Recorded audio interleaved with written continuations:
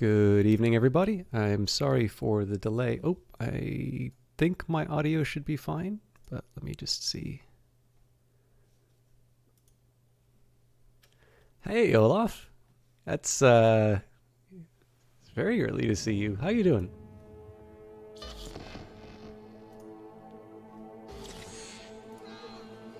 Thank you very much for the host.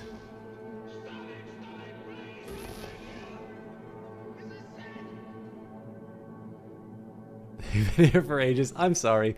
My Fridays have been a little harder to get started on time. So we're going to enjoy the opening cinematic for a little bit while I check my quality settings. Good morning, Night City! Yesterday's body count lottery rounded out to a solid and sturdy 30. 10 out of Haywood, thanks to unabated gang wars. One officer down, so I guess you're all screwed, cause the NCPD will not let that go. Got another blackout in Santo Domingo.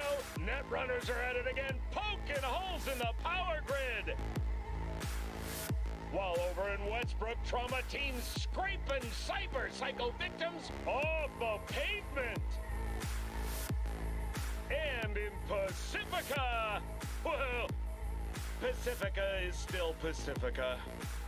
This has been your man, Stan. Join me for another day in our city of dreams. All right. So, let's get the disclosures out of the way. Some of you may remember I got to stream this on the first day because GOG kindly, but perhaps inexplicably, gave me a key for this. So, you know, credit where credit is due. I was given a key for this game from GOG. I know they would certainly prefer it if you bought the game from them. I am going to disable copyrighted music. Oh, cool. Oh wait, no, I don't want to disable it. I want to... Does anybody know what the X Audio API is? Hey, Midori Musha, how you doing? But yeah, no, it has been a while. So why in the world am I playing this game? And more, maybe not more importantly, but maybe equally importantly, why am I... What in the world?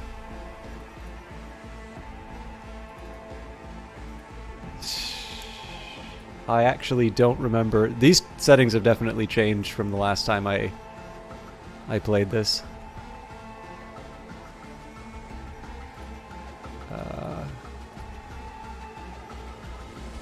I'm probably gonna have to reset for this, so let's try that one more time.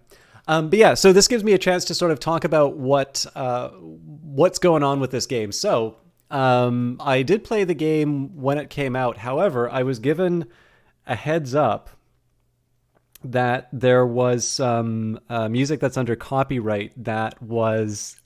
How you doing, Night Alien? There was some music that was under copyright that actually wound up in the game without the... so you could turn on the don't have copyrighted music mode and it would still play copyrighted music. So I actually stopped playing just before that, and that was the main reason why I didn't play it. But Night Valian is a really big Cyberpunk fan, so you can definitely check him out over on his channel. He streams a bit later than I do. Soft-voiced Brazilian streamer. Also likes playing indies. You know, indies like CD Projekt Red's indies. You know, they're not owned by a big publisher, right? Yeah, you can hear him talk about like all of his favorite builds and you know, kind of just really he really kind of likes to go in really deep with a lot of the lore, and he knows a lot of the production details about the game because I think he was kind of following it pretty obsessively when, you know, before it came out. So but yeah, anyways, you can definitely check. No, Night Valiant has very strong opinions on Cyberpunk 2077. So I suppose that'll deal with it. So I talked a little bit about why I didn't, you know, why I kind of stopped playing it at the time, and it was essentially a survival mechanism, really. I feel like 16 is quite high for me to... I definitely feel like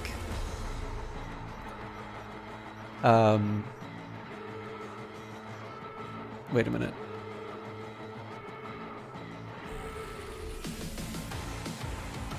Yeah, AMD doesn't mean anything to me right now.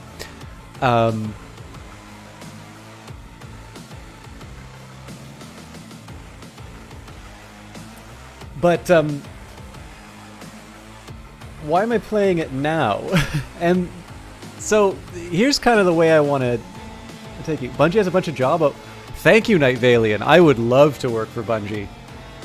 And actually, I've been dealing with a bunch of nonsense at work. So like, I'm pretty much willing to accept just about anything that comes my way.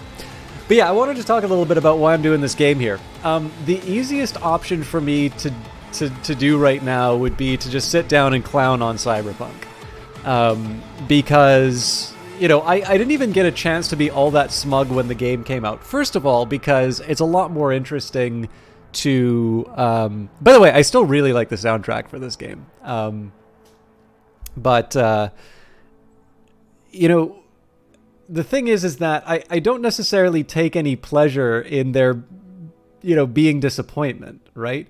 I join Bungie and make a new myth. Oh man, Irrepressible, you know exactly the way to my, exactly the way to my good graces. But man, I wonder if myth is even available to play.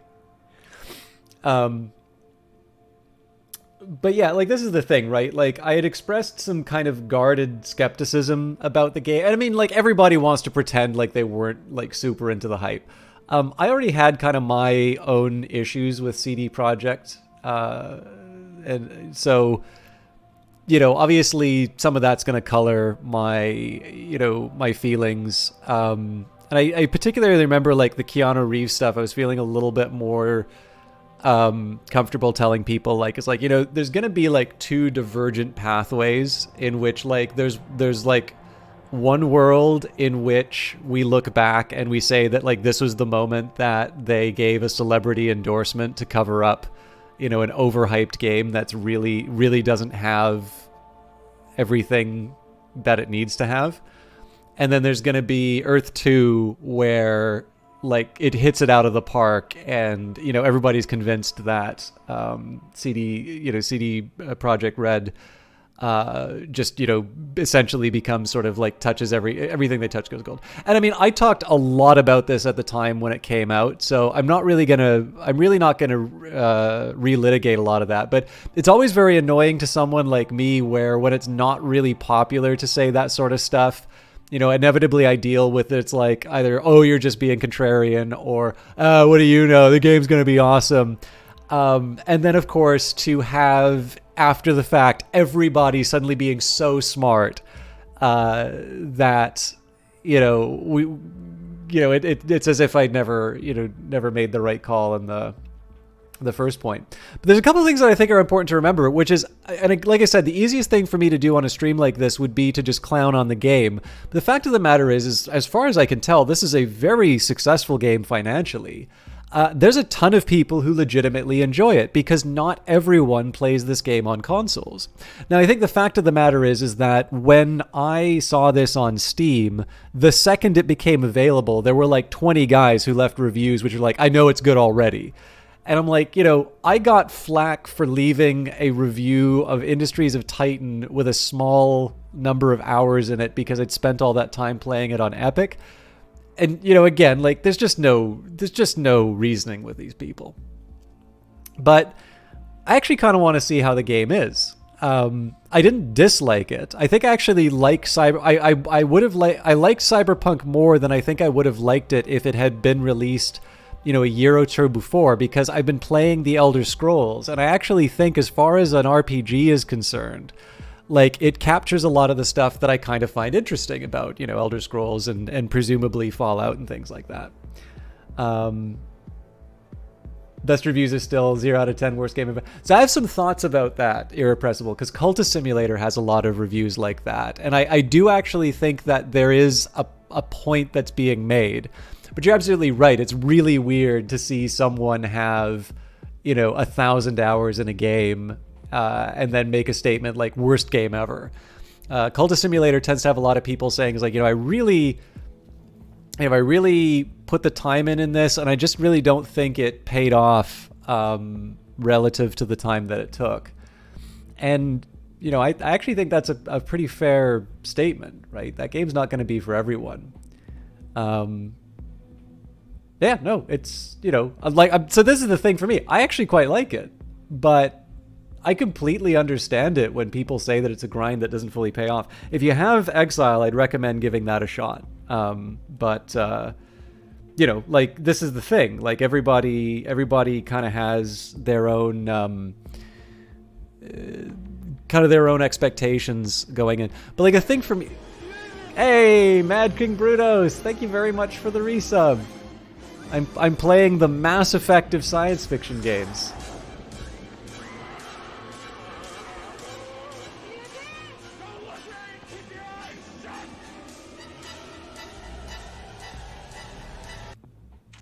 How you doing? But yeah, like, this is the thing, right? Like, I'm not crazy about the fact that Cyberpunk 2077 has become a byword for failure. There are actually worse games. I believe there are worse AAA games that have come out. And so, you know, I'm true to my form, right? Like, I'm kind of at the point now where I think the uninteresting point is to automatically, like, say everything about Cyberpunk is irredeemably tainted. And what I want to do now instead, I specifically am streaming it because it's actually the 1-year anniversary. And it's like, it's so interesting to see a game go from a thing that you cannot, like, you could actively try and avoid Cyberpunk and you'd still see people talking about it, to it being a point where I think just about everybody's going to say, it's like, oh, really? Has it been a year? It's like, yeah, it's been a year since Cyberpunk came out. The current patch is 131, which was 3 months ago. And so far as I can tell, there's not really been any like new major content updates. One thing I should have done for homework for this actually would be to to see what the time between the release of The Witcher 3 and when they started having some of the post-release content come out, to sort of see what the timeline on that was. But yeah, no, this was it. Like, I actually kind of want to sit down. I want to see if I can make it a little bit further than the first time that I did it. And if we get a chance, you know, see if the game has improved. Because the thing is, like, all the bugs that I ran into were not ones that like destroyed the game for me. They were ones that were kind of funny. So like, I had like Jamie, like, he had 1,000 chopsticks floating around his head by the end because of some bug that kind of kept them floating in midair. And I have a feeling that I know they haven't removed all of them, because there's definitely a few glitches that I sort of noticed on it. But at this point here, I'd really like to take a look and sort of just see this game outside of the context of the hype and the, you know, maybe some of the animosity towards the game now, and instead just be able to, you know, experience it for what it is. There is one other thing that I want to do for myself. I want to see if I can get the GOG overlay up. Come on. Whoa, what's going on here? I'm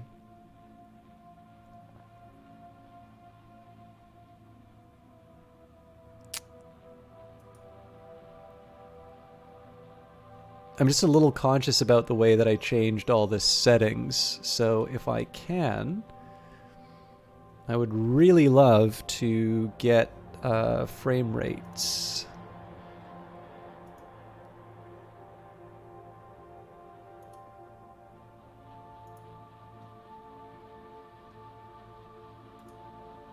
Oh, wait a minute. Didn't they say that I should disable them while I'm playing Cyberpunk?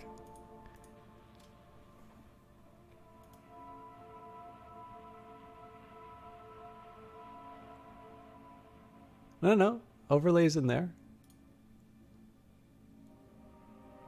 Sorry, I know this is a late start to the game. There's actually one person I know who wanted to see this game, so I hope they get a chance to show up. But there is one last thing I want to try before I before I jump in. Actually, one question I'll ask you: does anybody? Okay, was anybody here when I streamed this game originally? Does anybody remember when I did stream this game? Oh, come on.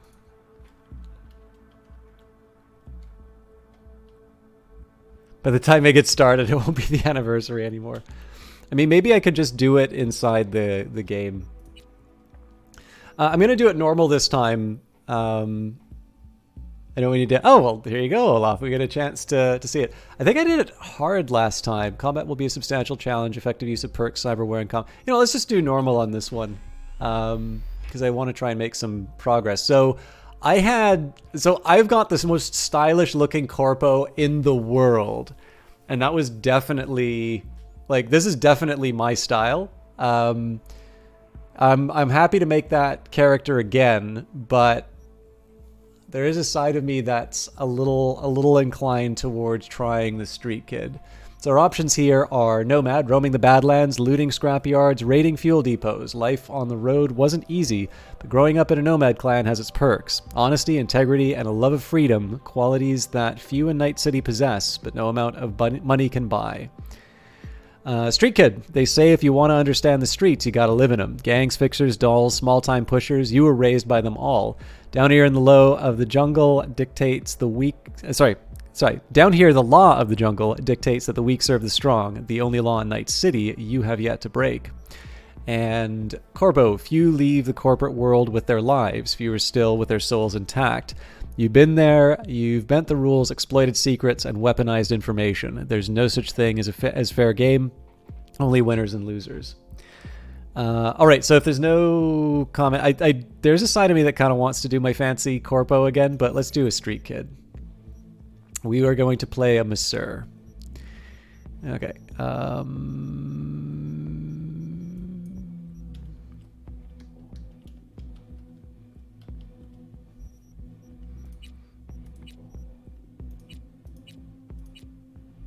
We can be... That's a little too airbrushed. Actually, this looks very different from what I had before.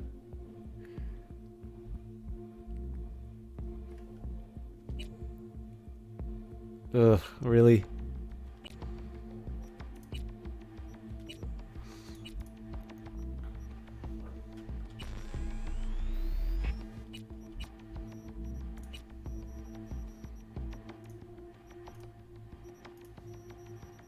I didn't think that the antistropy would be...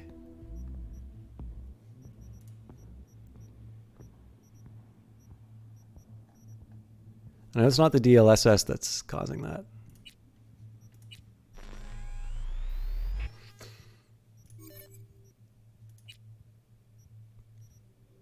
Yeah, that wasn't it. Okay, let's just run in with what we've got here.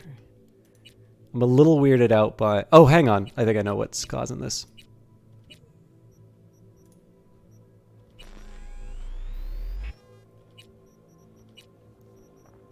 When I tested this, Nope, okay. The only reason I'm messing with all of this is I remember there was one segment where the frame rate tanked. But I also would like to have the game sort of look as good as I can. I'm still running a 6700K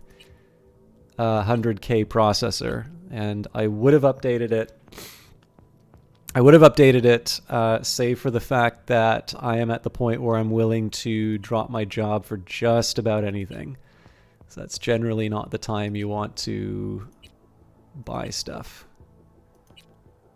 So I got a few ideas for... So again, even though this will just kind of be a one-off... I mean, if you guys want to see me do more Cyberpunk, I'm happy to do it. I'm trying to think of what the...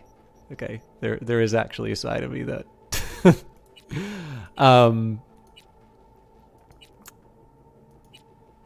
I do still kind of like trying to come up with a character, at least on the basis of the appearance.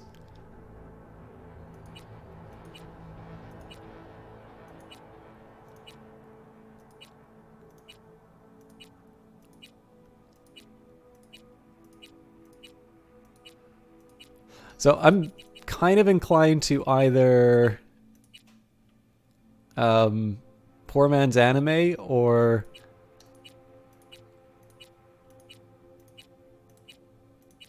like The Sudden Stop. Let's start with that for now.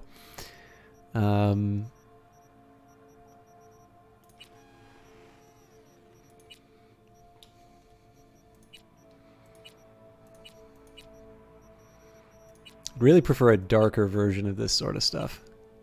It's like I don't necessarily mind the two tones, but they're all that might work. Still a little bright.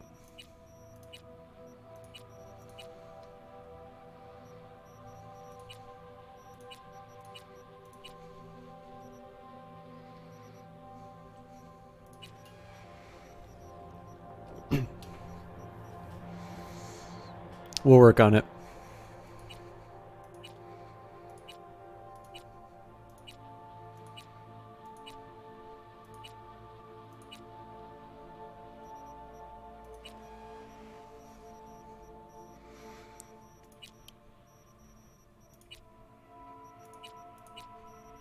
So I'm also trying to work out a few.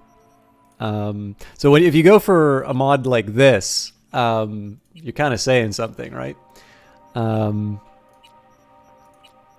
trying to think whether or not this is the sort of person who would express themselves through eye modifications. Could try going for an unnatural color for the eyes, maybe. No, I think something that maybe make you look twice. I think a missed opportunity here would be to have one style of eye and then another. Oh man, I could actually think of a couple characters I'd make out of this.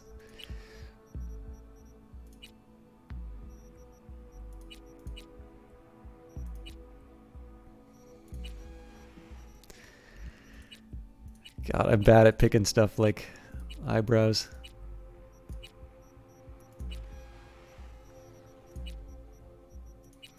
Is there no blonde eyebrow? Hey, it's huge. Yeah, it's the 1 year anniversary of the game, so I thought we would we'd take a look. The reason why I stopped playing it in the first place was they let me know that there was a they kind of let me know that there was copyrighted music in the game that didn't get covered. Or that got in on the special streamer mode, so I actually stopped playing the game right at the moment that music was gonna play. So we're going over again. I've never actually played a Street Kid, so trying to. Oh, that works. I probably should have just hit randomize a lot, because generally if I have to pick each component, it takes longer.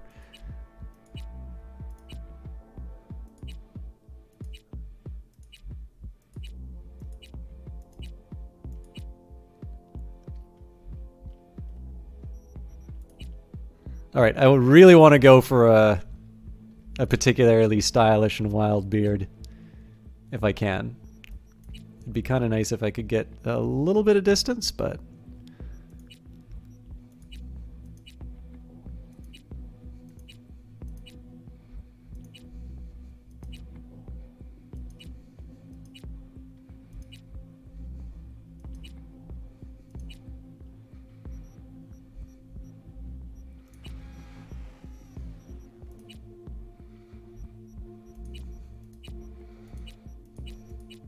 I kind of feel like I'm gonna go back to the hair and let's see if we can match it.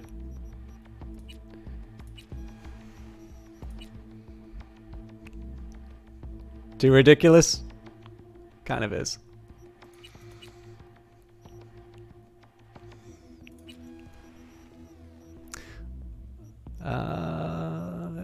But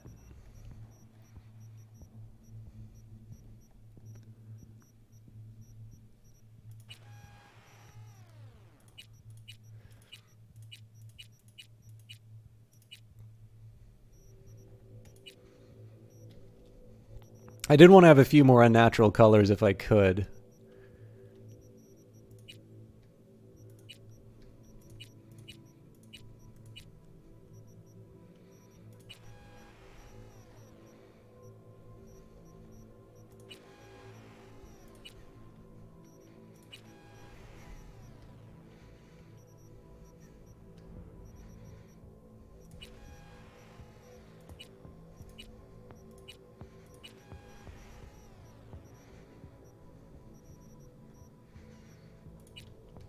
So what I got to do is try and express more with the tattoos.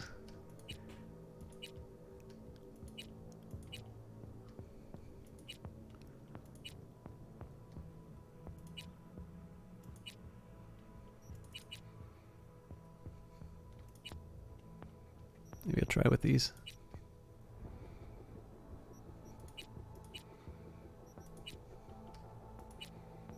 That's almost perfect for this kind of character, but let's just check the options.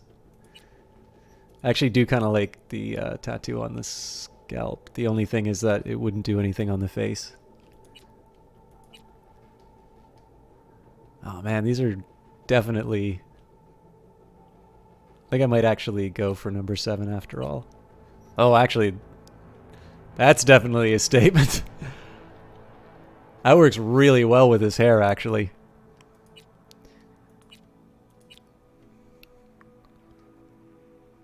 It's such a shame they didn't put a peace sign to do the full reference.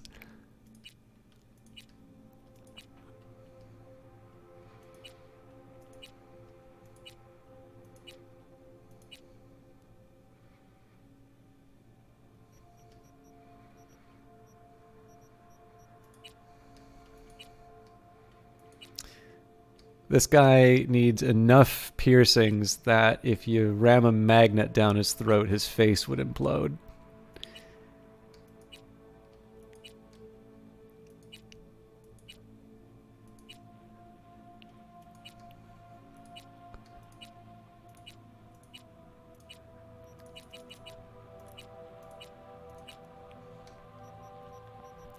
This is always a tough one for me. I think this is too dark. Red is kind of overdoing it. Maybe we go for the darker ones.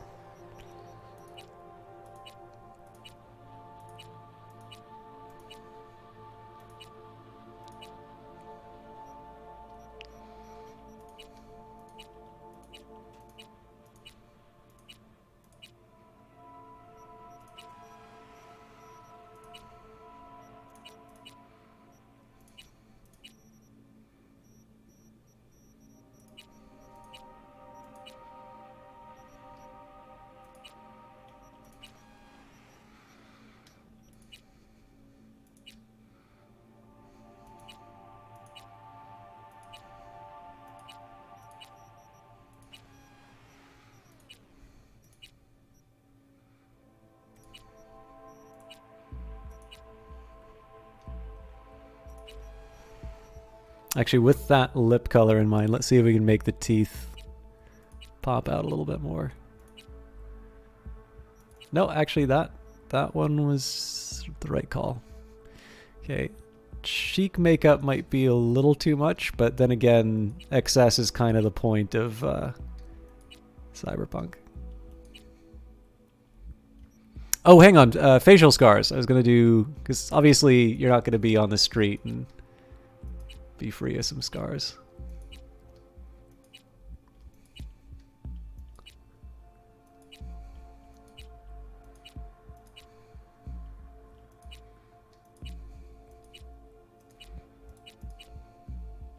Yeah, that works actually. And then there was another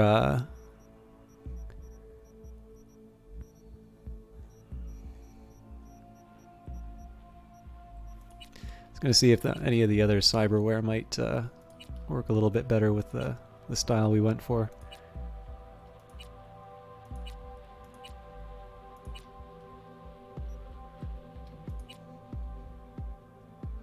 See, this works slightly better. It's almost like this got added after the tattoo.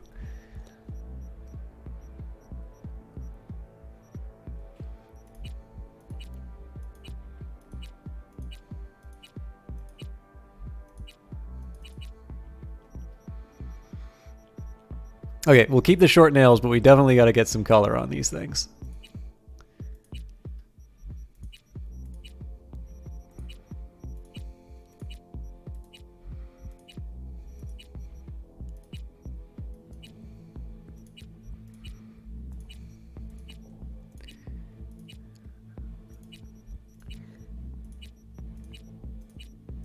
Yeah, solid color doesn't work for me here.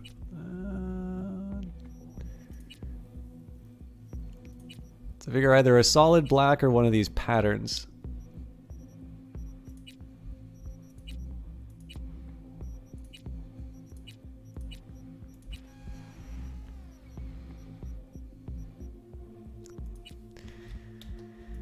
Okay, we can't do anything too ordered on the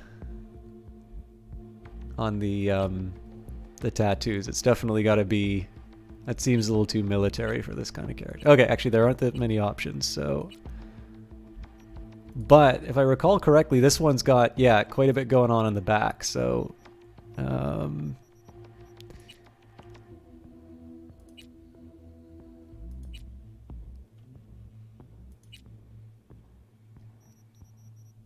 Yes, and sorry to disappoint everybody, we're not playing with the genitals. So, not quite what I originally had in mind, but I think this tells enough of a story about this street character. Okay, each attribute contains a set of skills. Both attributes and skills provide different bonuses depending on your style of play. Skill levels increase as you perform activities associated with them. The maximum level of a skill is limited by the level of the attribute that it belongs to. So I can never remember how these things work. So body determines your raw physical power in addition to allowing you to force open doors. Each level of body, starting from level 3, will add health points. Stamina, increased damage with fists and gorilla arms, as well as melee weapons. Decrease the movement penalty by 5 when grappling with an enemy or wielding an HMG or defender.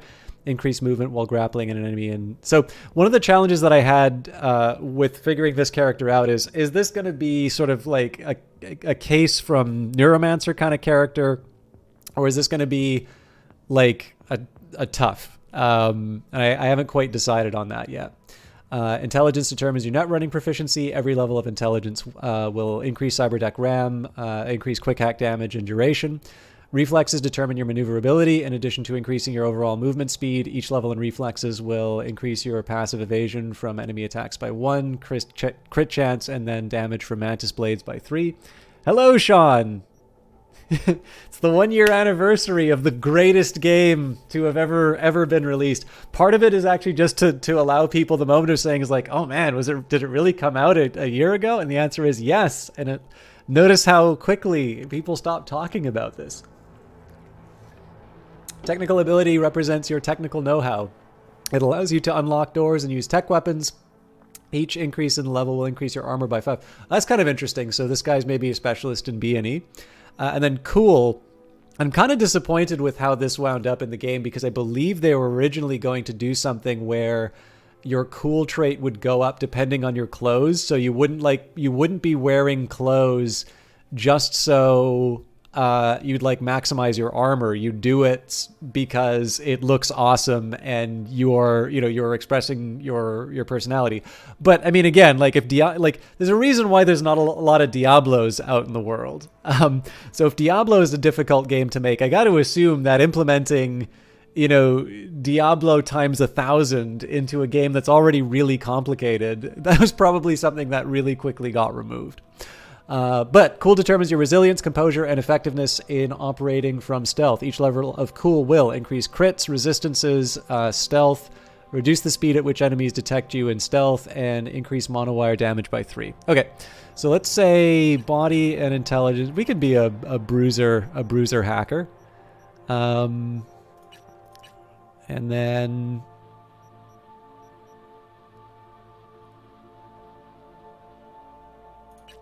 yeah. So begins your story in Night City. Alias V, backstory, street kid. They say if you want to understand the streets, you gotta live in them. Gangs, fixers, dolls, small-time pushers, you were raised by them all. Down here in the law of the jungle dictates the weak serve the strong. The only law in Night City you have yet to break. Now this is the one start that I haven't done yet, so this will be brand new to me. We are going to do some of the tutorial stuff again, by the way.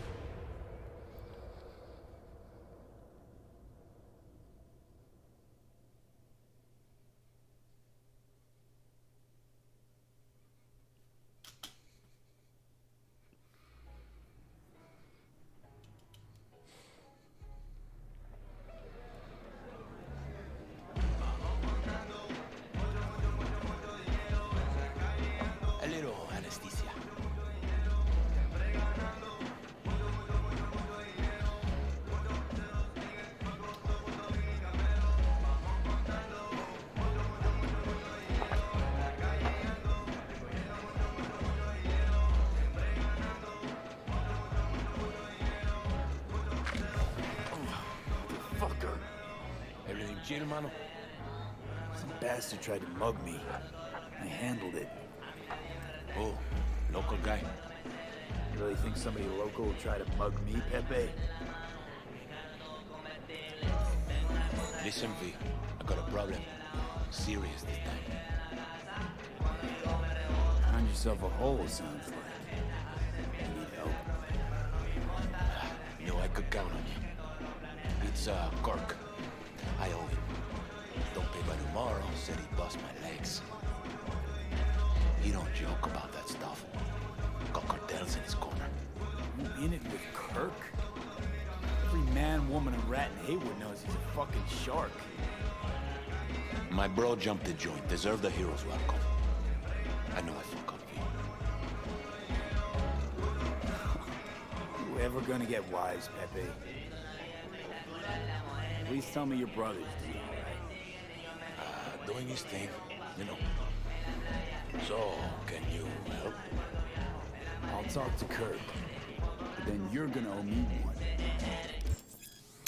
First time in Night City? Pay close attention to the tutorials to learn more about the basic mechanics of the game. Or, if you're already an experienced edge runner, feel free to disable hints. Go to the database at any time during the game to access tutorials, as well as to read up on the most important topics of Cyberpunk 2077. And, I'm sorry to do this, but I am going to take one quick second.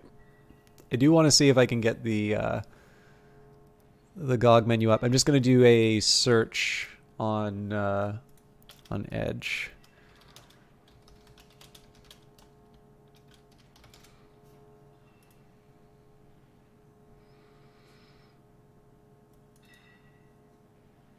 Interesting. So it should be Shift Tab, which isn't showing anything. Okay, fair enough. I guess we're just not gonna look at these things.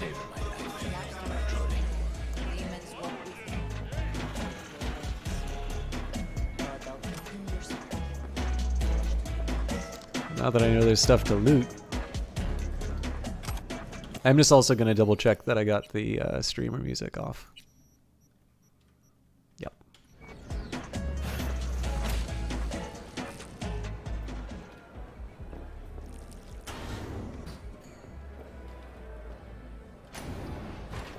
Huh? The broom closet ending is my favorite.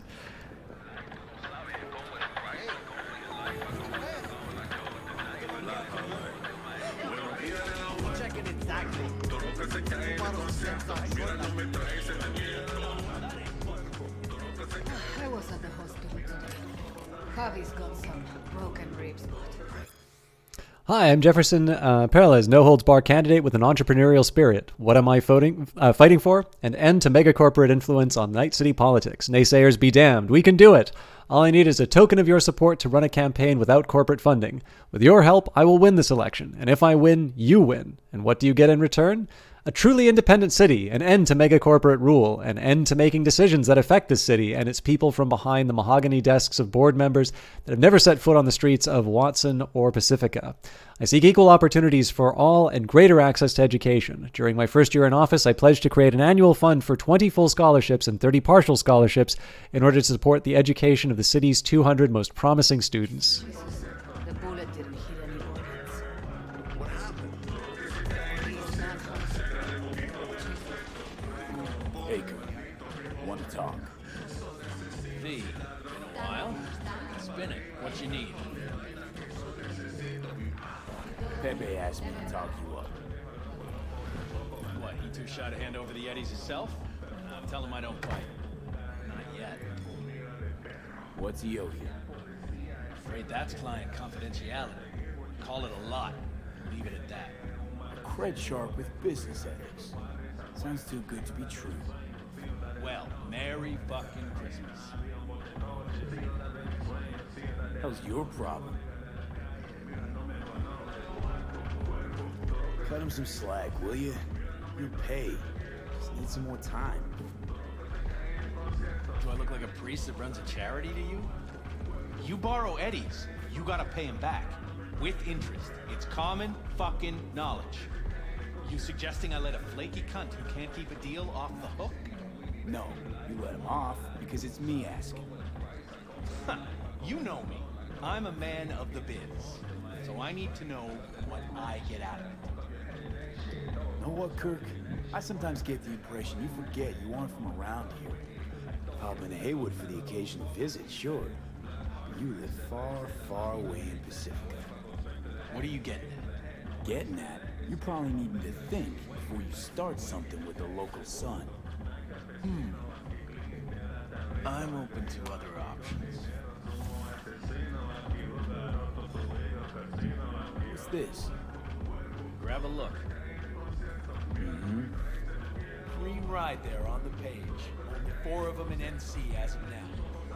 1, Rayfield Regional Director. 2, Mayor Ryan. 3, a rental service. And 4? Number 4 will belong to my client, just as soon as you clep it for me, that is. I do this, and Pepe's debt is squared. Of course! I'm a man of my word, you know that. Whole thing's simple. You swipe the Rayfield for me, I clear Pepe's account. Even toss in a cut for you, I'm such a nice guy. My man Rick works a parking structure by Embers, club where our Rayfield driver likes to kick it. There every Friday night, like clockwork. As soon as you appear, security cam shut down, gate swings up, the road is yours. Just gotta grab the Rayfield and roll out. Simple. Who's the owner? Just an Arasaka suit from across the water. Spews cash out of every hole in his body. And his name? How would I know?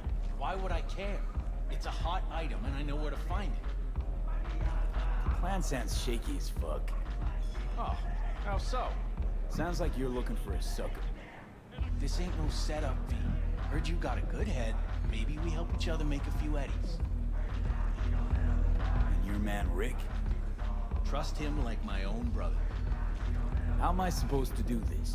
Expect me to slide under the chassis on a skateboard for a quick hot wire? Fast and easy? Kirk, wheels like this got security systems. Good ones. This bitty bop works like the key Rayfield techs use for repairs. Opens locks, bypasses identity authorization. A skeleton key for all Rayfields in the city. Come on, Kirk, even you don't buy that. Kabuki's tech wizards sell more magical shit than this under the counter. Have a little faith. So, we all agreed then? Best keep your word, Kirk. Easy, V. Job's gonna pad your wallet too, you know. Head to Embers in the Glen. Rick's in the garage. Be waiting for you. You two will hit it off. Luck out there. I'm trying to think about how they get Jackie into this. Still feel like shit.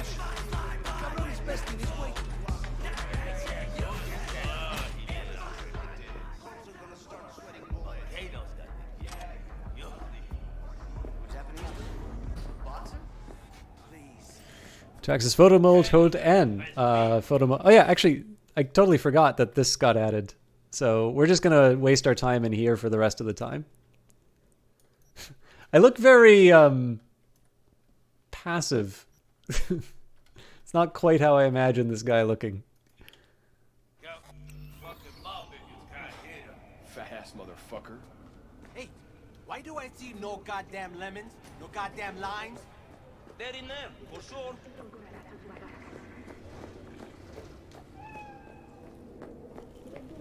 Cybernetic guard. Go to the people in Tell them to be ready. Yes, Padre. Well, who do we have here? Really? Long time. Didn't know you were around. Sebastian Ibarra.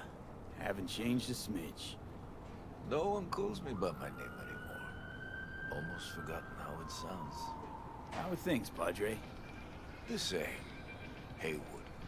Nothing ever changes here. I'd rather hear about you. Got back from Atlanta a few weeks ago. See, you got a good down-home welcome. How was it back east? Tell you later. Got something on my plate. How about you fill me in now? We'll give you a ride. Marcus, let's go.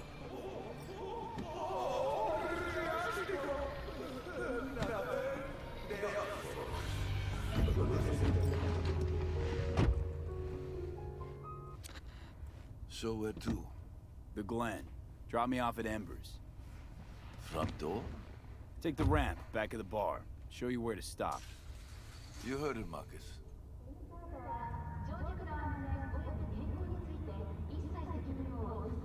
Your return to NC has been good? Busy already? Pick up something here and there. Nothing major. But I'm getting by. Appreciate the concern. So, Atlanta didn't turn out like you expected, huh? As you can see, I'm back. Been better there, wouldn't have left. Maybe it'll all work out for the best.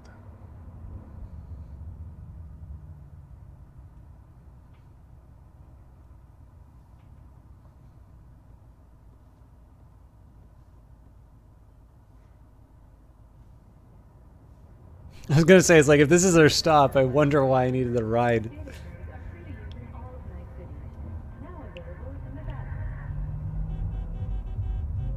Shit.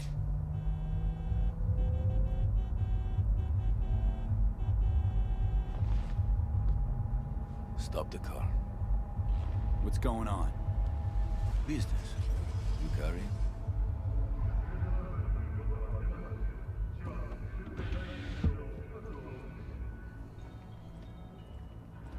Sebastian Ibarra. Looks like it's my lucky day What do you want? to settle our biz once and for all. Got an offer for you, Patty, so listen up. Get the fuck out of Vista. Pull your boys off the street. I'll give you the Glen. Done deal. No more restless nights. See how generous I can be? Well, Patty, One what's it more gonna be? fucking word. Stay out of this. I don't know you. And I don't know you, which means you're worth shit around here and capable of even less. Well, anything else? It seems our conversation has come to a close. Careful, Padre. Never know who's got a barrel at your six. You neither, shit bucket. Marcus, please.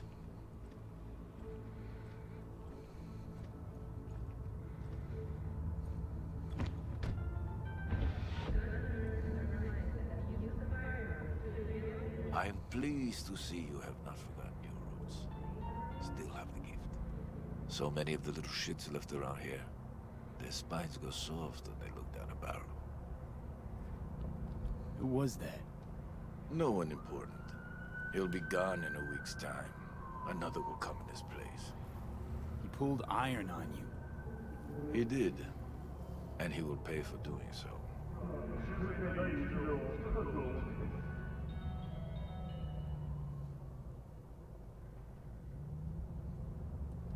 Pull up here.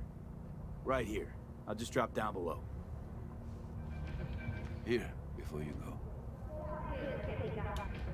Your number. Could be useful. Maybe we can also work together again. Take ourselves back 2 years. Thanks, Padre.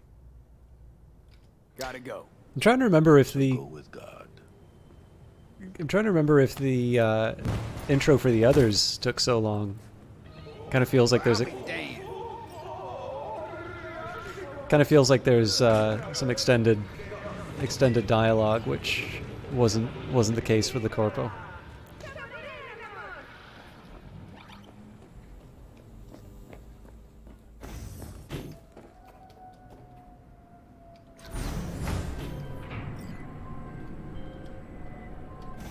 P? Status. On location. About to find your man. Rick's one of the good guys, you'll see. I trust him like a brother. Yeah, so you said.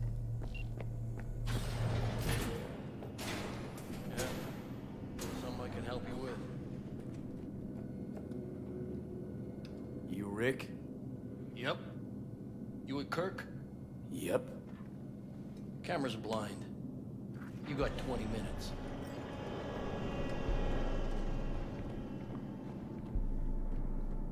I gotta remember what that. Oh. Kirk, I see the ride. Your moment to shine, kiddo. Good luck.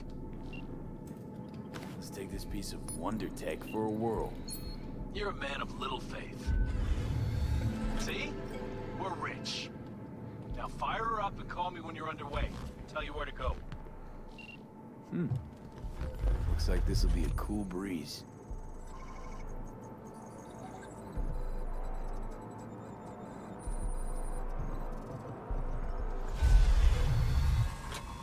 Get the fuck out. Okay. Easy. Nothing personal, compa. Just biz. Rayfield's mine. What? Man, never heard of thieves' honor? Finders keepers? I was first. Listen, only one or two ways to do this. Friendly or fucked up. Either way, the ending's the same. I'm taking the car. What are you doing? Chingados?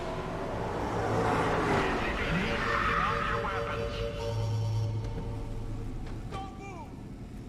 You're under arrest! Stay where you are!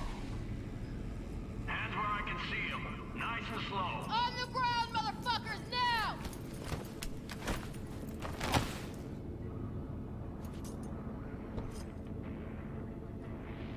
Jackie Wells, my old pal from the hood. See you haven't grown an ounce wiser. Hey! Detective Stintz. Been a while, huh? Inspector. Same shit. Speaking of, your mug's familiar too. Come on, Yeah? spit it out. I'm You waiting. sing to me. Left for Atlanta, looking for a slice of happiness. Guess you didn't find it. I've always maintained it's the same for all you termites in Haywood. Born here, live here, die here. Looks like I was right. You know, fuck all about me. Truth hurts, huh? Just watch your tone. I'm not a patient man. Come on, Stintz. Give us a break, huh? You lock us up, let's just jerk off till trial. And then what?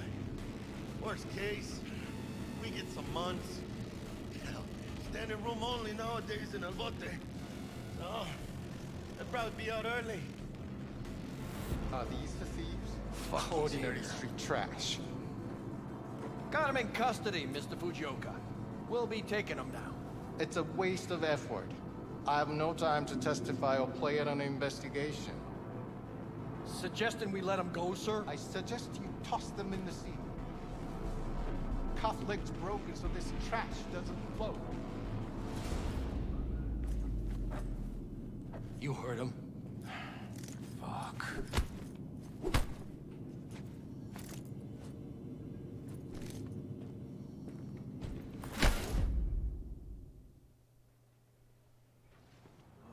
Motherfucker.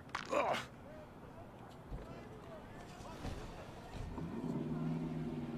Honestly, for a sec there, things looked iffy.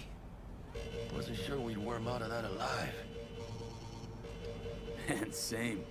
Stintz is out to get people. Wound tight. Though he does have a little honor left.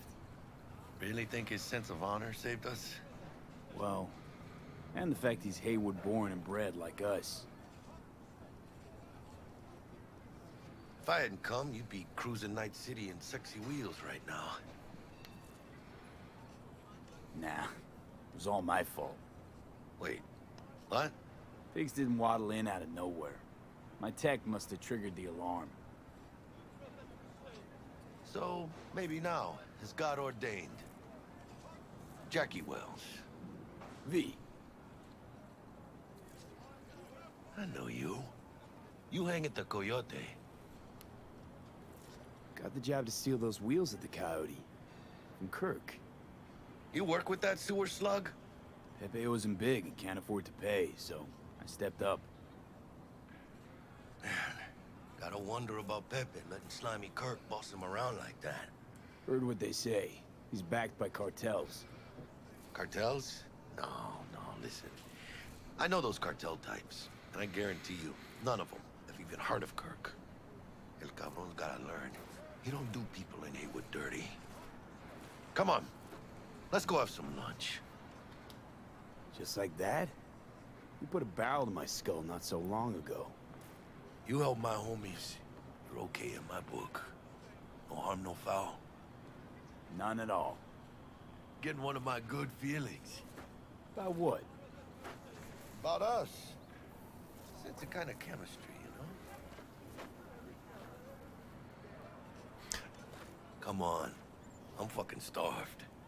Sean, I'm not quite sure which you're referring to. One thing I find really interesting about this is that I know the other two, I seem to recall them having shootouts. Like, No fear. I'm really interested in the kind of the world of the street that this suggests. Like, there's definitely been a few interesting characters that we've been introduced to, and I'm definitely interested in the relationship with the police. But there's, I don't really feel like I've done a whole lot in this intro. Trust me. Oh, yeah. No, I agree completely, Sean. I don't know if you've seen the intro that comes up next, but this is another moment of like, oh, wow, there's a lot of interesting things happening. I kind of wish I had a chance to do it. Food it is. Let's go. Hello there, Night City! Stanley here with you, and we got another day ahead of us in this city of dreams. Ooh, I love this town. Love it like you might love a mother who popped you out on the steps of an orphanage once and now stops you to ask if you got a smoke for her. Every new day here means 100 new arrivals, but only half these gonks will survive a year, and that's if it's a good one. And why do these peeps come to NC? Well, to be street samurai like Morgan, Blackhand, and Waylon Boa Boa. The greater the risk, the bigger the bounty, kids. Or so they say. But you can only be a major league player for so long. The faster you live, the faster you burn out. If you don't get a bullet to the brain first.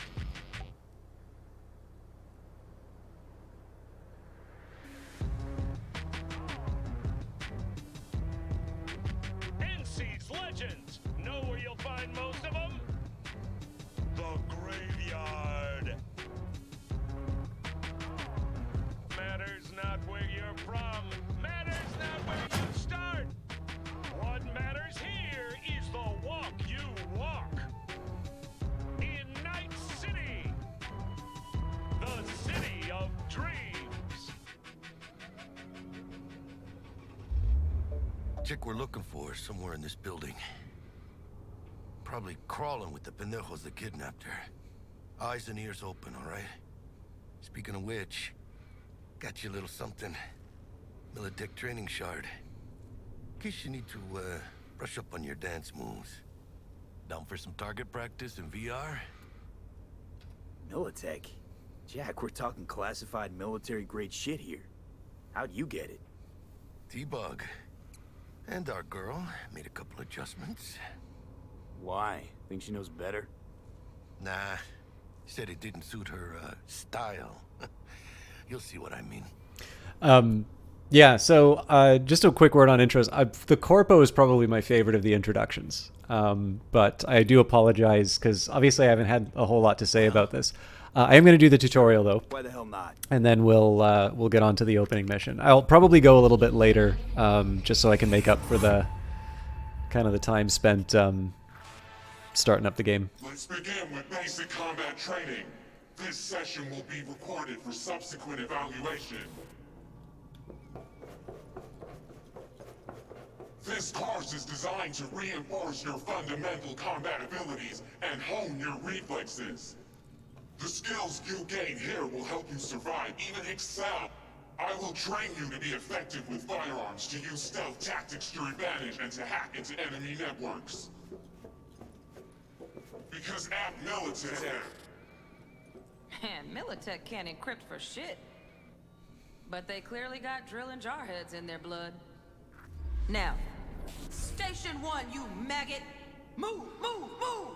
Yeah, also it's... You're ready to bust ass through this fascist playground.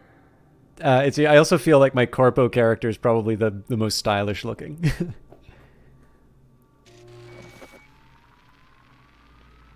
Let's class through a tactical target practice program.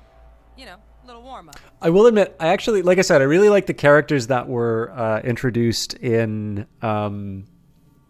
So I've now played all the 3 intros. Corpo, I think, is by far the most interesting across the board. One thing I do kind of like about the Nomad are the 2 encounters with law enforcement. I think are really interesting, particularly the one at the border check. But otherwise, I don't think that's a particularly strong one. And then the street, I actually really like all the characters and the relationships that they introduce, but I'm only now getting to shoot a gun. Yeah,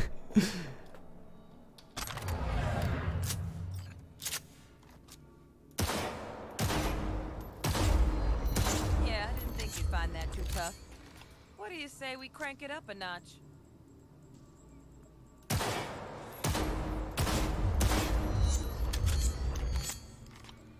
Not bad, but it's more realistic. Quit standing around and take cover. Proceed to crouch and hide behind cover. Cover can protect you from enemy fire. You took a hit. Use a reanimator to patch yourself up. When you pick up a consumable, it will automatically be added to the consumable quick slot in your inventory if empty. Press X now to use to regain 1 health. Head to the training area when you're good to go. Oh, look. Brought some chooms with him this time. You know what to do.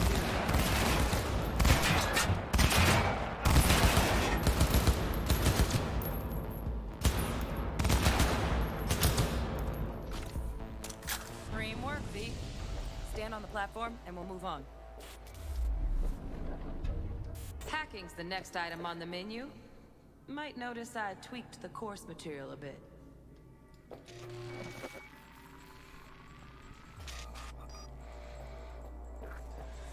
Job-related items are highlighted gold. Scan 2 such objects. Scanning highlights the objects of interest in your surroundings and provide valuable information about them.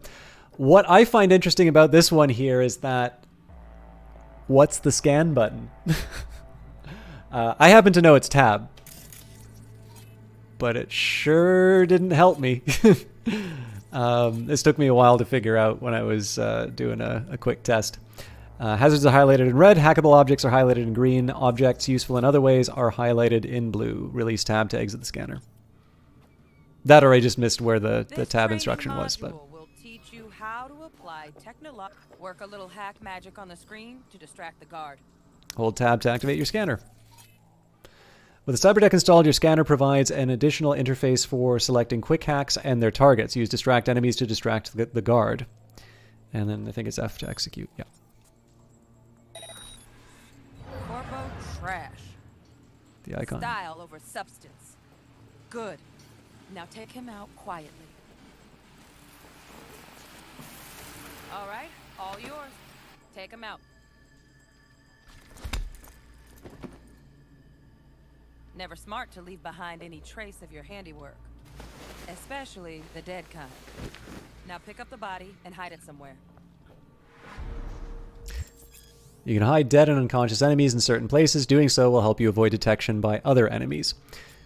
So one comment I had on this, and I don't want to make too big of a deal because I actually brought it up the first time I played it, but notice, like, basically you do a fireman's carry for just about every character in the game, and the exception is one. Hello, you look before you enjoy this wonderful game. Hey, have ya? It's the. Okay. Do you know that it's the 1-year anniversary? Now, try to take him down in one slick move. Well, yeah. So in my view, the revealed preferences. Actually, okay. Sorry, I know I'm not doing a lot of stuff in the game right now, but I do want to really quickly check this. Financially, this game, I don't know if it hit expectations, but it definitely sold very well. What I am interested in, though, is if I can get some numbers on currently playing. Because the thing is that I think a lot of people, who played the PC version are quite happy with the game. And again, I'm not going to be a Cyberpunk apologist, but I also sort of said at the start that I'm not entirely sure that Cyberpunk being a byword for like complete failure is a fair treatment of the game either. Okay, I really thought it... Oh yeah, no. So Cyberpunk 2077 is in the top 100 most played games on Steam right now. So there are currently 15,000 people playing it. And again, remembering that this is just on Steam. So I know GOG made a big push to... CD Projekt made a big push to sell it on GOG. There's an Epic version. I think it's fair to say that maybe the console editions might be a little bit less of a... Like, it'll probably be a little bit less of I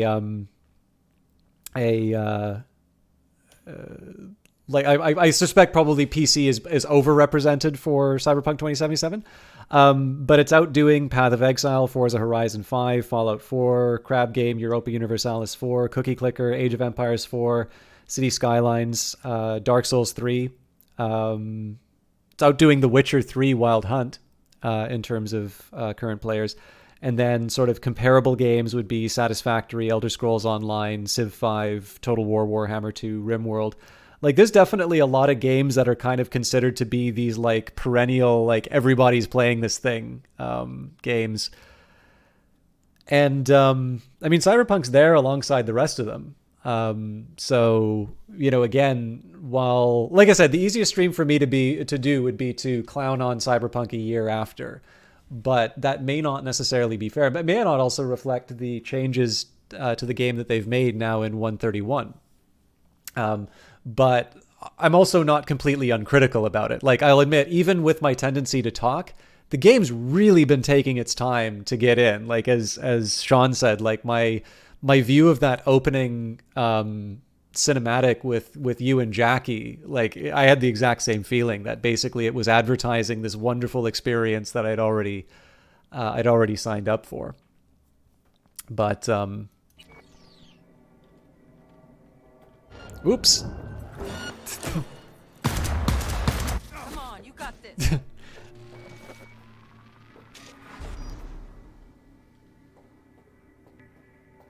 Okay. Now, try to take him down in one slick move.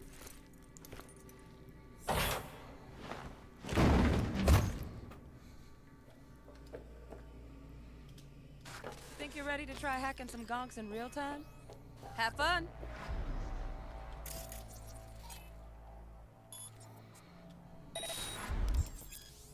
More advanced quick hacks allow you to use the environment or enemies to your advantage. While in control of a camera turret, you can still quick hack other devices and enemies. Hold tab to aim at one of the guards. So you don't have enough RAM to detonate the grenade. To use the detonate grenade quick hack. Breach protocol can be used to trigger network-wide effects. Use it now to reduce the RAM cost of all quick hacks. Oops, sorry, forgot to run it. To upload the Ice Pick Demon, you must recreate its code sequence by selecting the characters from the code matrix. The characters you select will be visible in the buffer. Breach protocol always begins with the first row active. Select 55 from the code matrix. Selecting the character from the active row will then activate the column it belongs to. Select 55 from the code matrix. Active area alternates between rows and columns. Select BD in the code matrix. And to upload the demon, you must recreate its code sequence in exact order. Select 55 from the code matrix. Now, detonate the grenade.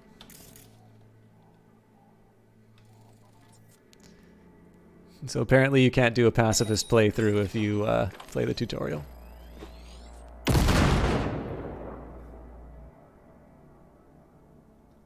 To exit the camera view, press C. See? Just needed to shut your brain down and follow orders. In true Militech fashion. To access quick... Under my wise command, you're a real champ. Take your spot on the podium. To access quick hacks outside of this training, you must have a cyber deck with quick hacks installed on it. Not too shabby. Militech's algorithms put you on a decent run. Got additional modules if you want to hone any other skills. Or you finish up, Delta out now. But remember, the street's not going to give you any hints or second chances. Alright, we will do the other two. Right. So first, let's shape up those stealth skills.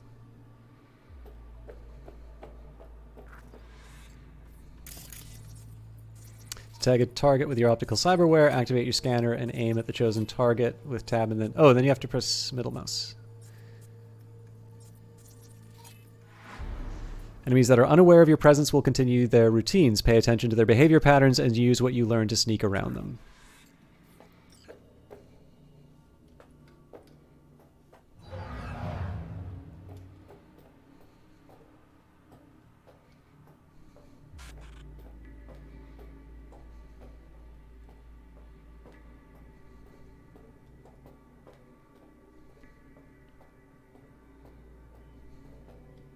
Okay, so he's obviously looking straight at me. When you enter an enemy's line of sight, their alert indicator will begin to fill. Find cover to avoid detection. Find cover, quick. Oh, so they... Nice, nice. Now, move slowly towards the exit. Stay out of sight. Okay, so C is the toggle.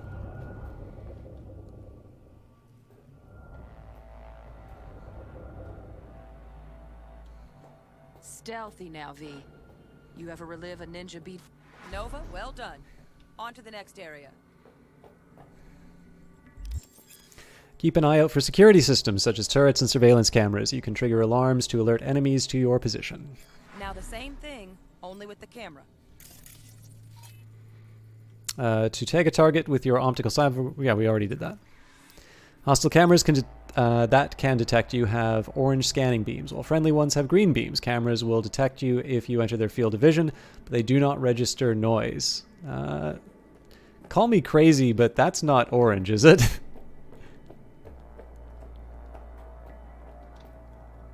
Well, we doing this?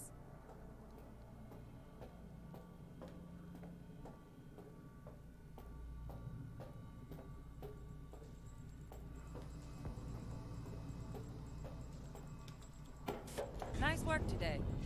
Just stay. All right, some advanced combat techniques for dessert. Then we wrap this party up. Time to get down and dirty in close quarter combat. Take them down, but careful. Looks tough. All right, this is probably gonna be to tell me that I can't do the grab. Enemies at a much higher level than you, marked with the skull icon, are able to free themselves from your grapple more easily. Defeating them is extremely difficult, so proceed with caution. Okay, that'll do. Now maybe we find someone closer to your weight class. Tap left mouse button to perform a fast attack.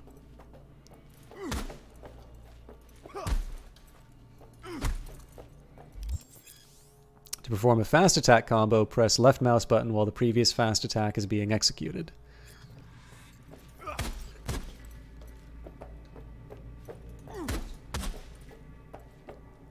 Is this not...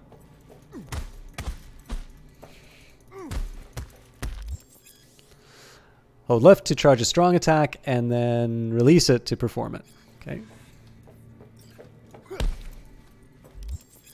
Continuously attacking your enemies will drain your stamina. Fast attacks and strong attacks have different stamina costs. Your current stamina is displayed as a yellow bar at the top of your HUD.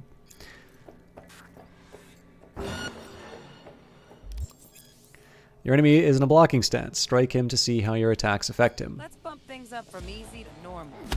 This next fool can block your attacks.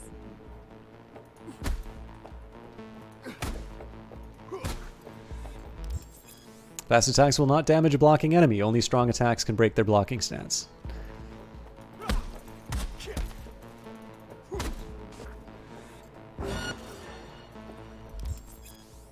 Hold right to take a blocking stance. The old bit coming up now. Blocking blows instead of dealing. When you are hit while blocking, the attack will consume part of your stamina. If your stamina drops to 0, your blocking stance will break.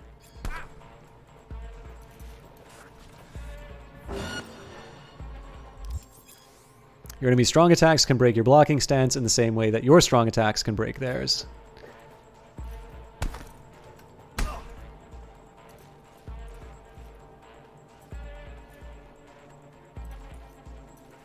Stop trying to hit me and hit me.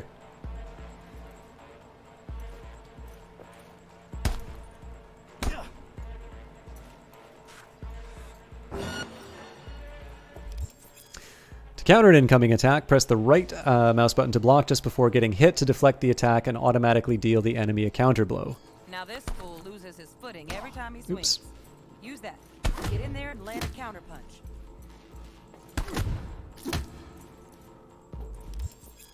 Double tap WASD to dodge in the direction that you wish. Ooh. I like that. V, want to see this fool punch in air next. Don't let him land anything. Jesus Christ.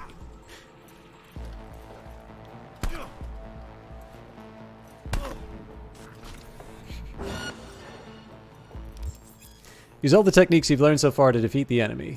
You've done well in mastering the way of the fool, young apprentice. I can teach you no more. This is the... Let's move on to melee weapons. Grab a sword. Melee combat techniques you've learned can also be used with melee weapons such as the katana.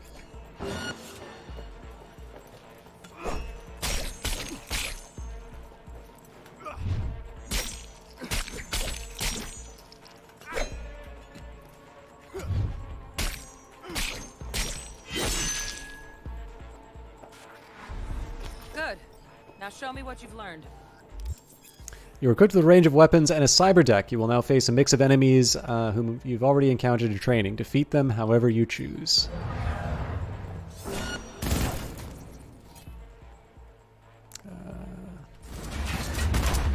Oh!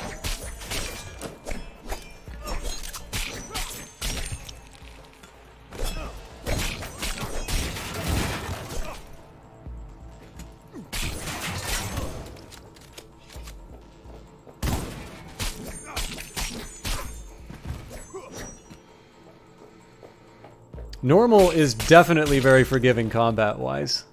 Good stuff. Looks like you're cruising already. Hop on the platform. No good work? All right. Good luck, V.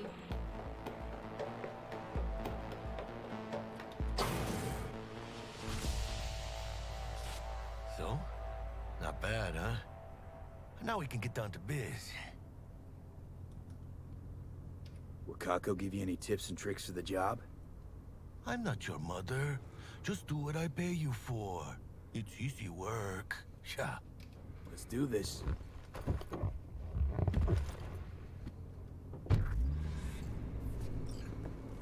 Elevator. This way.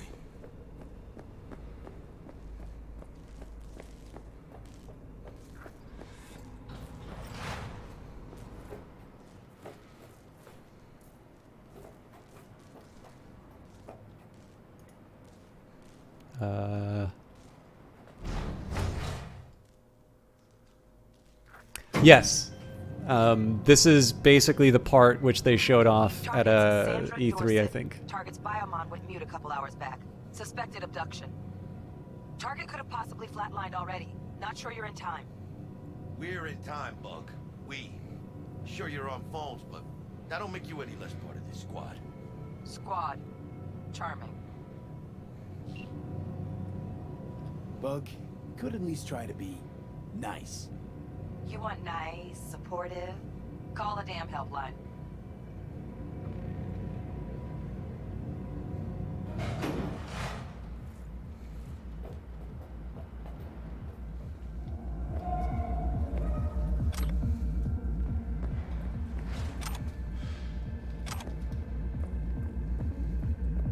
Looking for 1237. Target should be inside, but I got zero eyes on her biomon. Fingers crossed it's not too late. Ugh, I hate this life or death shit. Hurry, try hacking the door. Think you can trip it on your own, V?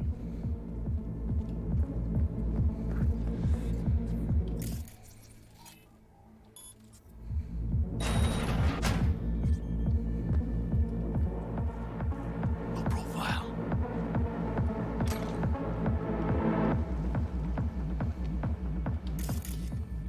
Oh, that's right. They show you where all the stuff to loot is. Well, first of all, there's just a ton of loot, Jackie. I mean... Are we fucking late? Is that her? Is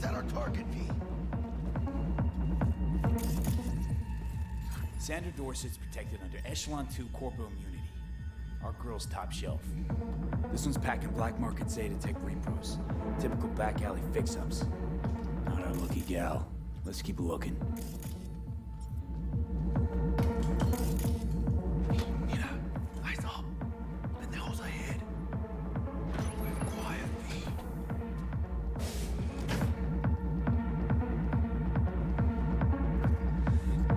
Careful now.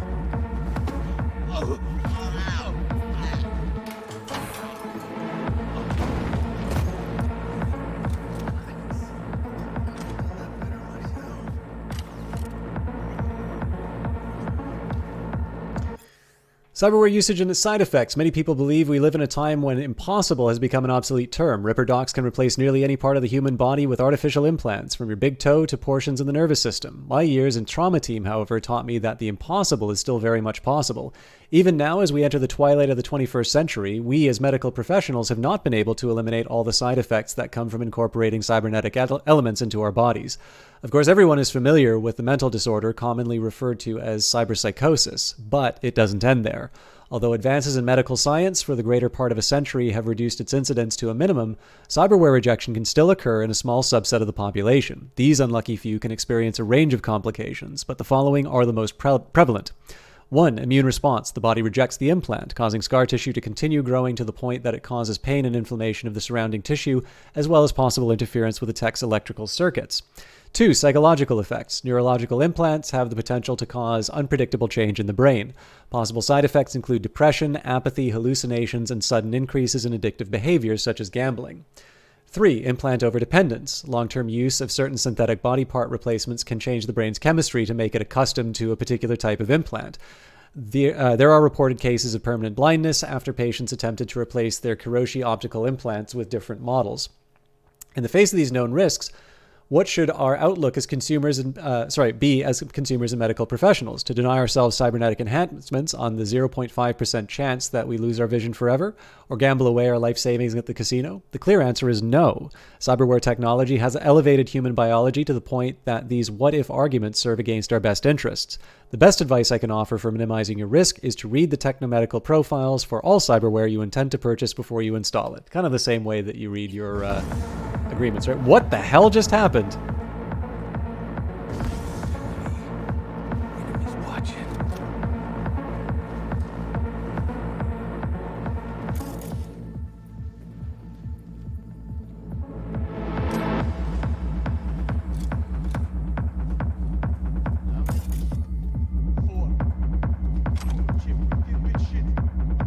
On your toes. 4 bodies incoming. They're almost on you.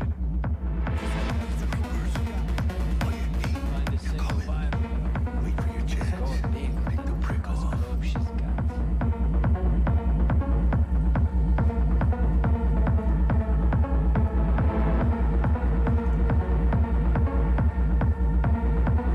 Cabrones.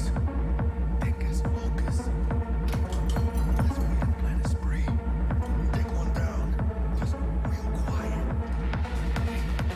One closes.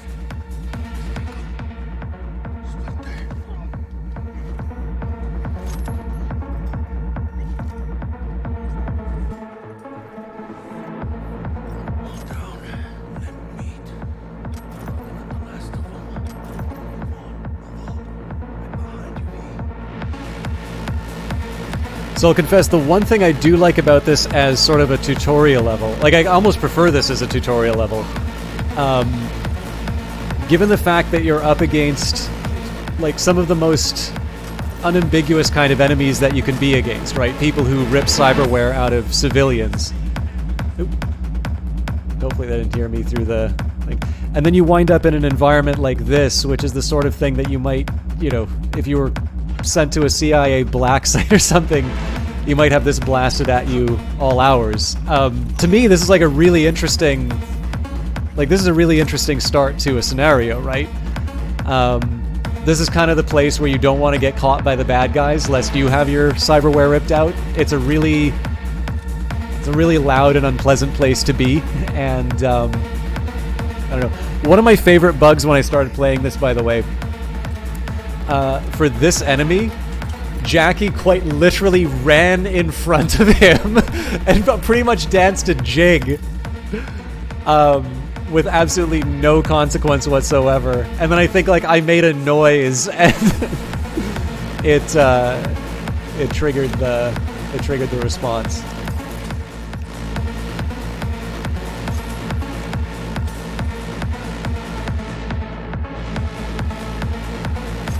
Of course, the other drawback is I'm talking about how this is a really interesting scenario to start you off with, but of course I'm still reduced to like just looting the room for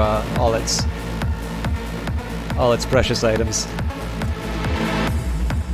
There might be a woman in distress, but come on. I've got items to pick up.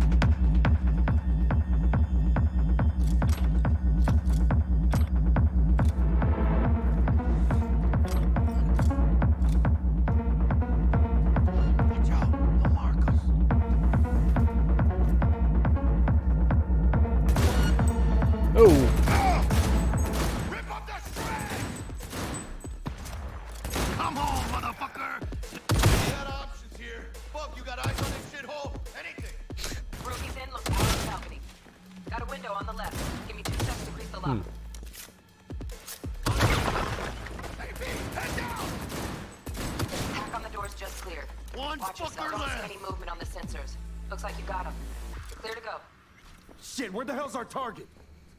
Look around. Gotta be there somewhere. So I thought there was a way to stealth that before, but he was kind of staring me down in the end.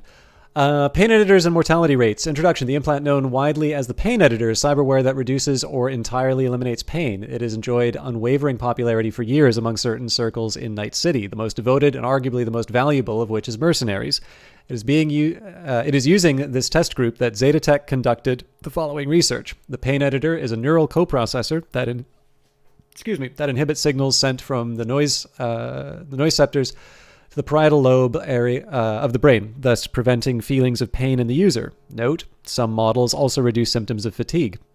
The beneficial effects caused by the pain editor are in some ways similar to the symptoms of hypoesthesia, including greater resistance to physical forms of torture and the ability to ignore pain from severe wounds, which can allow the user to continue to perform beyond normal human limitations for a brief period. However, some studies have reported that the pain editor can yield a range of undesirable side effects. For example, in the heat of battle, some users are unaware of the severity of their wounds, which causes them to continue fighting without realizing that they are dying and require immediate medical attention. The statistics support the theory that a lack of negative reinforcement may cause users to continue fighting when the rational strategy would be to retreat and escape death. Since 2020, the mortality rate of pain editor owners is above 60%. In this report, I address the question of how to better protect Zetatech clients from avoidable death while using our pain editors.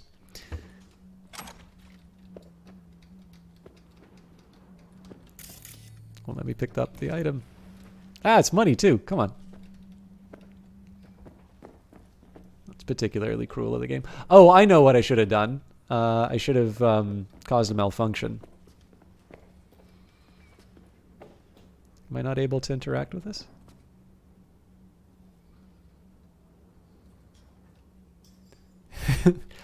I can. Okay, so for me, I can see that. Like, to me, this is one of the things that makes like the cyberpunk genre kind of interesting, right? Because if you think of it, like, it would make sense that you would have, again, a chop shop, but you'd have like medical journals lying around, because that makes sure that you can do what you need to do efficiently, or it keeps you on top of the latest developments. But you wouldn't but I wouldn't have a Econometrica lying around here. One thing I haven't seen from the Cyberpunk setting was they used to have some really weird gangs in it. So there was like a gang of the Gilligans, which would quite literally be a gang of people who dress up as and emulate characters from Gilligan's Island. And like, it's still a street gang. Like, they are people who will beat you up if you look at them the wrong way or make fun of them. I think there's also like the Kennedys, and again, they would like dress up as JFK and RFK. And presumably Jackie Onassis, but yeah, I don't know if that is in 2077. Pay or your head will explode. From Nightmare to Encrypted. Hey, Choom, today is your unlucky day. You're probably wondering who I am. I'm a voodoo boy. Probably heard of us. Remember the last time you hit the net? Yeah, me too. I hack your coprocessor and install a little surprise for you. Now you do what I say or your head goes boom. Okay, after this typing, maybe I'm not going to be able to justify the white papers. I think $1,000 is fair pay, or Eurodollar. Oh yeah, 1,000 Eurodollar is fair pay to keep your head. If you pay, I uninstall my surprise. If not, I blow up your head. But blow up the head of the person you love most first. And if you tell NCPD, I blow up your head twice. You have 2 days to pay. And I know you read this because I install Spycam in your optics. We read it together. This is not a negotiation, Choom, so do not reply. Just pay and you will live. Implants for cheap, cheap, cheap by Cyberware. Huge savings on discounted secondhand cyberware. Don't miss out. Today's deal. Plastic skin, pink. Hand size medium, second gen, used 1 week only. Near mint condition. Tech hair, green. Shoulder length, luminescent. Second gen. Moderate use, occasional flickering. Faint cigarette smoke smell. Alloy feet, chrome, unpainted, men's size 8. First gen, light rust from lake water exposure. Price reduction due to lack of owner records. Synthetic calf muscle, red, no casing, mint condition. Second gen, retrofit capable with older joint models. Items go fast, so buy now. Continue following us for the latest and best deals. Need someone to watch your back? Animals are alpha to Encrypted. Danger prowls this city. Got a stalker on your tail? Hired iron out for your blood? Some freak giving you crooked looks and bad vibes. Or maybe you're just looking to pad your personal security. The animals got your back. Survival of the fittest. It's the only law that matters. In Night City, you hire us. We show your enemies just what that means. We'll protect you, your home, your workplace, your property. Hell, we're even happy to knock on a few doors if necessary. Become king of the jungle, choose the animals. And actually, it just occurred to me that this is not... Yeah, so I read this wrong. So from Nightmare, this is somebody trying to scam the chop shop. So maybe they are more intelligent than I thought. Oh God, there's so much to read here. I remember. I can't. I've spent like an hour and a half like not playing this game already. So we will catch up on the web, but maybe after we do a little story. But I do want to loot the crap out of this place. Okay. I don't remember how to holster things. Also, I feel like okay, so apparently the Unity is a pretty good pistol.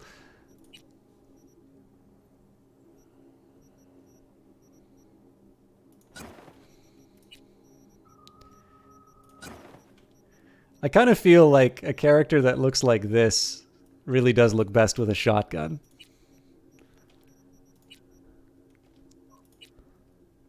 I thought I picked up some items.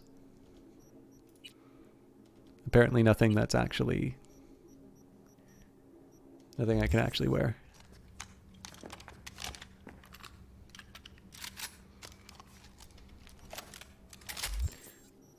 There's got to be a way that I can holster the weapon.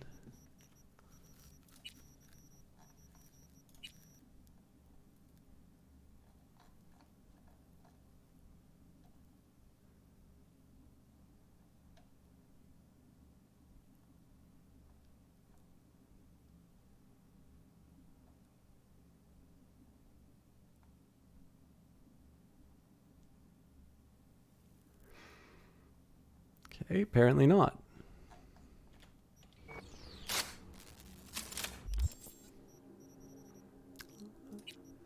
I can, however, show you how appropriate it looks for this character to be carrying a shotgun.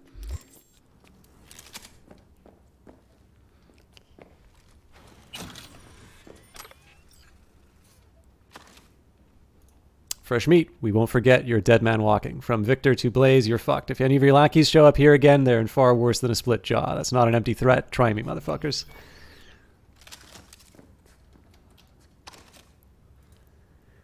And toys, a lot of good stuff. Hand from Zetatech uses biosignature, but we ordered a jailbreak. Militech lock-on sights, wonder where this gonk got it. Arasaka hormone regulator, no biosignature, and some other little curiosities. Optics actuator and cosmic real skin. And the day the tower fell. In early August 2023, a single event would change the course of history. Although it fell against the bloody backdrop of the Fourth Corporate War, the global media still fed on the story for weeks. And could you blame them? A group of terrorists detonated a nuclear bomb, blowing Arasaka Tower to pieces. The terrorists' warning came too late. Not all of the tower's employees could be evacuated. The blast itself killed and wounded thousands, while countless others died from radiation sickness. How did the biggest terrorist attack in the 21st century happen? Who was behind this catastrophe? To find the answers, we'll need to first understand the context of that era. The early 2020s was a period of unrest for Night City, and anti-corporate sentiment was at an all-time high. In the epicenter of the city's lawlessness stood the Atlantis Club. It was seen as an island of resistance against the powers that be, primarily megacorporations like Militech or Biotechnica, though a special place in hell was reserved for Arasaka, the Japanese arms manufacturing Zaibatsu that held most influence over Night City. The kinds of people who frequented the Atlantis felt that corporations had hijacked the future and turned people into consumer slaves, and ironically deprived of the two things capitalism loved most, freedom and choice. These people called themselves the Edge Runners. They positioned themselves against the corporate world order. They declared their own freedom in opposition to the status quo. But deprived of a peaceful way to meaningfully change what they called the system, they reached for more radical methods of self-expression. And these people were no strangers to violence.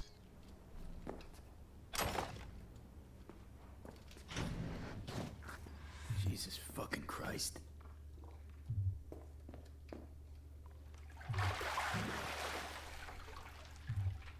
Think I got her. Got our target. We make it? She alive? About to find out. V, jack into her biomon. Need to know what we're dealing with. This does not look She's good. in the tub of ice, crammed in with another. Fuck. Like slabs of meat. Keep it together, V. If she survives, she won't remember a thing. Tiny scar on the subconscious, that's all. People who live through shit like this get panic attacks. Without ever knowing why. You'd be sipping a glass of ice cold water and suddenly your hand's shaking. V, jack into her biomon. We need to know what we're dealing with. Jacking in.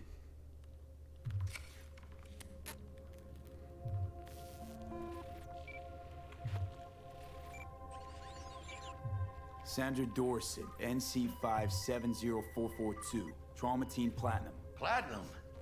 Shit. Trauma should have swooped in if she sneezed. Guessing they jammed the transmitter, Sig. Looking at a hacked biomon, firmware reconfig, or a neurovirus. Carajo, T-Bug. You ain't seeing this place. This is tubs, ice, hooks, and cleavers. Scott Muncher's hack, huh? It gets a little worse, John. I'll bring it up in a minute. Find a shard? Yeah, pull it. That'll be what's muting the biomon. Found the shard. Removing now. Check the biomon. Anything change? Greetings, Sandra. If you are conscious, assume recovery position now. An emergency evacuation unit has been dispatched and is due to arrive at your location in 180 seconds. Biomon claims trauma will be here in 3 minutes. Your premium plan will cover 90% of the projected costs of your rescue and treatment. Pobrecita.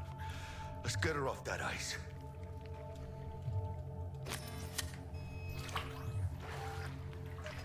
Oh, fuck. She's flatlining. V, need to know what's Jackie, going air on. hypo. Fuck, this is bad. Hey, catch, vato!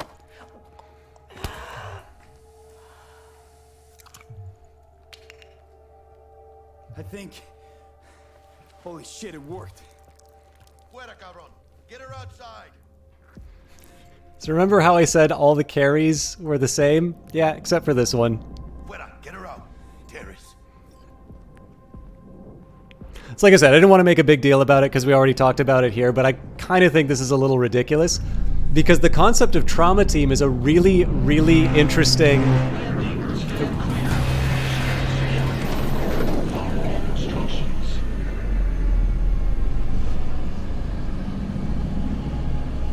Place the patient on the ground.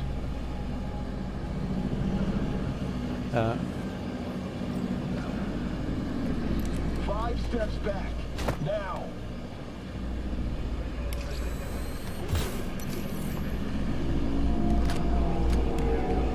TT-133 to control.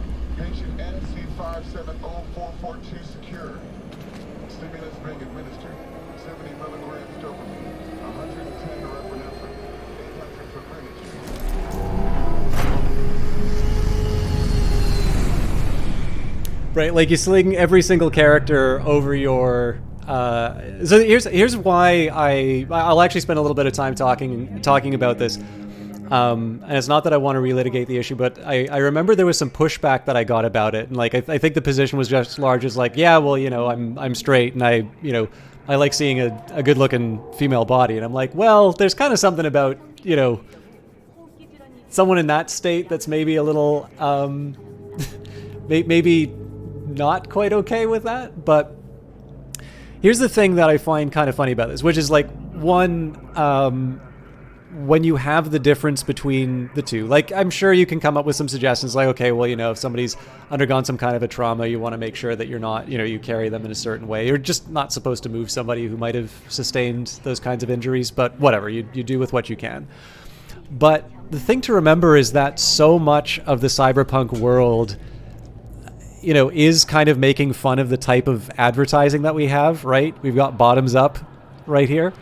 And then because CD Projekt Red wants to remind you of the fact that they made The Witcher 3 with stuff like Nilfgaard and all of that, this is the kind of stuff that I'm actually a little bit more into, right? Because, I mean, there's even some comedians from back in the 90s, which is when I guess the first or second edition of Cyberpunk would have been coming out, specifically making fun of the over-sexualization of advertising. And this is the sort of satire that Cyberpunk should be really good at.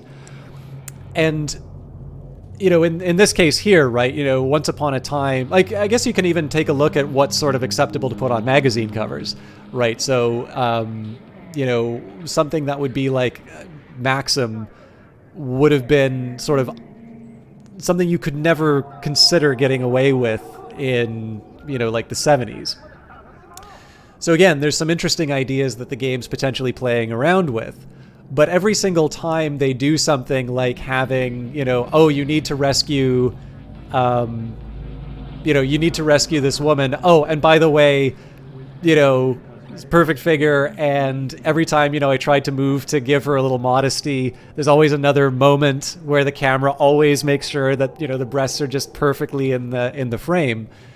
And what it does is, instead of Cyberpunk sort of making fun of or kind of highlighting what, like, we through our purchasing, through our revealed preferences, are kind of telling companies that we want to see and experience.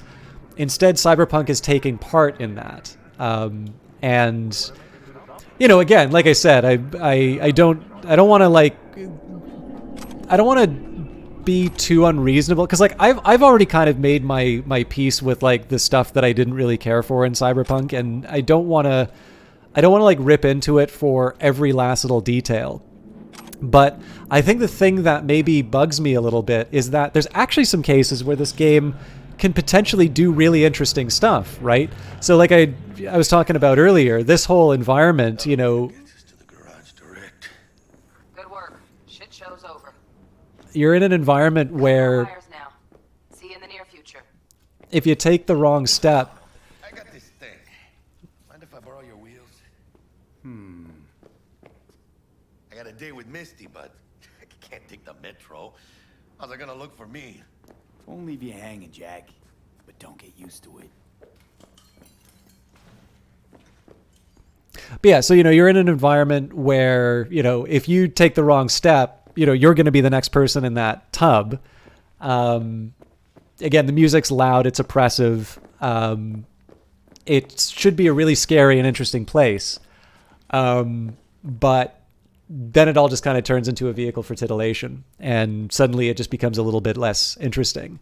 And I mean, keeping in mind, right, like in terms of the type of people that we are, we didn't care about this guy, which of course says something about what happens to us if we wind up in that situation. So that's I kind of lied. I know I said I wasn't gonna rant about it, but that was kind of where I wanted to sort of highlight where where I was with that moment. How about I drive you home, huh? She's all yours. I'm beat as it is. Oh, almost forgot. Should get Wakako in the hollow. Tell her the job's done.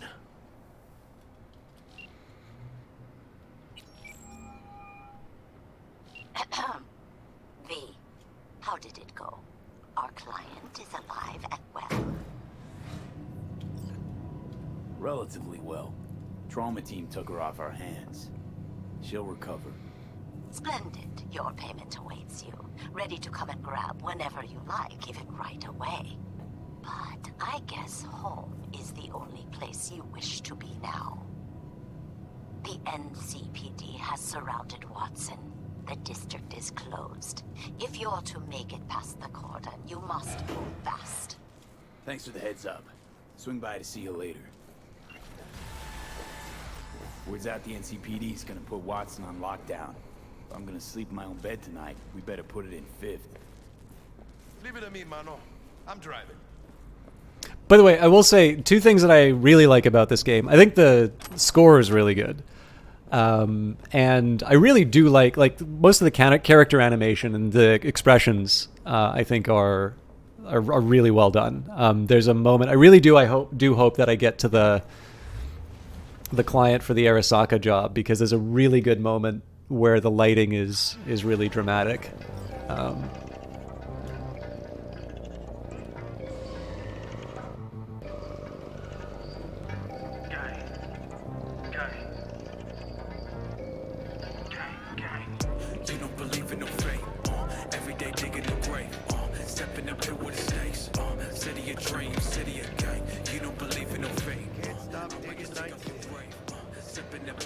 Like any other, just bigger. Nah, mano. Not just any other city. Morgan Blackhand. Adam Smasher. Legends are born here. City of train, city of Scully in the gullies, yeah. Bully in the burrows, Let's grab a tight bite. What do you say? Jackie, they're locking down Watson. Right. Read it and we counting them sheep, using the silence, put you to sleep, bagging the beef, tagging the roof, pop them a deuce, rocking the loop, back on the Fucking drive, Jackie. Yeah, I should get a different gun. Can't keep her steady.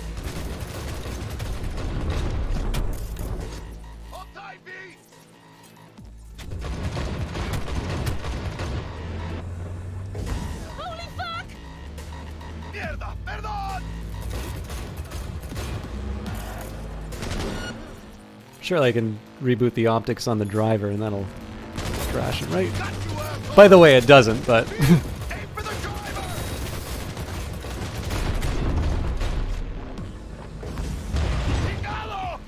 that happens regardless of whether or not I reboot the optics.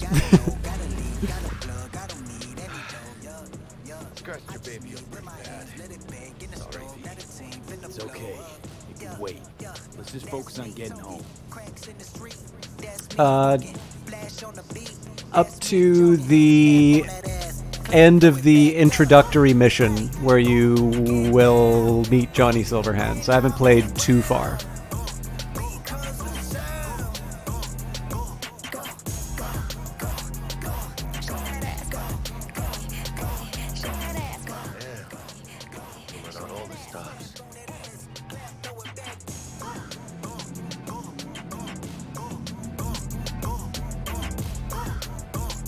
Watson's on lockdown until further notice.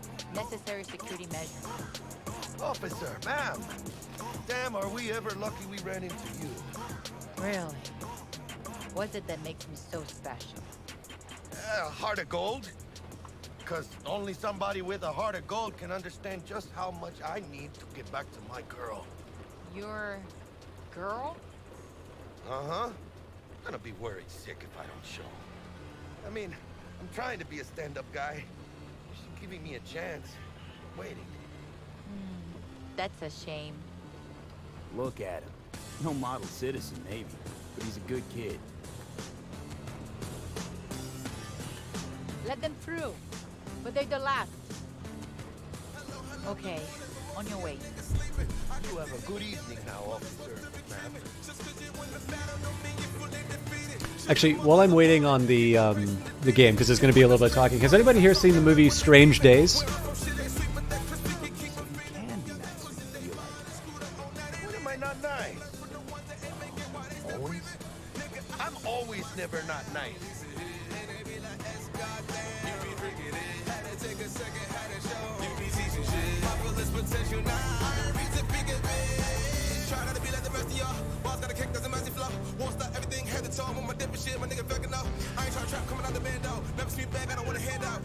It's a...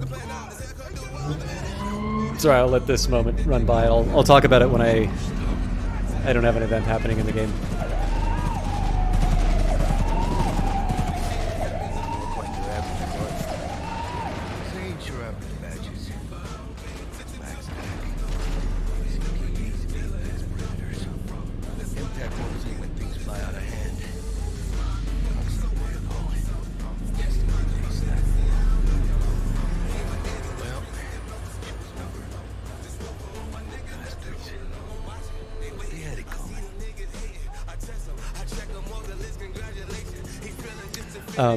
So Strange Days was one of Catherine Bigelow's movies. This would be before she did The Hurt Locker and Zero Dark 30. For a really long time, Catherine Bigelow was kind of considered like one of the best directors who had yet to like really produce a widely appreciated hit. What about you? Not likely to make it back to Haywood now. Sylvie? They'll let me through. Sure about that? Oh yeah. I'll play night cat.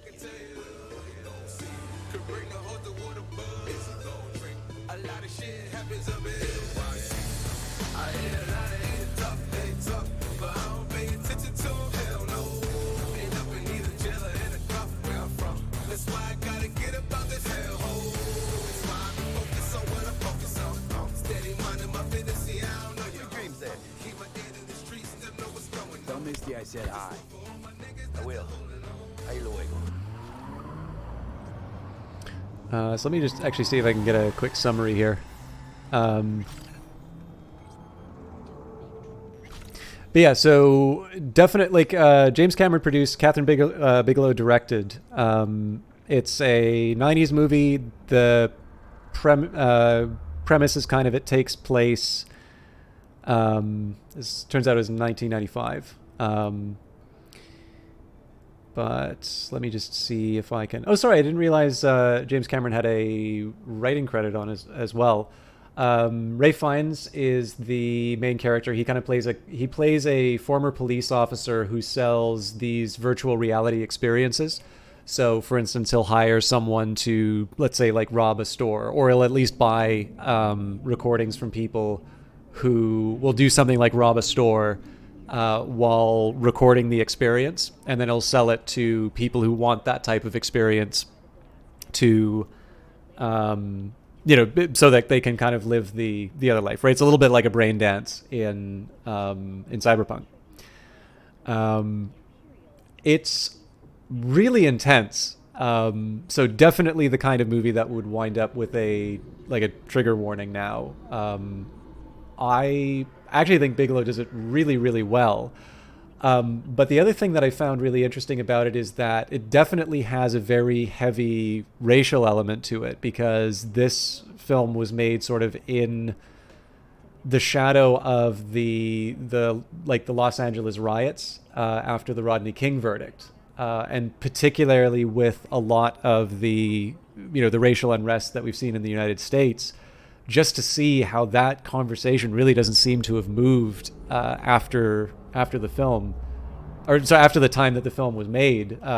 Maybe a little depressing, but also just really interesting to see what that movie has to say about it. I'm trying to find like a synopsis of it, but Wikipedia is not really good. I guess the best that I can say here would be, set in the last 2 days of 1999, the film follows the story of a black marketeer of recordings that allows the user to experience the recorder's memories and physical sensations as he attempts to uncover the truth behind the murder of a prostitute. The hook and sort of the inciting incident is this black marketeer so he becomes aware of these recordings of sort of a serial rapist and murderer who's recording these things. So it is definitely a very cyberpunk detective story. Like I said, it does not flinch away from some really hard subject matter, but I think it actually handles it quite well. And I think it's just an example of a movie that didn't really seem to find its audience when it came out. I mean, I certainly only found out about it because I was looking up Catherine Bigelow stuff, and I'm like, Catherine Bigelow did something written by James Cameron? But I definitely think that movie holds up to today. And there's definitely, like, as far as just cinematic techniques, I think there's some stuff in there which, you know, it's actually one of the few films that I actually think has done the first person perspective rather well.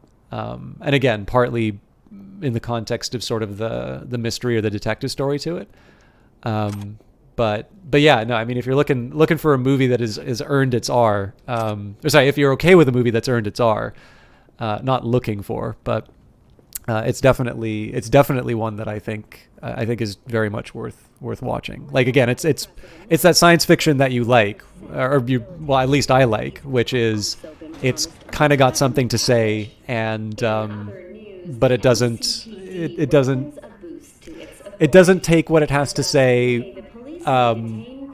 It doesn't have that get in the way of spinning a good yarn. The NCP. Good evening, Night City. My first guest tonight is the president of the Church of Eliyahu, the last emancipator. Forgot earlier. A runner I know has something you could probably use. Zip in your deeds. The task T-Bug is giving you is an important step on the path to developing your net running skill. Be sure to complete it when you get the chance. Karina Lee, host of the Chip In program, which promotes the use of cybernetic implants. How's that treating you, beautiful? Can't complain, Ziggy. Thanks for having me. Now, I'd like us to talk about the most exclusive and highly sought after.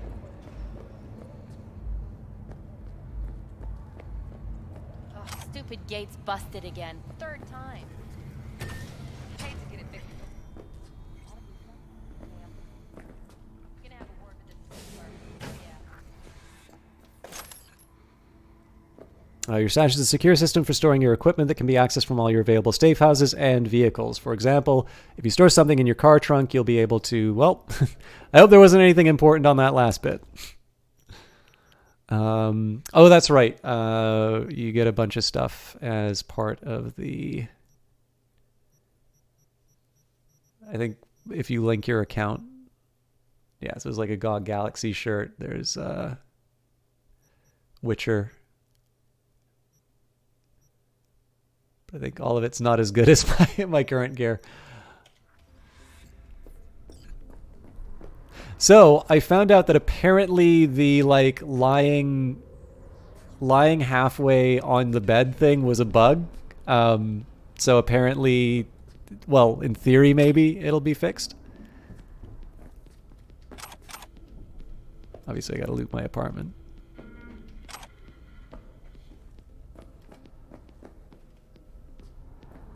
Oh yeah, I also remember taking a shower with my clothes on in this.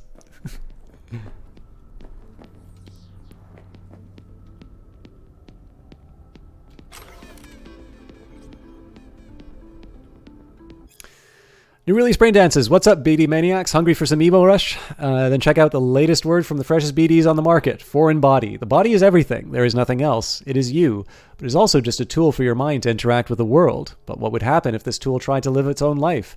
What if it tried to kill you? Though not a particularly original addition to the thriller genre, this Brain Dance, featuring Luke Polar, is still a solid experiential ride. The fear of disobedient implants has been around since pirates were walking around on peg legs. Well, maybe not that long, but as a result, the trope has been pervasive in film, brain dance, and urban legend alike. Still, Foreign Body borrows from some of the genre's best elements while incorporating just enough new stuff to make to the mix to keep it interesting.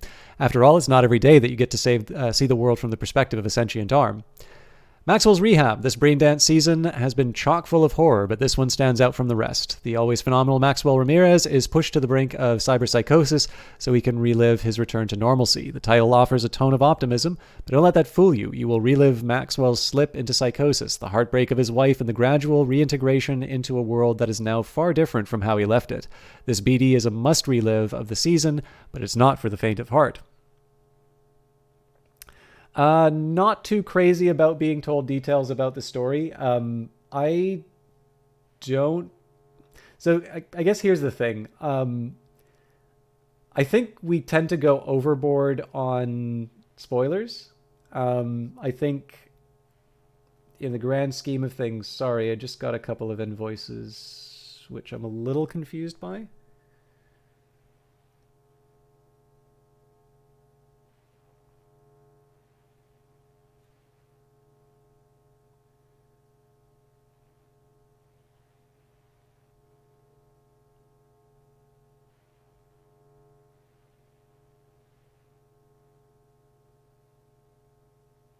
Cool. Okay. I ordered like a ton. It's like I ordered a ton of textbooks. Like I think probably 7 like hardcore text. Okay, so for those of you who want to know, first 3 volumes of the Elsevier handbook of econometrics, and then all 4 volumes of the handbook of mathematical economics. For reasons that probably aren't interesting for the purposes of this stream, but it's an expensive enough order that I wanted to make sure that I wanted to make sure that it was like, you know, I just wanted to make sure everything was okay on that order. It was 25% off. Apparently Elsevier does do holiday stuff. I also got a number of them used. So like some of those are normally $200. I definitely did not spend anything remotely close to that for any of those books. Yeah, it was a chance to get some fairly hardcore books at a considerable discount. Badlands Raid. At last, a BD for those looking for something a little lighter. Badlands Raid is a remake of the... Plus, I mean, you know, you get tired of the bathroom reading that you have already, so... At last, a BD for those looking for something a little lighter. Badlands Raid is a remake of the 2023 classic, which was an innovative tour de force of for the time. For those of you unfamiliar, the plot revolves around an ordinary, boring guy who we were talking about... yeah, actually, sorry. I should have answered the Secrets Easter egg spoiler. So yeah, actually, I put it to you this way: like, my general feeling is like I kind of like to experience the game and find it on my own. If you like to talk about like an Easter egg or something just a little casual, I'm fine with that. I'm generally not as worked up about spoilers. And keeping in mind, right, like I have finished the first mission. Like I've had Johnny Silverhand running around my apartment. So like there aren't a lot of surprises coming up for me here. So there's 2 reasons why I generally discourage it, which is number 1, I tend to find that quickly turns into people telling me how to play and then I don't have fun. But the other thing is that I know a lot of people are not as cool about spoilers as I am. And obviously, you know, I kind of wish that people would relax about it a bit. Like I talked about Strange Days. I might watch Strange Days again. I know how it ends. Still think it's a good movie. But yeah, so I'd say maybe exercise your best judgment. If you think it's something that'll enhance the experience, go nuts. It's huge. I kind of trust you on that. But if you think it skirts on the edge where somebody in chat's enjoyment of the game might be diminished, you know, particularly with their ability to experience on its own, maybe you can just like DM it to me or something like that if you want to do it. So sorry, I should have given a clearer answer on that on its own. But yeah, Irrepressible, to answer your question. So generally the textbooks that I get will usually be as reference works. So the handbooks of econometrics and handbooks of mathematical economics are pure reference works. There's no exercises inside them. I definitely do like working out problems in textbooks because I think it's a really good way to keep sharp. But in this particular case here, I'm severely, underutilized at work, and I'm doing a lot of stuff on my own. Particularly, I'm working with a lot of gaming data. And I have some really specific ideas about what I want to try and do with gaming data, which so far as I can tell isn't currently being done even at the AAA level, because I've now actually done a couple of interviews for them. And part of that involves me working with a set of techniques that were not built for that kind of data, that are trying to resolve certain problems in terms of doing inference from those kinds of data. And because it's not, like, again, it's not a problem that someone's tried to solve, right? There's a lot of really smart people working in game data. There's a lot of really smart people working on economic problems, but the overlap between the two is not necessarily there. What I'm trying to do is get as much fundamental material as I can so that I can sort of build that up sort of from first principles. And the nice thing about those handbooks, like the volume 1 through 3 of the Handbook of Econometrics is very old. Like I think volume 1 was published in the mid 80s. But the nice thing about mathematics is that mathematics isn't suddenly disproved, right? The irrationality of the square root of 2 has always been true. I would argue that is something that has been true independent of whether or not human beings exist. So in that particular case here, the mathematical economics books are essentially, to me, about model building and about describing the real world in a form that you can do empirical work on. And then the Handbook of Econometrics is essentially supposed to be filling in the blanks. Like, I've got some very good textbooks. So for those of you that know econometrics, basically, Green, Hansen, are good. Fumio Hayashi, those are like probably good, like big reference works that you do in a PhD course. Hamilton, if you do time series, and but in the end, like, those textbooks have a certain age, and those textbooks are also going to cover a certain set. So I don't know if I mentioned Wooldridge, but Wooldridge is like Papa Wooldridge, the one on panel data, is also a very advanced. Like, that wouldn't be one that I would recommend for like a first year graduate course in econometrics. But in the end, like, there is a limit to those, and generally the handbooks are going to sort of, short of like going up and reading a journal. Generally, those kinds of handbooks will do a good job of sort of filling in the blanks from those more advanced works. So in those particular cases, I'm not necessarily going to be reading them cover to cover unless I'm really, really interested in it. But what I am going to do instead is say, okay, I have this particular problem I'm trying to understand. What kind of literature should I be reviewing? What have people already done to try and solve this thing?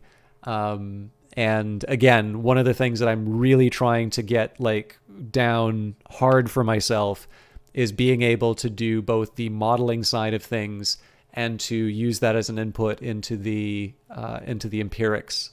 So those of you in the know, like, definitely trying to do something more structural versus reduced form. There is by the way, very readable journal that I can recommend that will kind of cover the difference between the two, but I'm really talking about this more than I had intended to. I apologize for those of you who are alienated by that. I think that was called Bolshevik vodka. That's great. I want to try and get this shard. The relic, Why the Fuss? For years, experts in the field of cybernetics, neurology, and psychology have been desperately trying to merge human consciousness with silicon. Until now, their efforts have been unsuccessful, though scientists have managed to create artificial intelligences that compare, or indeed surpass, human intellect. Copying the human eye has remained beyond our capabilities. Attempts to do so have merely resulted in sophisticated chatbots, digital beings capable of mimicking human speech and mannerisms, but devoid of self-awareness. Today, experts from Arasaka announced a breakthrough. Their newest project, dubbed the Relic, allows human minds to be copied onto shards no larger than a cred chip. What's more, the shard can be slotted into one's neural port, allowing its user to hear and see digitized personality constructs. Sadly, I haven't been able to personally examine the specifications of this remarkable piece of technology. Access to the relic is heavily restricted by Arasaka, and only a small select group of testers are allowed to participate in the program. Unsurprisingly, these testers are among the wealthiest and most influential people in the world, precisely the kinds of people Arasaka would like to have in their pocket. For the ordinary consumers reading this, don't expect the relic to hit mass markets anytime soon. There's definitely a lot of mathematics, yeah. Trying to understand your undergrad intro to international econ tip by Feenstra and Taylor, by the way, is a very good textbook. Feenstra, I think I told you, He did his graduate degree under Erwin Dewart, who I studied with for price index theory, which again, price index theory is super arcane and boring, but if you care about real GDP being calculated correctly, index theory is what makes sure that you deflate the prices to the right level. And of course, now everybody's talking about inflation, so now people suddenly care about this stuff. But we can chat about that on another one. I also forgot to say, it's huge. I completely forgot what time of year it is. But good luck on the final. It sounds like you've been doing very well.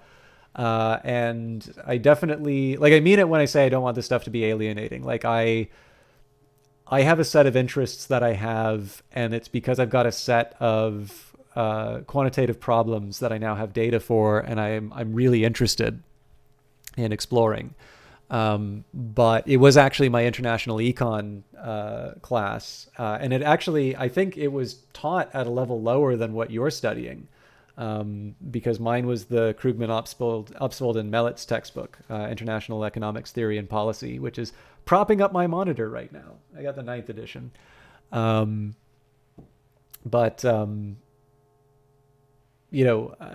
That was definitely something that really got me interested. And, everybody starts somewhere, right? You try and take a passion for a subject, and you follow it as far as you can. And it's really, there's no set rule in terms of what is going to be that thing that kind of sets you on fire. But good luck with your with the class.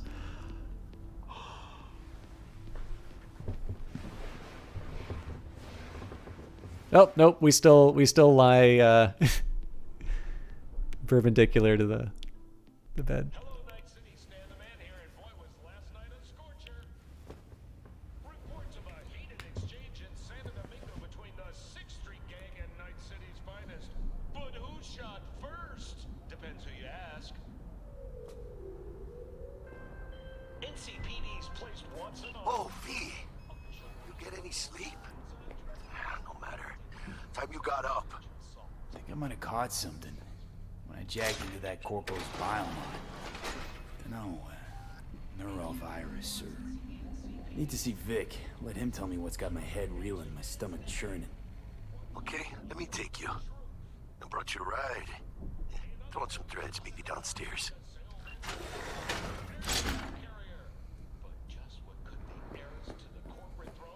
Let's see if I still shower with my clothes on.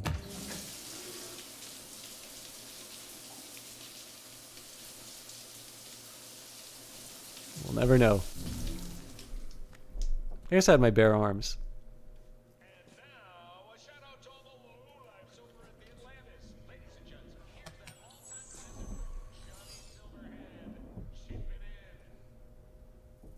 Oh wow, I really turned down the mirror reflections.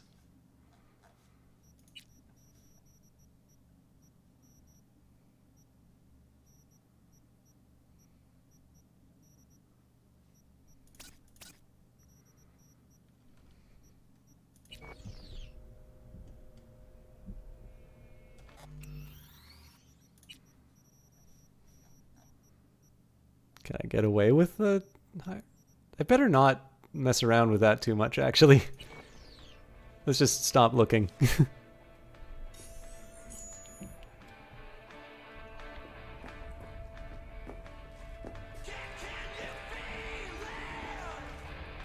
Okay, apparently these cards are not for me.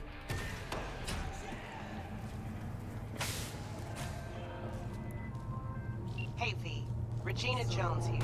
If you're looking for work in Watson, give me a call. How'd you find me?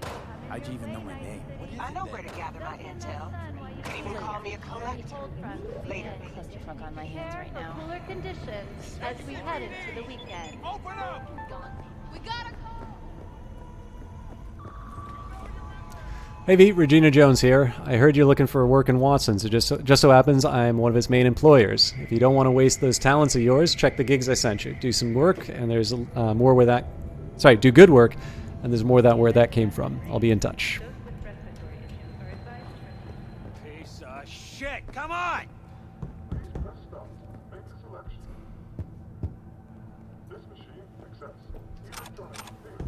Oh, no. 14 is no good. It's just not enough. Wait, you mean 14 a day? Man, that's different. Hey, yo, V. How about a round or two? What do you say? Big 5 employers in Night City 2077. It's that time of year again to present the list of biggest and best corps to work for in Night City. Who offers paid vacation? Who pays for employees' trauma team insurance policies? Who provides discounts for daycare and child bodyguard services? Have a look at our rankings below. Arasaka coming in again this year at our number 1 spot, the Japanese Zaibatsu juggernaut. Employers can expect to be fit with the latest cyberware technology with a loyalty obligation of only 20 years. Militech, the American arms giant, provides its employees with up to 50% discounts on all Militech weapons. With a deal that good, you'd be able to put a Mark 31 heavy machine gun under the Christmas tree for everyone in the family. 3. Biotechnica. Our 2077 bronze medal goes to Biotechnica, who offers up to 6 paid vacation days a year. Kangta.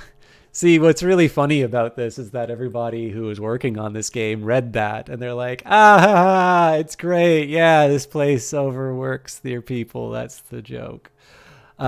Kangtao. China's largest tech and arms manufacturer treats its employees to a gold membership with Trauma Team. Never spend a single minute of your 50-year loyalty pledge worrying about paying for health coverage. 5. Night Corp. While this hometown product can't compete with the biggest international players in terms of budget or ambition, they certainly know how to spoil their staff. Night Corp snuck into our Big 5 after a recent announcement to reduce the mandatory work week to just 80 hours. It's great. Exploitative companies. They are a must-apply for all you family-focused folks out there. How you like my new punching bag? Just gave me a next-gen ass whooping. He did. Be curious to see how he handles the likes of me. Remember from International Econ is free trade good, tariffs, and dead weight loss.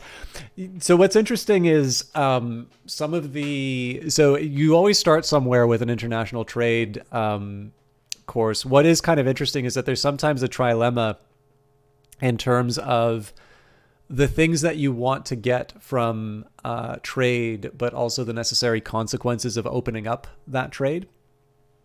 So, the thing is that it's really important to learn those simple models. So like another good example here would be, actually this might be interesting to people because this is the sort of thinking that makes for really interesting material inside of cyberpunk games, right? So there's this idea called the Cos Theorem.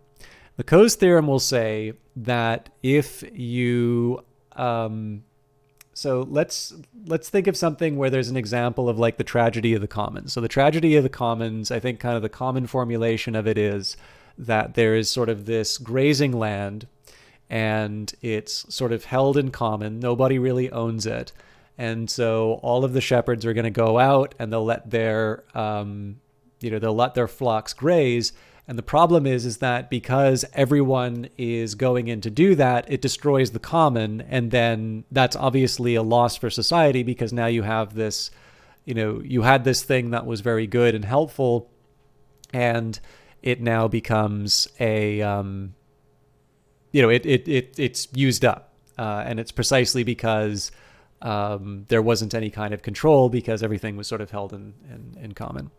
So maybe one example that you could take is like, let's think of like a river or a lake or something like that. And there's like a big polluting industry that wants to put its effluent in there. And then there's the citizens that want to, use it. They want to use it for recreation. And the fact of the matter is that there does need to be some level of production in society. Our existence will produce waste, right? Even if we're in the Garden of Eden, you still have to eat, and that eat is going to produce waste.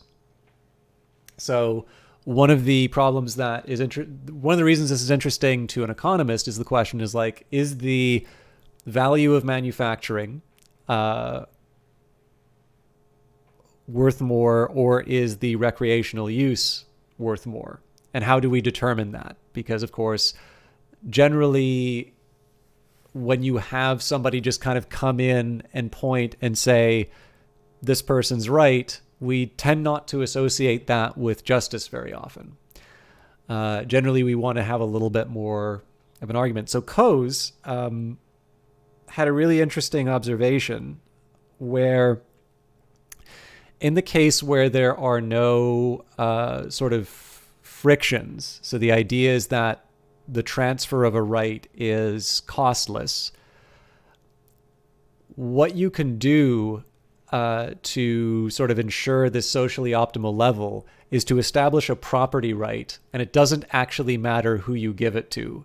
In both cases where you give it, like, so again, we give the, actually, I guess the river example may not be a perfect example of tragedy of the commons, but anyways, the idea would be that you could give it to the polluting manufacturer, or you could give it to the citizens. And either way, what will happen is the person who values it most is ultimately going to wind up getting it. If the citizens value the recreational value more than the value of production, they're going to get together, they're going to buy that right, and then they'll enjoy, whatever surplus comes from their enjoyment after they pay the manufacturer for it. And likewise, if the right is given to the citizens and actually the manufacturing value is worth more, well, again, the manufacturer is going to pay whatever the value to the individuals would be. And then they'll, their surplus is just going to be whatever amount they valued it more by, presumably whatever they can sell. Yeah, and this is the drawback, is that in this particular case here would be the simple idea of trying to, like, so the fact of the matter is that the costless assumption is not one that really bears itself out. And then, of course, I think, as you're also pointing out here, which is to try and, I gave the bad example here where I had a bunch of citizens, and so in this particular case here, you also have that challenge where, like, getting a group of people to make a decision versus this monolithic entity of the corporation is probably a problem. But I mean, I can refactor that and just say it's like the mayor of the city or whatever. Hey, Uncle Cranky, thank you very much for the raid. We're playing your favorite game.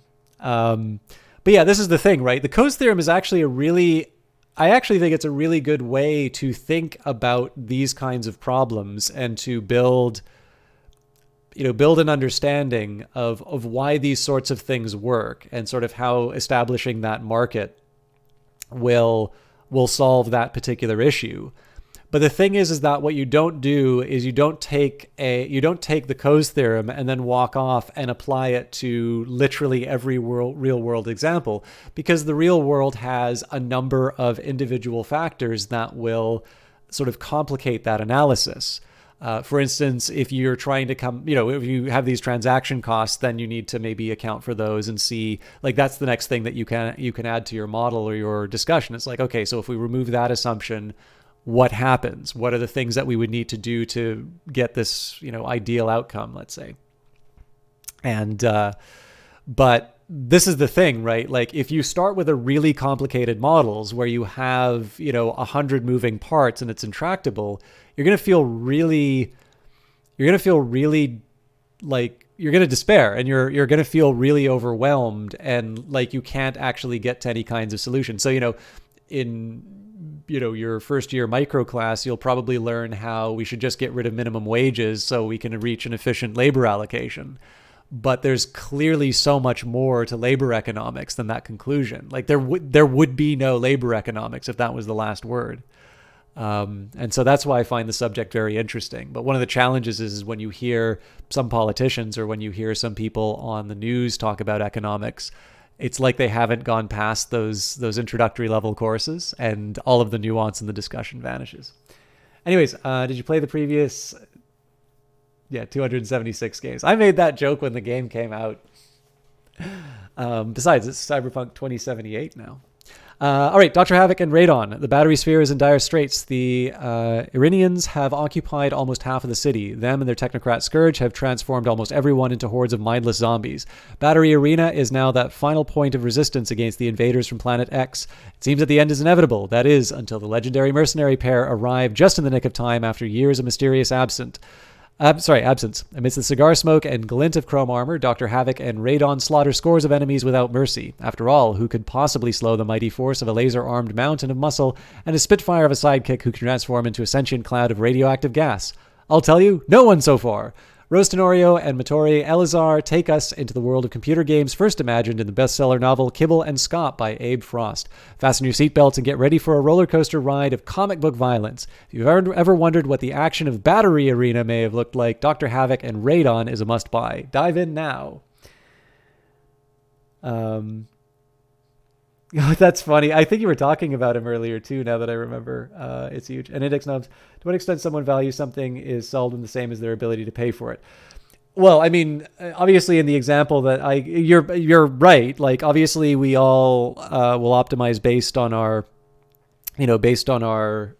budget constraints.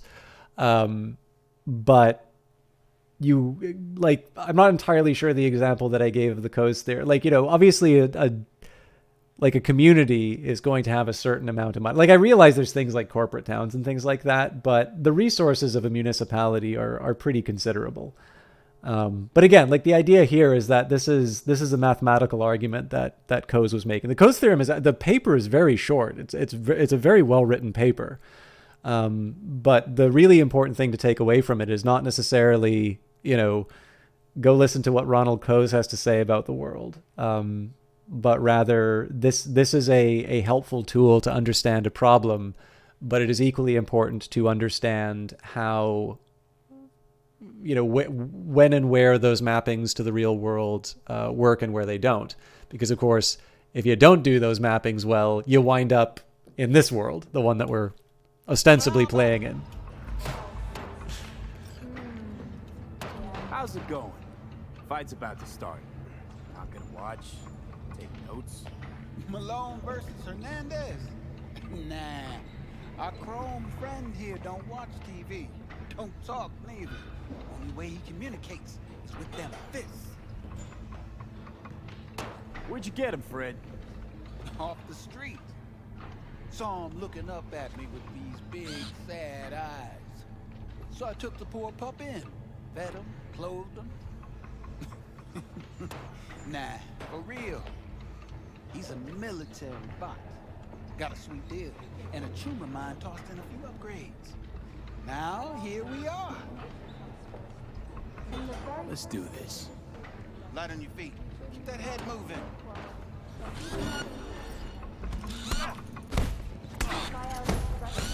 You got one hell of a punch there, kid. Ever thought of monetizing it? I can arrange a fight or two. What do you say? You mentioned something about fighting. I've seen you landing blows in the ring. You've got sharp instinct, a good edge.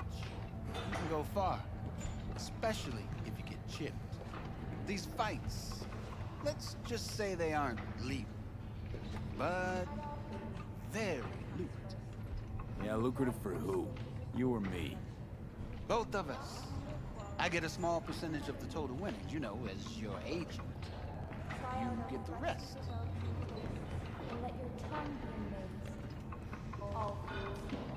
Oh, I get it. You want to get rich off my blood, sweat, and tears. Hey, you gotta make a buck somehow, right? At least I'm giving it to you straight. Fights happen in different parts of the city. You choose where you want to go, put down your eddies, and start swinging. When you take home the pot, manage to drop every last one of them, you get a chance to fight in the grand finale. That all clear? Crystal. Good. Oh, except you won't be setting foot outside Owatsu. Not yet. You can start in Kabuki. I believe in you, V. Time to show this city what you're made of.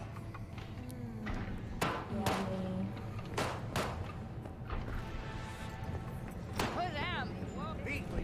Sweet little 45's waiting for its daddy. Hers after every shot now. Only on WNS. Let's have a look.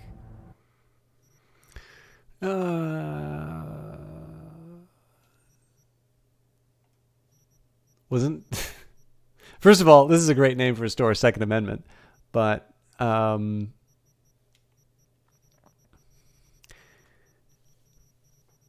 the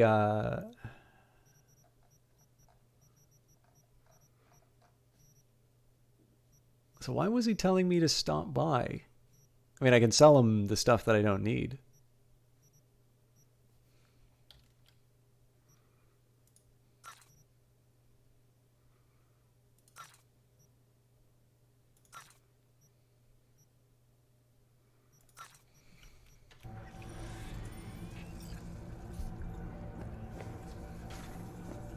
Let's have a look.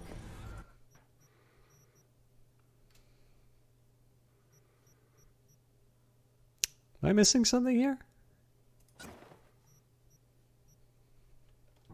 Thanks a lot. Oh, here we go.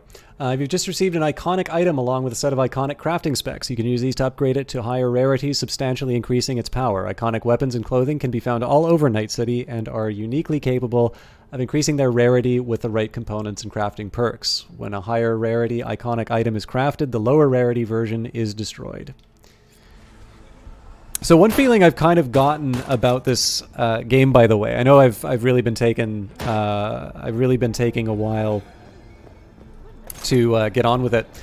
There is a side of me that thinks when it comes to the the tutorial, I think that virtual reality tutorial was added later on in the game, because if you think of it, right, this robot fight is the sort of thing that you can imagine being the combat tutorial. That first mission you can kind of imagine being the learn to sort of sneak and the sort of standard tutorial you see in just about every single game.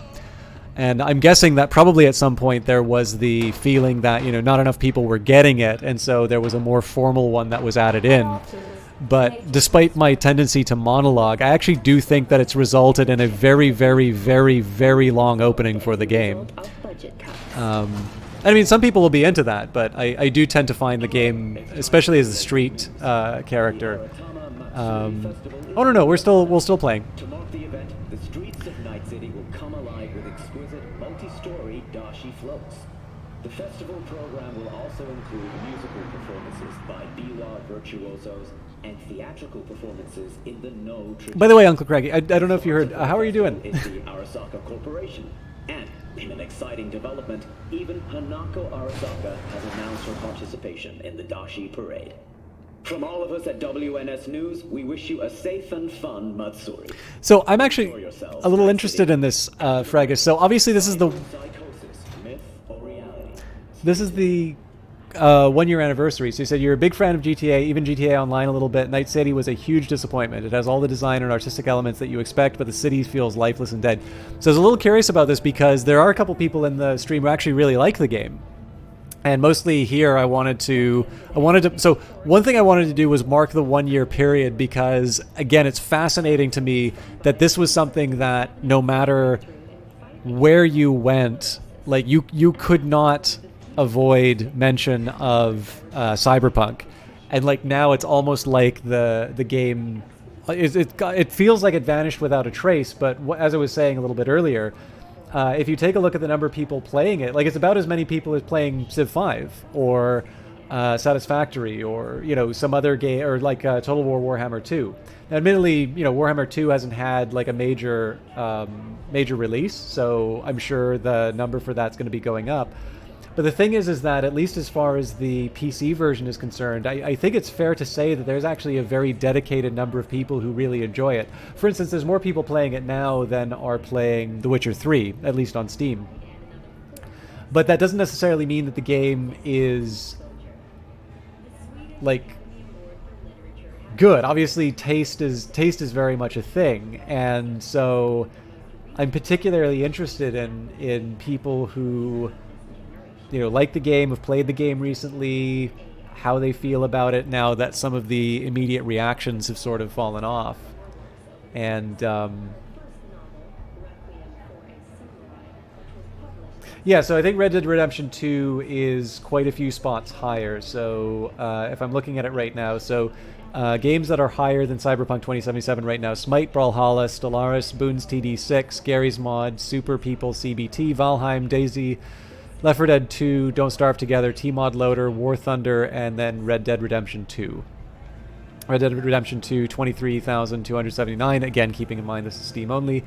And in the case of Cyberpunk 2077, 16,957 in total. Although, you know, again, I still think for a game that has become a byword for failure, I think there's definitely another side to this story that maybe isn't necessarily being recognized right now. And I say this as somebody who's actually not a major, like, Cyberpunk booster. Oh, I read it. Except there's no mention of me telling you to Delta the fuck out of there. Yeah, no biggie. Not like that cyber psycho was a tank on 2 chrome legs. What the fuck were you thinking? There's a reason Max TAC exists, you know. Civilians were in danger. What was I supposed to do? Just watch them get mowed down? Listen, you, me, and every fucking cop in this city might as well be a civilian next to Max TAC. The day they give us the gear they're packing, go right ahead. Be the hero. Save the fucking day. But until then, you keep your head down and listen to me. That understood? The heels make you more effective at police work. NCPD scanner hustles. The NCPD will pay you to help fight crime. Gigs fixes with the contact will contact you when you approach a gig's location. Fixers, these intermediaries, will inform you about local gigs available.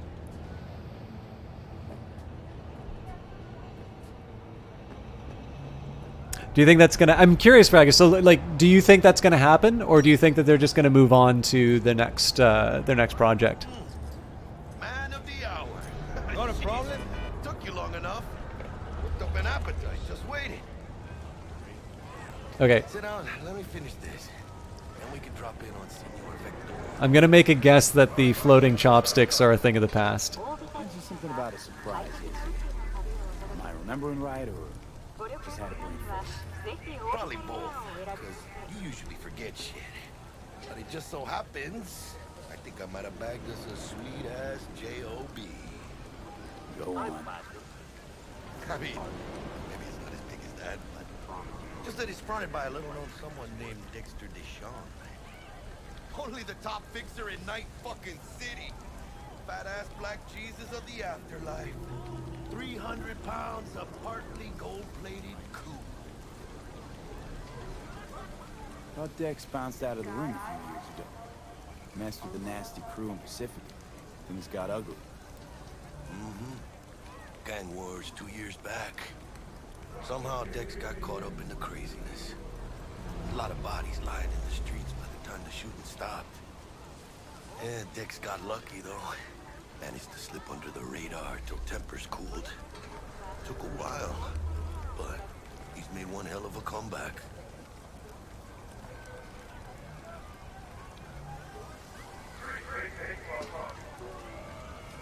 Guy's up to his elbows in blood, Jack. You want to shake his hand? Work with him? It's the biz, V. Everyone's got blood on their hands. You deal with it. You move on. So what's the gig? You meant to come out in one piece?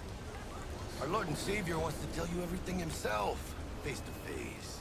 Oh, no pressure, but this whole deal is right.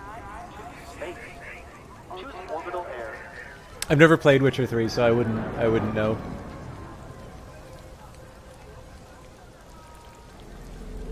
Where do I gotta go? You and T-Bug draw straws without me? T-Bug and Dex go way back. My face is yesterday's news. But Dex says he needs to check you. Talk to you. Look, V, it's his job, his rules. I can't blame him for taking a personal approach. And it ain't as bad as you think, okay? Trust me. Guess I got no choice then. Dex is a real deal when it comes to fixers. Don't get me wrong. Don't got nothing against the Padre or Wakako, but Dex is a dog.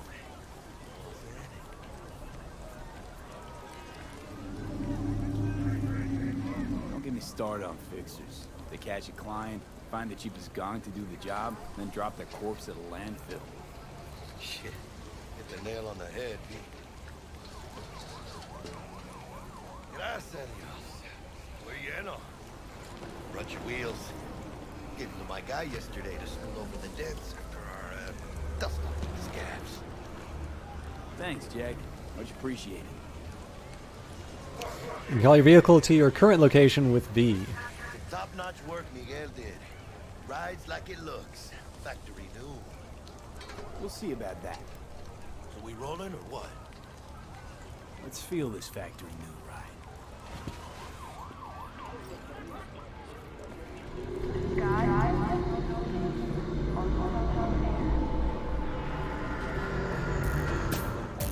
First stop. Ripper Duck and Holmes. Easy on the gas, huh? I just need. I was supposed to stop by Vic's anyhow. I got a date. This date. You don't say. So sweet. Really gets me, you know?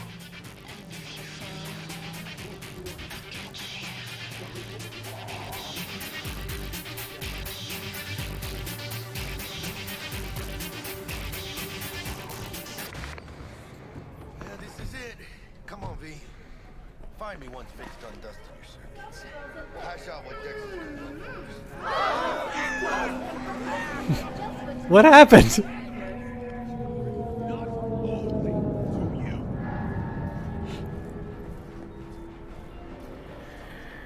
Do you truly believe that those who have sold you your mechanical eyes have resisted the temptation to peek through them?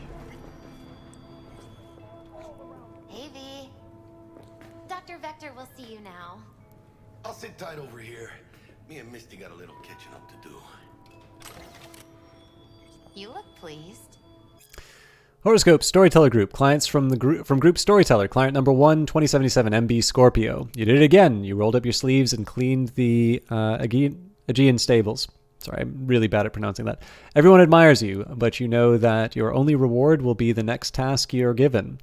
There are not many like you in Night City, but without you, the city would have long turned into shadows and dust. Avoid flirty AIs that try to impress you with their knowledge of ancient Greek. Your lucky place? The net. Yeah, no worries, Raggist. Thanks for stopping by. Yeah, no, the lighting in this game, like, so again, I want to be fair to the game where I can. Like the animations and the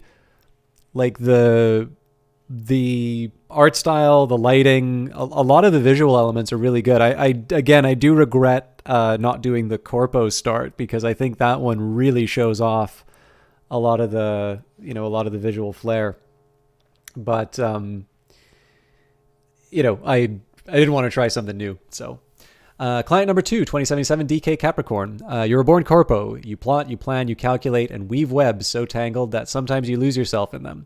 If only you were the one calling the shots, you would already have the city at your feet. Unfortunately, you're caught up in a maze of responsibilities.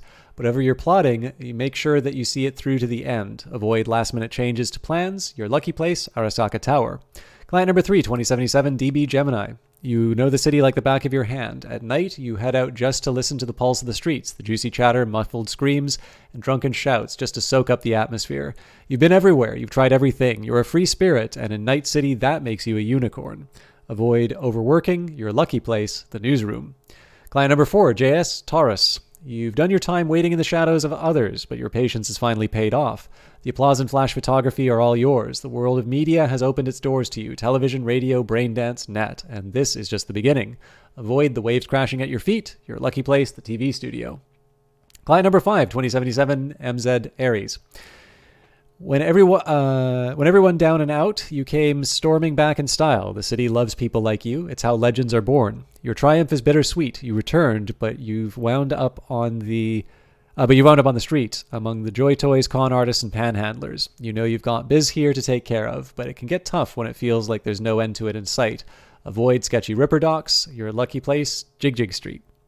Client number 6, 2077 TM Leo. The city likes to devour players like you, but you know they're kind too well to get caught off guard. You're on the ground. You know that in Night City, biz only gets done when you put your blood, sweat, and tears into it, not just flimsy dreams. You eat dreamers for breakfast. Avoid genetically modified nuts. Your lucky place, Haywood. Client number 7, 2077 RWO Aries. You've been in demand. You barely finish one task before someone's lined up to give you another. It often seems like you're on your own, but always remember that you have a team that you can count on. Avoid emotional policemen with difficult pasts. Your lucky place, a bar inspired by Babylonian culture. Client number 8, 2077, PC Capricorn. Although you've been riding with nomads for years, you're a corpo at heart. You knew that from the moment that you stepped onto Konpeki Plaza, you felt at home there. You've had enough of camp life, constantly repairing generators, the sand gritting between your teeth. You'd have given up ages ago if you weren't so damn good at it. Avoid Raf and Shiv, your lucky place, Konpeki Plaza. Note, highly susceptible to the Barnum effect. Client number 9, 2077, KK Virgo. You've been in the city only a short time, but you already know the what and the how. You've already accomplished the toughest part. You have a good team at your back. You've been landing small jobs for now, but you know you're hungry for something bigger. Avoid getting attached to friendly talking machines. Your lucky place, the music scene. Because I am. Always. Makes for easier living.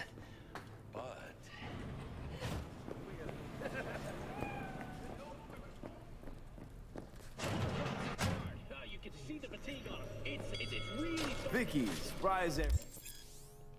Though common practice, cyberware installation is still a dangerous and invasive procedure which can only be performed by qualified specialists, Ripper Docs. There are several Ripper Docs operating throughout Night City who offer a variety of different cyberware upgrades. Select the desired cybernetic upgrade from the list and enjoy your new abilities. The old Ripper, it's good to see you. Good to see you too. Oh, wow. What do I owe the pleasure today? Last gig. Had to jack into a client's neuro socket.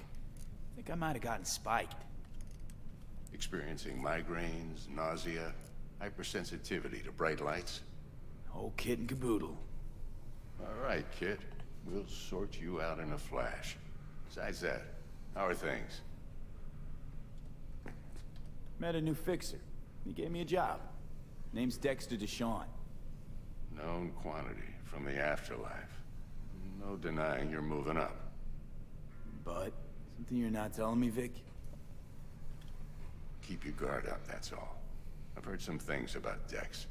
He's not as chill as he makes himself out to be. Need some new kit, but tools, not toys, Vic. Time I bumped up my sights and got a grip. Really? Now? Finally? Vic, shit's getting real. Got a job from Dex to Sean, hitting the major leagues. Any tech that can perform. The Dexter Deshawn? Well, that is something. But let me guess. Hasn't paid you yet. Quit crying, Vic. I'll bring you the eddies later, with interest. You know I will. Last time. You hear?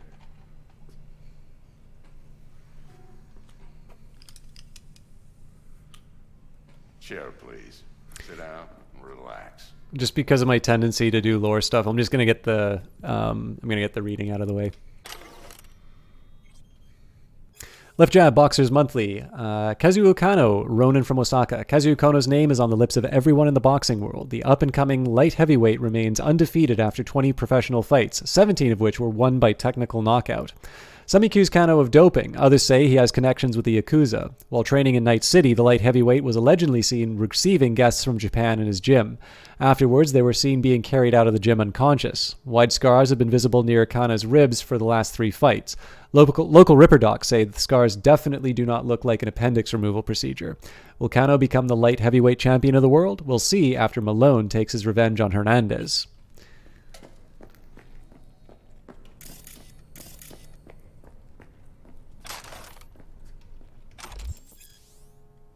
Assign a grenade to the combat gadget quick slot in your inventory so you can make easy use of it in combat. We'll do that later. I was actually really just looking for stuff to read.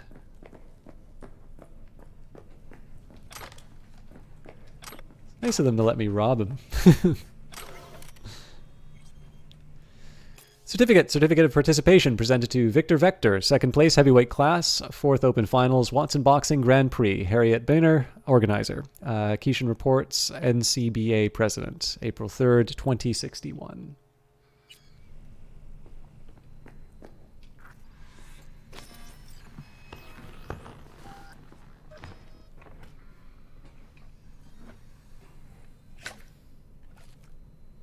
Kuroshi Optics. Best I've got, and should be about right under the circumstances.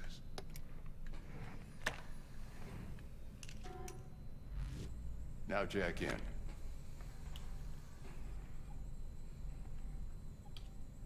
You peruse and choose while I scan.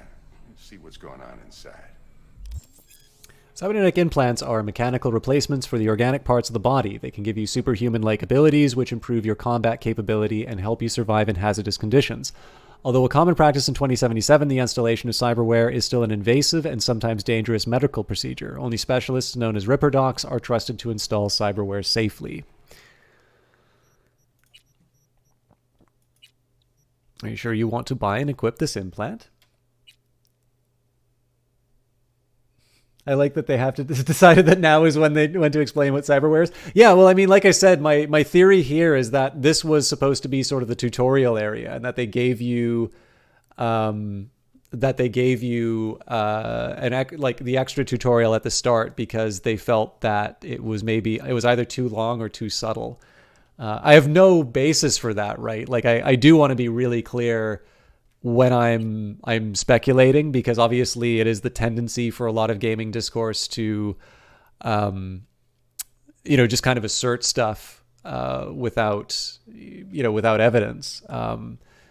So, I mean, like I can remember people who've said stuff like, they deliberately made this game bad so somebody else would make another game. And like, obviously you don't put millions of dollars into a product with the intention of it not returning its investment. That does happen to some games, but it's not by design. It's, sometimes just things don't match the demand. Sometimes things don't turn out as planned. Like, obviously it's hard to do this stuff. But yeah, my guess here is that essentially everything, I kind of feel like everything after the buddy intro, like the buddy cutscene, and maybe I suspect maybe even the Miltech VR thing, I suspect was later added as tutorial material, and that originally the tutorial was supposed to be that first job, and then they sort of filled in the blanks in this section. Index Gnome says, I tend to be very skeptical of games that push the visual style hard. Opportunity cost is likely high, and the game will end up feeling more like a proof of concept prototype and less of a game. I don't know. I think that probably might, again, like obviously you're stating an opinion, so I can't tell you what your opinion should be. I do tend to think that people, I understand why, right? Because people want to focus on gameplay. And they want to talk about why, like obviously there's a lot of really good indies that don't necessarily push the envelope visually and are still very good. But the thing is that like part of building the fantasy and part of the experience is being able to go into and experience a world. So for instance, I really enjoy Industries of Titan, and Industries of Titan has a very beautiful art style, which is really unique, and it is a very appealing part of playing that game. Now, it's nice that it's got this really good simulation behind it, and they're continuing to add more and more things to it. But I can't say that I'm indifferent to the visual style to it. Even a game like Gunpoint, it has got some of the funniest writing that I've seen in a game. I actually quite like its pixel art style. Like I could not produce something that looks like that pixel art. So, like the fact of the matter is that if you're competing with, a Naughty Dog or a DICE or, Raven Software or something like that, there is a certain segment of the market and you're going to need to bring your A game. And there's a lot of, like actually one studio I've been fascinated with has been Embark Studios. That's Jordan Soderlund's new studio. And apparently at the Game Awards, they finally unveiled the game that they've been working on. But one thing they've been doing is working a lot with like Blender and tooling up with Rust.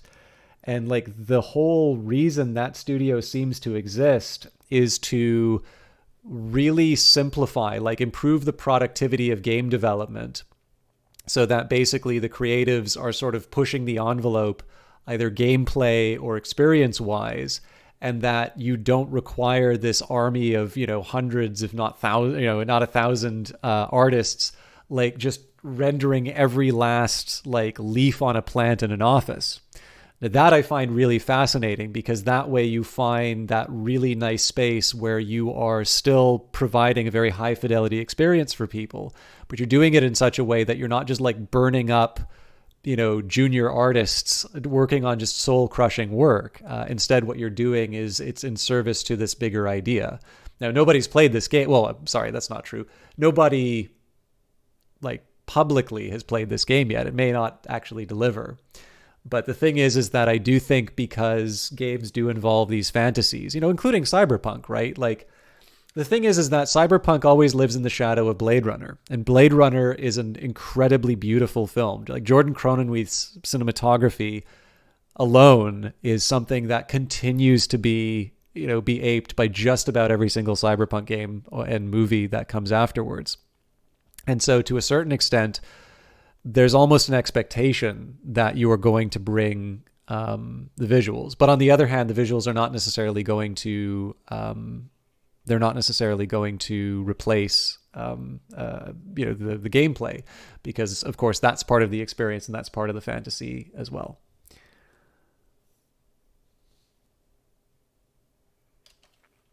Sorry, I just need to... Well, I haven't watched the new Blade Runner. I mean, I'd like to see it, but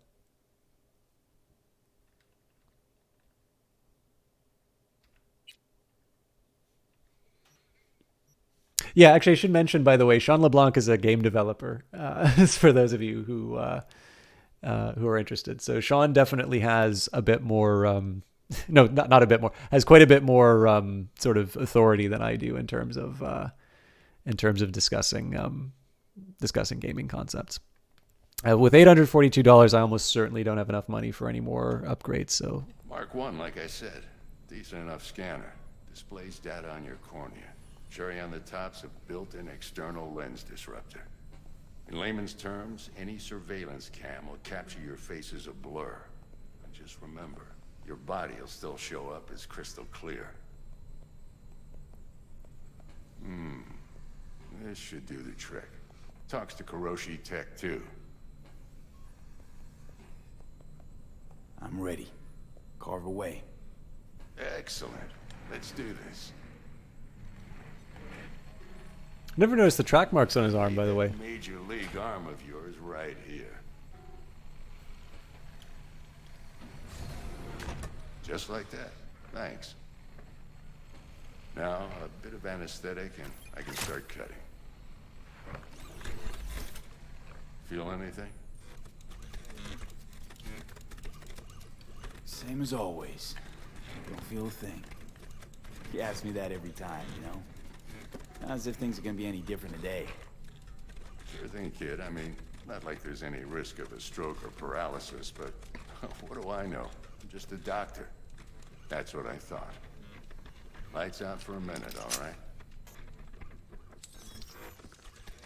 Okay, let's test this. See the magic in action. Linking you in. You might feel a little discomfort at first. Blurred vision, low contrast, glitches.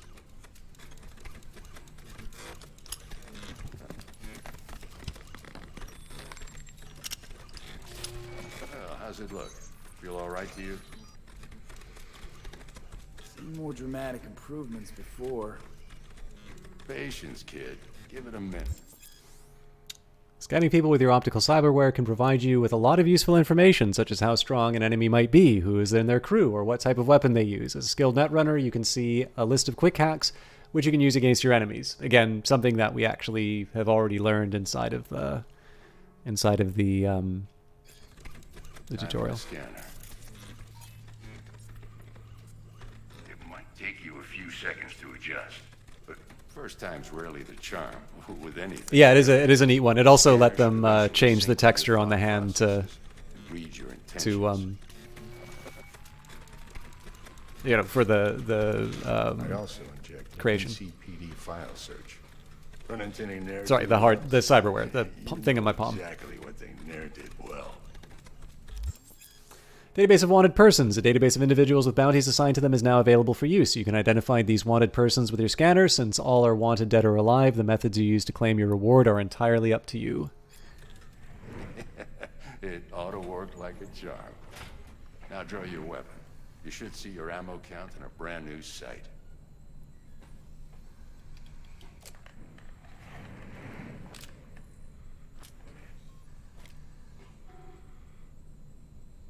How about the neurovirus from the last job? Can you check it? Done and gone while we were putting in your implant. And a full sweep on your soft and circuits. Zap the critter. You're certified bug-free. Shit, Victor, not bad. I don't know what to say. Say you'll take this and remember the dosage. 2 whiffs now, and another 2 in an hour. What am I looking at? A mild stim. Should boost neurotransmission in the short term and muffle some of the side effects while the implant takes.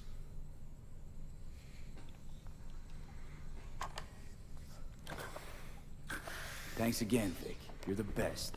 I owe you. Go on, kid. Show them what you're made of. And once you hit the big leagues, don't forget where you came from. Who's winning? Hernandez. You know, in the old days, that cripple Malone would have been flat on the boards. It's taking you so long. Move your ass, SA. Dex is waiting on us.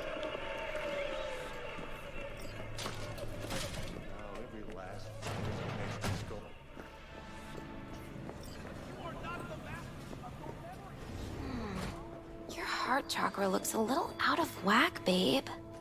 I can release it for you, but you'd have to watch out for negative energy fields and avoid mean reds. V, yo, listen up. I talked to Dex while you were in with the doc. He's waiting in his ride. For you. Ain't but a hop to where he's parked. Next to Gramsci Burgers. Okay, do my best to talk us up.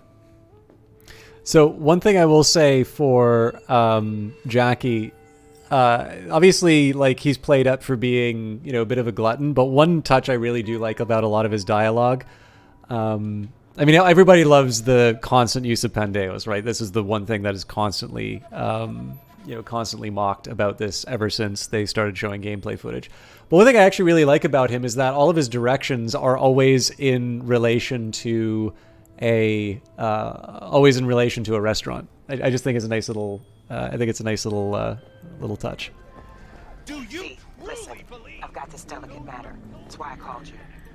The number of cyber-psycho attacks in the city is on the rise. Now that's probably not news to you, but this issue matters to me for a few reasons. There are people who say cyberpsychosis can be treated. Right.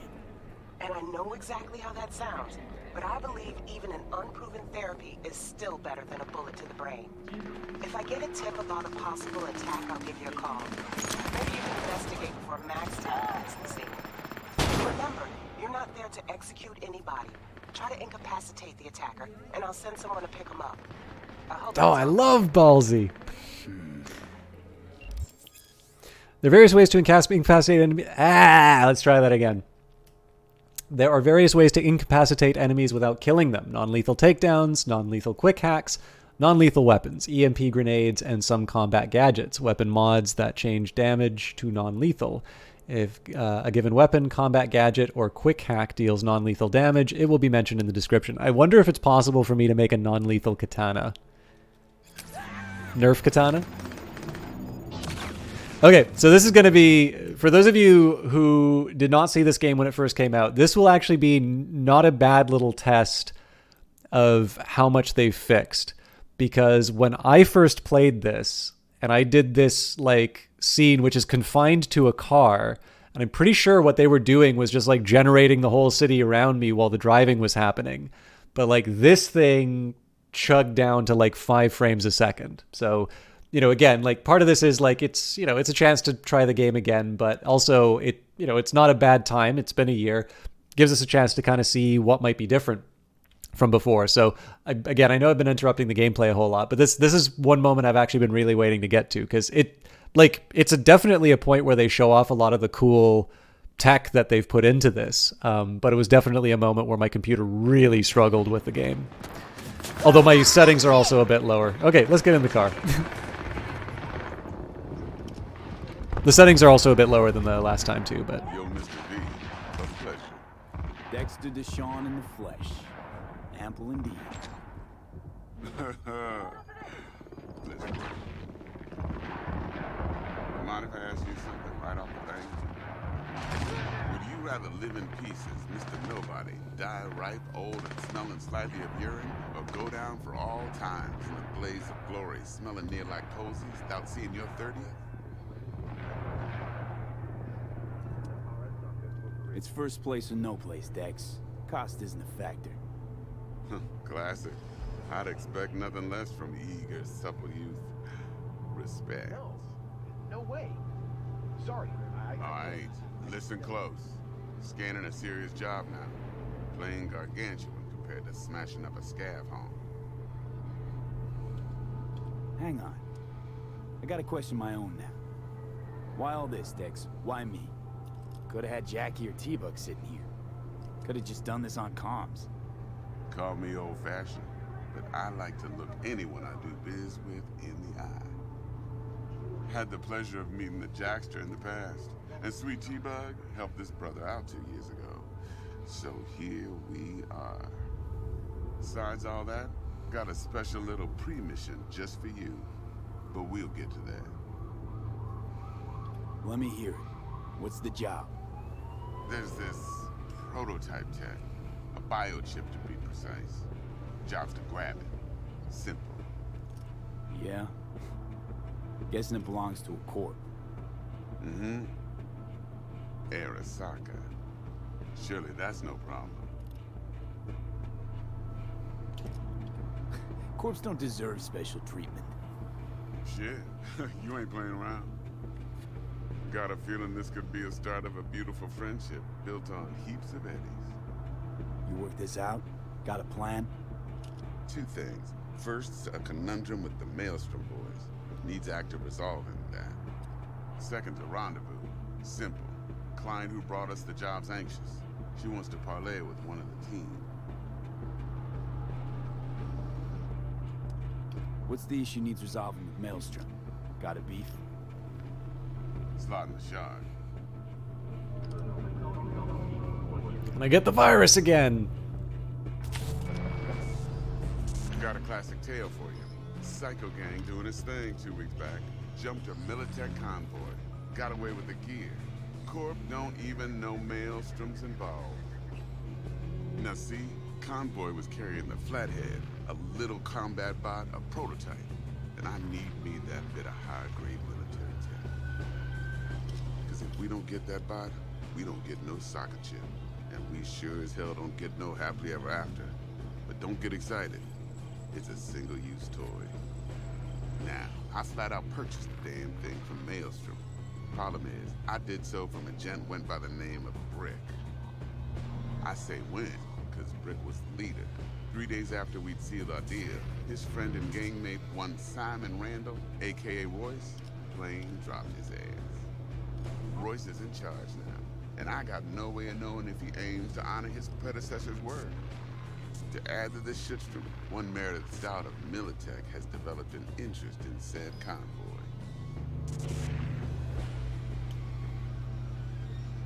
Royce guy. What's he like? A straight psychopath. Chrome-loving kind. Big club in this town. I'll give you that. Except few of its other members, no matter the stakes, would put a friend and associate through an industrial microwave dryer. Apparently, first thing to burst are the eyeballs. Get a nice clear pop. Then the rest goes goulash. Who's the prima donna? Corpo agent, internal affairs.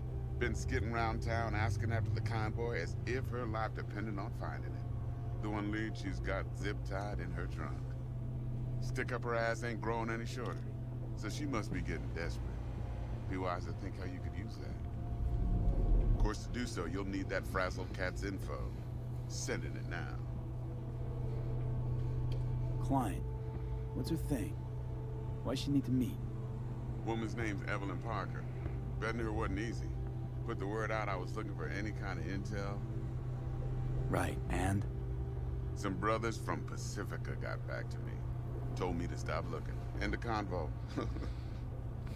Anyway, our little client insisted on meeting someone with skin in the game. You know, who'll be there for it all. Yours truly will be remote.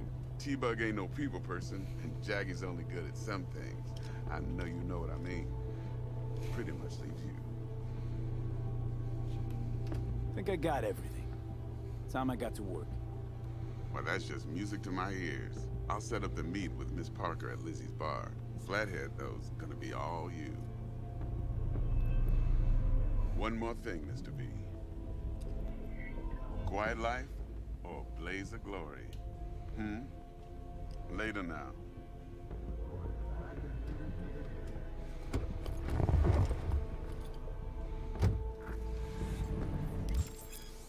Performing certain actions will reward you with street cred. Build your street cred, make a name for yourself in Night City Underworld. Doing so will open up new opportunities.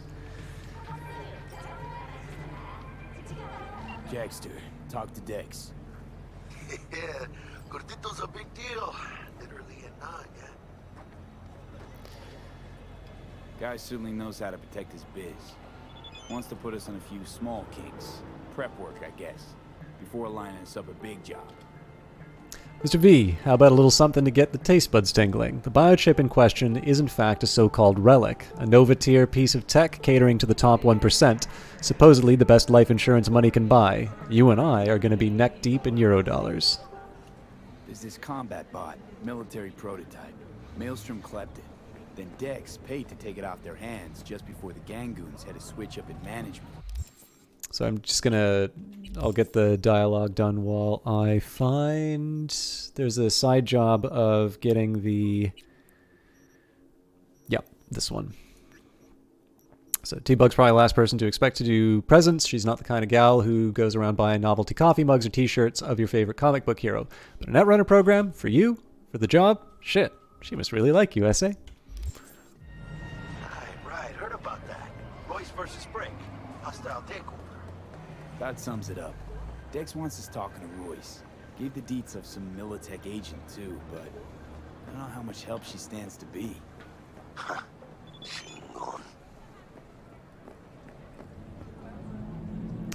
Regina Jones, gig type, gun for hire, objective, force Anna Hamill to drop her police investigation. Location, Kabuki Market, details. Anna Hamill is a blue-blooded cop through and through, the kind you expect to see in some NCPD promo. Beautiful, smart, honest to a fault. In other words, a really bad fit for Night City.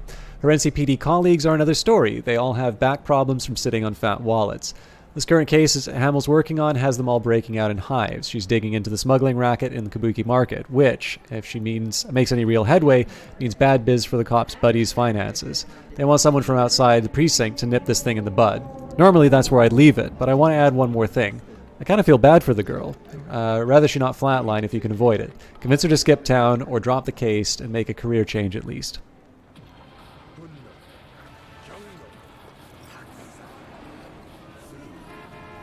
You don't sound thrilled. Royce, what do you know about him? He's fucking whack, something special. Junkies snort junk. Royce snorts chrome. Then there's the other thing. Gotta meet the client who put the job on the table. Evelyn Parker. You? Well, what's Dex gonna do? Ride around in his limo, chat chicks up on the hollow? Parker wants to meet someone on the crew. Dex gave me the nod. He must know what he's doing. So, how you want to play this? Maelstrom or Parker? What's first? I say we knock on Maelstrom's door first. Pound, actually. Pound, eh? In that case, I'll hit the All Foods. Put my nose to the ground. Sniff around. Hasta luego.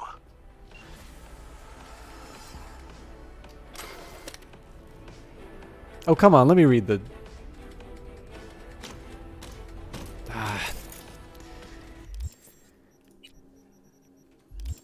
Nope.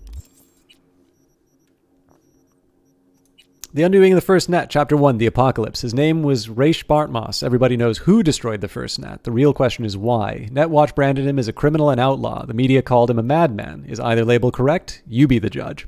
Below is a previously unpublished letter which Bartmoss put out just before the release of Rabbids. Why has this document only now just emerged? Well, someone out there did not want you, my dear readers, to ever lay eyes on it. All the more reason to take a deep dive into the information available to us. Meira Jimenez. Or Jimenez. I'm sorry. Not very good with pronunciation. The first net was supposed to save us. It would serve as a platform for those without a voice. It would offer unlimited knowledge to those who hungered for it. It would bring a fractured humanity closer together than ever before in our history. But these hopes were hollow, false. The net spread its tendrils around the globe faster than anyone could have predicted, before anyone could even consider the full range of consequences. This information superhighway turned out to be our path straight to hell. We were robbed of our privacy, deprived of our free will, stripped of our dignity. It was supposed to save us, but now even the net itself cannot be saved. It was molded by the corpse with sharp edges, spikes, and traps in every corner. Think of the net as a stream of water that flows gently into our minds, before freezing, swelling, and destroying us from the inside out. Remember this about ice. As hard as it may be, it's surprisingly brittle. One well-placed strike and it shatters into a million tiny pieces. Watch out today, and you'll see just what I mean. Rach Bartmoss.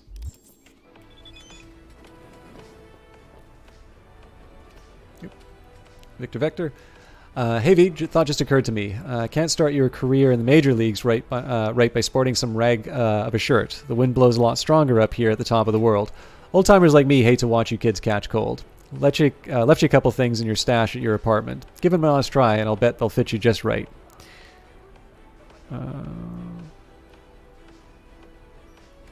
Oh, thanks, Vic. Won't hear me say no to free threads. Glad to hear it. They're just collecting dust in my closet floor anyway. Much rather give them a good new home than sell them for a couple ennies and trashing them. Anyway, hope they serve you well. As they say, style is supreme. Or maybe they don't anymore. I don't know. So I think this is just for some free DLC that they put out. Okay. I don't think this is... Oop. Mr. V, just want to remind you again that the eddies have already changed hands between me and my esteemed Maelstrom partners in biz, around sum of 10,000 euro dollars to be precise. So when you're there to take it off their hands, don't let them try to shake you down, as they're liable to do, Maelstrom being Maelstrom. Thanks for the info. You'll need it. Best of luck. Okay, let's go back to that item that I was actually doing. Retrieve the ping from the ping quick hack. Oh. T-Bug sent me. Said you'd have something for me. You're V, right? She had me hold the demon for you. It should work on any 3rd gen deck. Got a Militech power line. Think it'll do. Solid gear. For a beginner. Okay. Glad to grab a demon always. You could test it now. I have an access point. If you'd like, that is. You might extract some shimsoft or subroutines. Seems worth a try, either way. I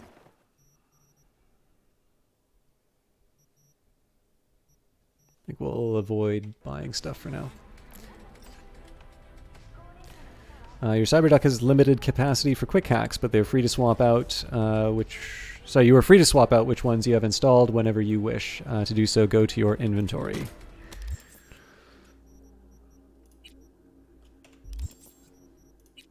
Oh, that's not it.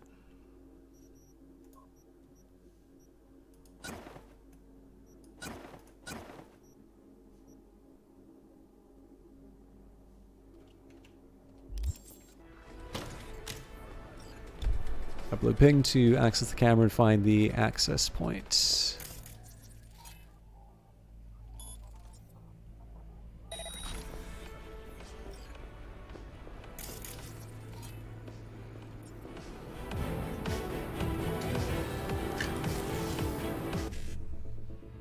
Oh.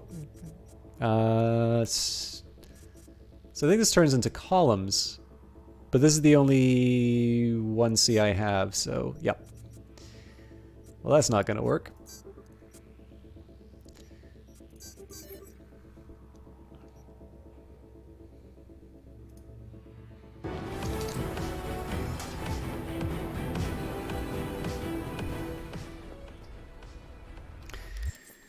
Okay, so there's a small temptation that I have. Actually, I can ask if people are interested in seeing the side quests. Because I think... Who was it?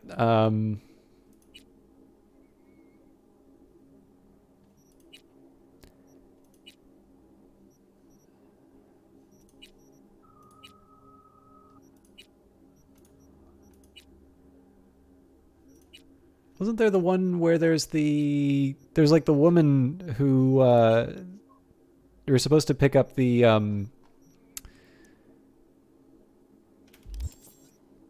I'm pretty sure we got the job to try and get the cop off the... Yeah, this one. Last Honest Cop.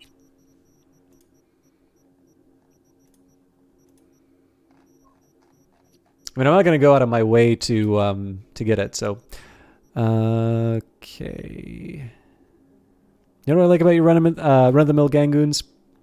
They know what they like. Cash, sex, power, maybe just the sight of their enemy's blood. Real rays of sunshine they are. But these Maelstrom cabrons? Shit. Never can be sure. Look at you with those creepy-ass toaster faces and you can't get a read on them. Got no clue what twisted thoughts are racing through their processors. You ask me, that's why biz with Maelstrom never turns out pleasant. But sometimes it's just no getting around it. Let's grab that spider bot, yeah? Make Dex proud. And apparently we can talk with Meredith Stout, so let's get that done.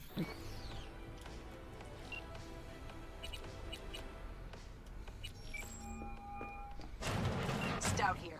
Start by telling me how you got this number. No more.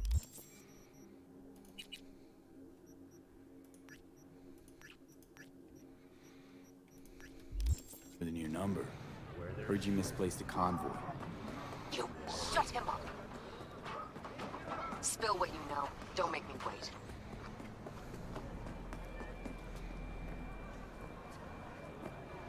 Nuh-uh, not on the horn.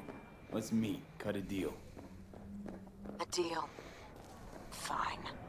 First exit off Skyline, driving towards the NID. Storm channel under the overpass. Meet you there.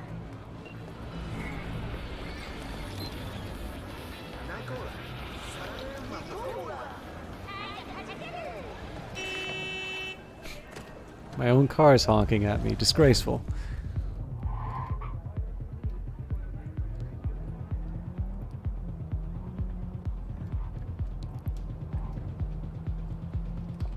Alice in Wonderland, thank you very much for the host. What build did you go through with my first play? So, I mean, I didn't really play enough to have a build, but I went for a Corpo who was stylish as hell. But I did a lot of stealth takedowns. And I definitely wanted to do a lot of hacking.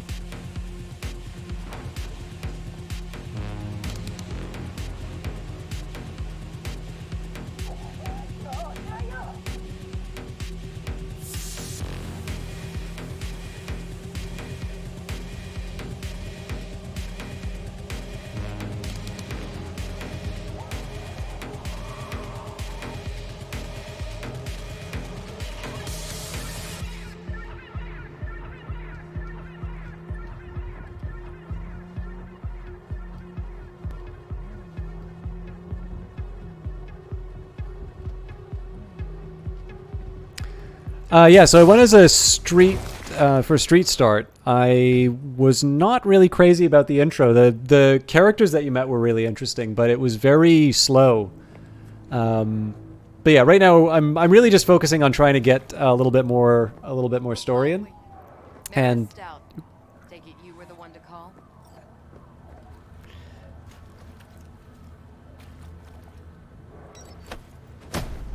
okay, don't get to say hi anyway.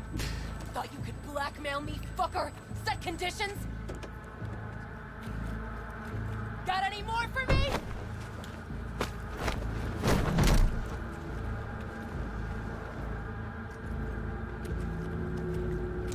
Christ, Meredith! Shut your trap! That fucking thing ready? All set. Now answer my questions. Honestly, forthrightly. Are you here alone? Yep, just little old me. It's the truth. Do a sweep, now. Now listen close. This piece of shit, Anthony Gilchrist, is he your contact? Is he the one who leaked intel on the convoy? That guy? Never seen him before. Checks out. Listen, I know where the transport is. I can help you. Just want a favor in return. I told you! I fucking told you! I'm not the mole! Jesus Christ! Shut him up! Unhand me now before I... Him you can let go. Wanna hear what he has to say?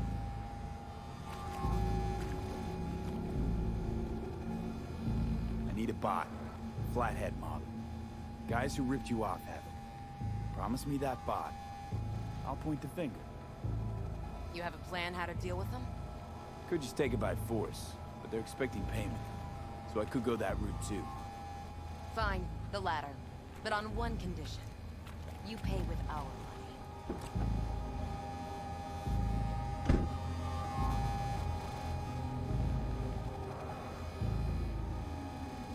Sounds solid enough. I'm in. Some shards you find in the world will contain information hidden behind data encryption measures. To decrypt a shard, first either open it through the notification when you acquire it, or find it later in the Shards tab under Journal in the main menu. Then select Crack Security to unlock its secrets. You pay with that chip, and that's all you gotta worry about. Try to fuck me in any way, and I'll be seeing you real soon. You're making a mistake! This cunt's already good as dead! And she'll take you down with her!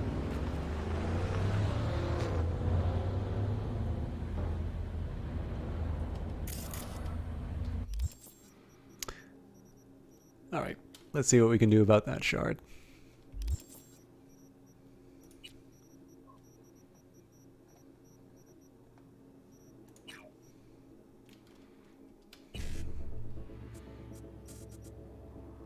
Ooh, okay. So we can do a 55 1C and then E9. Okay. Oh. Sorry, I was not paying attention at all. I should have copied the malware.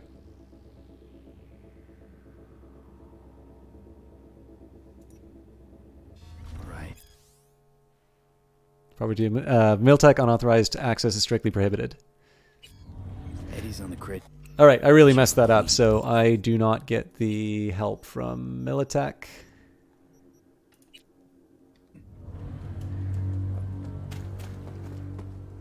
But I'll keep the money.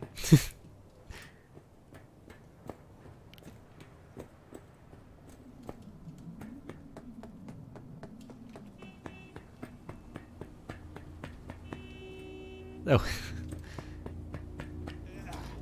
That's probably not a good idea.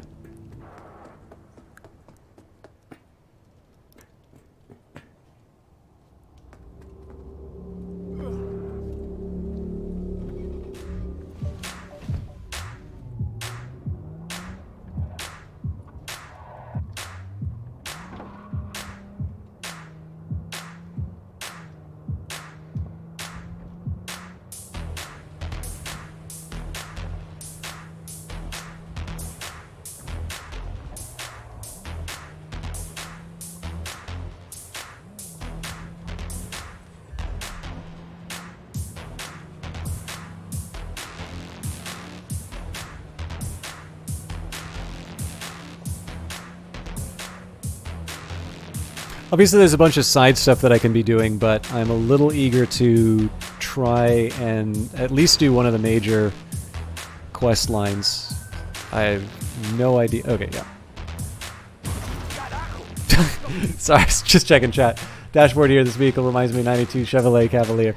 I mean, I suspect probably some of this is intentional. One of the things I actually kind of I was going to talk about this for Maelstrom a little bit later. Actually, I can save it for then, because there's a couple things from Neuromancer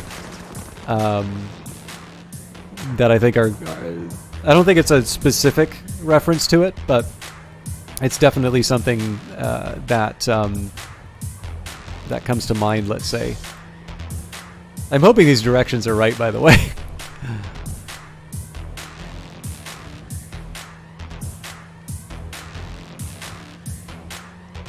Actually, I guess if I'm meeting with Jackie, that's probably going to take us to the Maelstrom event. Ah, there you are. Let me hear what you squared away. So Dex already paid the Maelstromers for the Corpo bot. Thing is, can't be sure the Gangoons are still willing to hand it over. He paid up front? Well, whatever. Let's go get this tech. You scheme yet? You got a plan? That shit can go smoothly. This is Maelstrom. Gang world ain't too complicated. Might's right. The strong survive. Either you fuck others, or you get fucked. So, into the Borg Beast Den? Let's go see these bastards. All right, let's knock on their door. See if they even open up. So Glager, I will definitely say the Dexter Deshawn scene basically caused my computer to really chug. Now my graphic settings seem to be a bit lower than they were last time, but I've noticed that definitely went by quite a bit more smoother. There's a couple little... Sorry, I should stop talking over Jackie. I'll try and answer some of this stuff later. So there's still little glitches every once in a while that come up, but some of the like really comical ones where like, you know, Jackie with his chopsticks when you meet him the next morning and you're sick, like, what you waiting for? I'm trying to explain things to my chat. When I first played it, he had like 100,000 chopsticks just floating around his head by the end of that scene. So a lot of that stuff is kind of gone. Ring a ding ding, chum. Gotta get this done. Most of it does seem to be sort of like just fixing stuff that was making it like glitchy and unpleasant. But I wouldn't say there've been like really substantial structural changes. Like it's still very much like a kind of like a CRPG and sort of a Skyrim Fallout kind of a style, with maybe a little bit more combat. All right.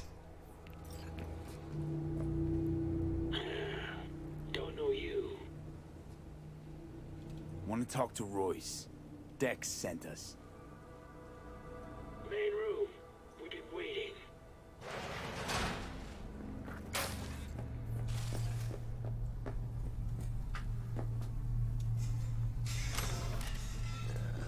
Cozy place.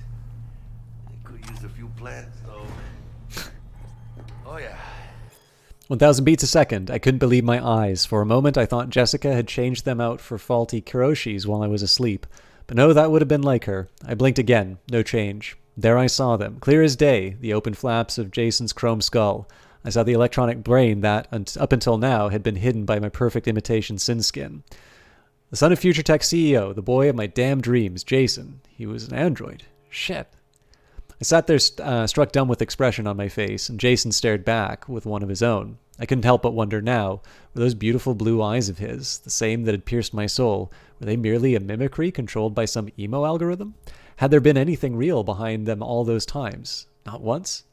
Alex, it's not what you think, he pleaded, with a strangely authentic note of panic in his voice. I wanted to believe him. I really did.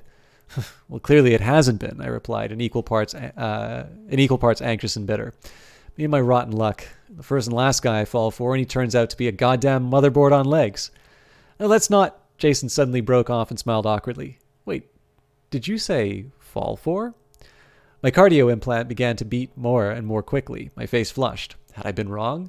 Could this body of bolts, wires, and plastic really contain whatever is left of the real Jason Catalez? And if his father was able to design a synthetic heart for me, maybe he could do the same for his son's brain. The question is, why? So I'm still... One thing I'm not 100% sure on is whether or not this is supposed to be like a work of fiction, or if this is like an opinion piece, like the sort of thing that you might read in like Maclean's or something. because like I don't know, it seems a little melodramatic in terms of some of the dialogue.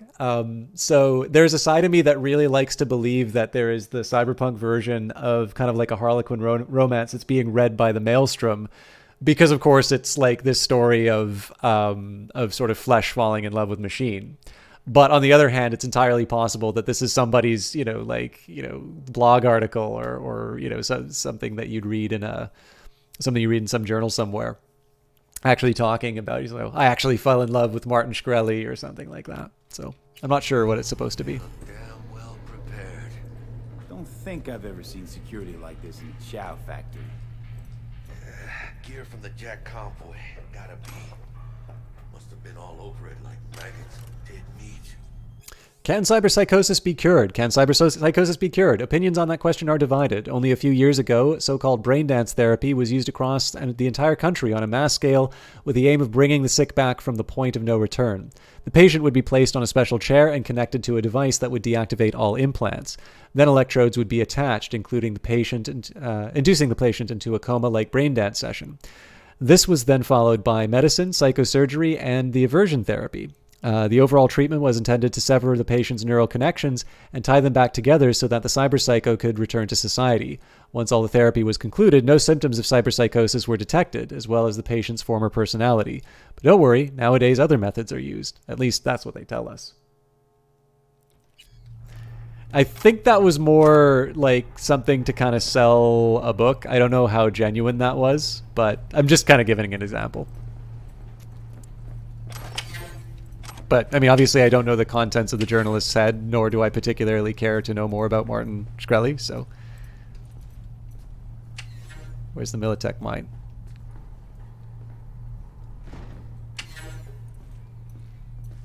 No.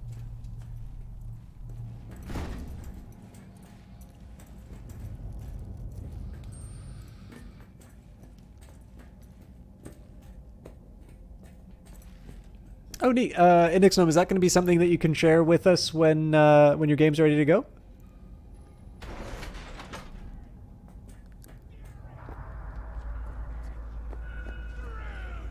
Follow your instincts. Get in the elevator. Fucking shit.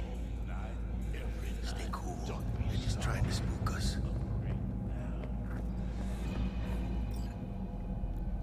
So one of the things I was going to say about these characters,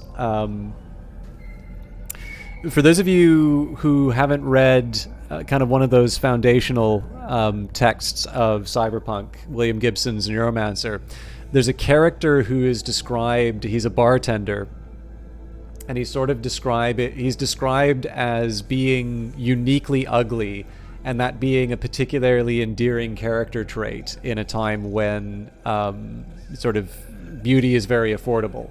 So sort of, Gibson's sort of imagining a future in which cosmetic surgery is very inexpensive, and this character is sort of making a statement by allowing his ugliness to thrive in an environment where everyone sort of looks the same. And I don't necessarily think that's what's happening with the Maelstrom. I think the Maelstrom is just another example in the cyberpunk setting of just all of these different gangs.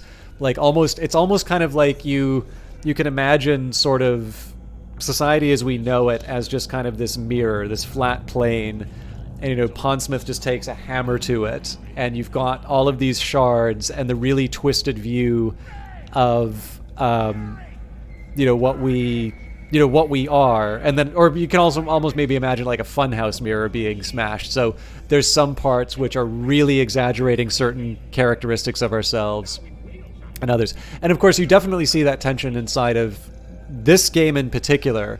Lots of flesh, lots of technology, lots of invasion of technology into the flesh. And I think that is definitely something that they're using to inform a lot of decisions that they make inside of this game. But when I look at particularly the design of the Maelstrom, right, like, they're absolutely right. In one sense, it is just to scare the hell out of people. Is definitely kind of a power move. They're also probably very, very wrong in the head. But on the other hand, it's a case where, in this case, they are not particularly interested in what you or I would associate with, with the advantages of cyberware. In their case, it's definitely a very, very old school kind of He's just become an operating. Okay. So there's lots of discussions in terms of how this guy eats, I see. We're on their turf. So what do you want? You got a bot. Model MT0D12. Called the Flathead. And? The hell you care? Guy I represent already paid Brick for it.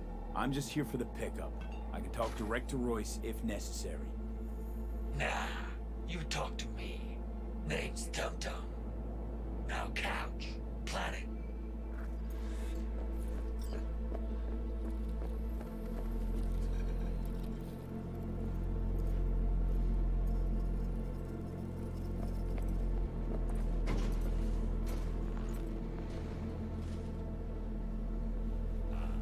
Well, shit.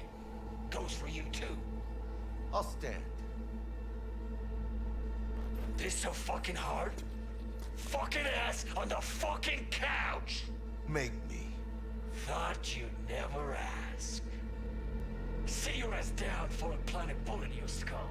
Jesus, Jack, what gives? Primerito, I don't like this guy's tone. Segundo, sitting on your ass makes you an easy target. Sit your ass down for a planet bullet in your skull. You know what, Jack? You called it. Let's scrap the bastards. You fucking... That don't make sense!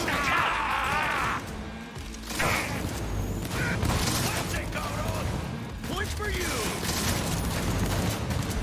This shotgun is useless.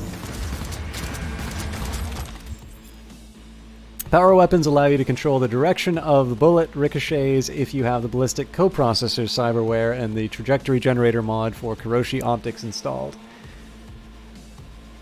You hate how it got a lot of hate? Yeah, it's a tricky one, right? Like, so it's actually one of the reasons why I wanted to play this game, because it's the 1 year anniversary. And what I found so interesting, I'm sorry for those of you who've been hearing it from the start, but like, I will admit, I was very, very skeptical about Cyberpunk when it first came out. And I mean, we've been playing long enough that I should mention, like, the copy I'm playing did come from CD Projekt, or well, I guess from GOG, which CD Projekt's the parent company. So, you know, with that in mind, like, I'm not one of the people who had to pay up for it, right? I'm playing a promotional copy that I was given. And, you know, I'll admit, like, I was definitely somebody who, to a certain sense, felt very vindicated for sort of being mocked for, it's like, oh, you know, you're just trying to be contrarian. But I'm also at the point now where I don't like the fact that Cyberpunk has become a byword for failure, because if you know, just taking a look at the number of people playing it on Steam, this is a game that a lot of people really do enjoy, and you know, clearly, like, I just find it so interesting that this was a game that you couldn't avoid if you tried, and a year later, it's like you never hear of it, despite the fact that there's actually a lot of people still playing. I think it was something like 15,000 people buying it. Yeah, Mended Wolf, I'm not really in a position to say that. I think I'll put it to you this way. I am in a better position to like this game because I've finally been getting into CRPGs, kind of like Skyrim and Fallout and such. And I think if you like that type of experience, I think Cyberpunk's a good example of it. But on the other hand, like, obviously this game had a very, you know, had a very kind of high profile pratfall at the start. And they've improved a lot of the glitches that I ran into when I first played it. But the thing is that it's definitely a game that I don't necessarily think lived up to the hype. So I think it's an enjoyable game, but it is very much a game where you have to be into that kind of thing. And I think if you do enjoy CRPGs, I think this game does serve it, at least as far as I've played it for myself. But there's a pretty... I think you'd probably be better off asking chat. Well, I think you probably did ask chat. But I definitely, for those of you in chat, both people who like the game and don't, I'd actually really like you to offer your opinions there, because I think there's a pretty broad experience of how people are engaging with this game. And, you know, the fact of the matter is I don't want people to feel like they're being cheated. Thank you very much for the follow, by the way. Okay, not crazy about this shotgun, to be honest.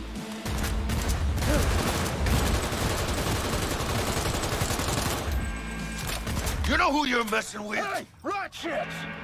Big fucking mistake you made!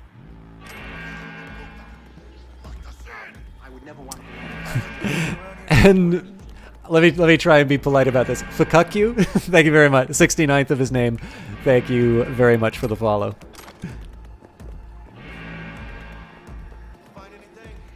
Nothing yet. Sorry, what am I supposed to be looking? Look for a case containing the flathead.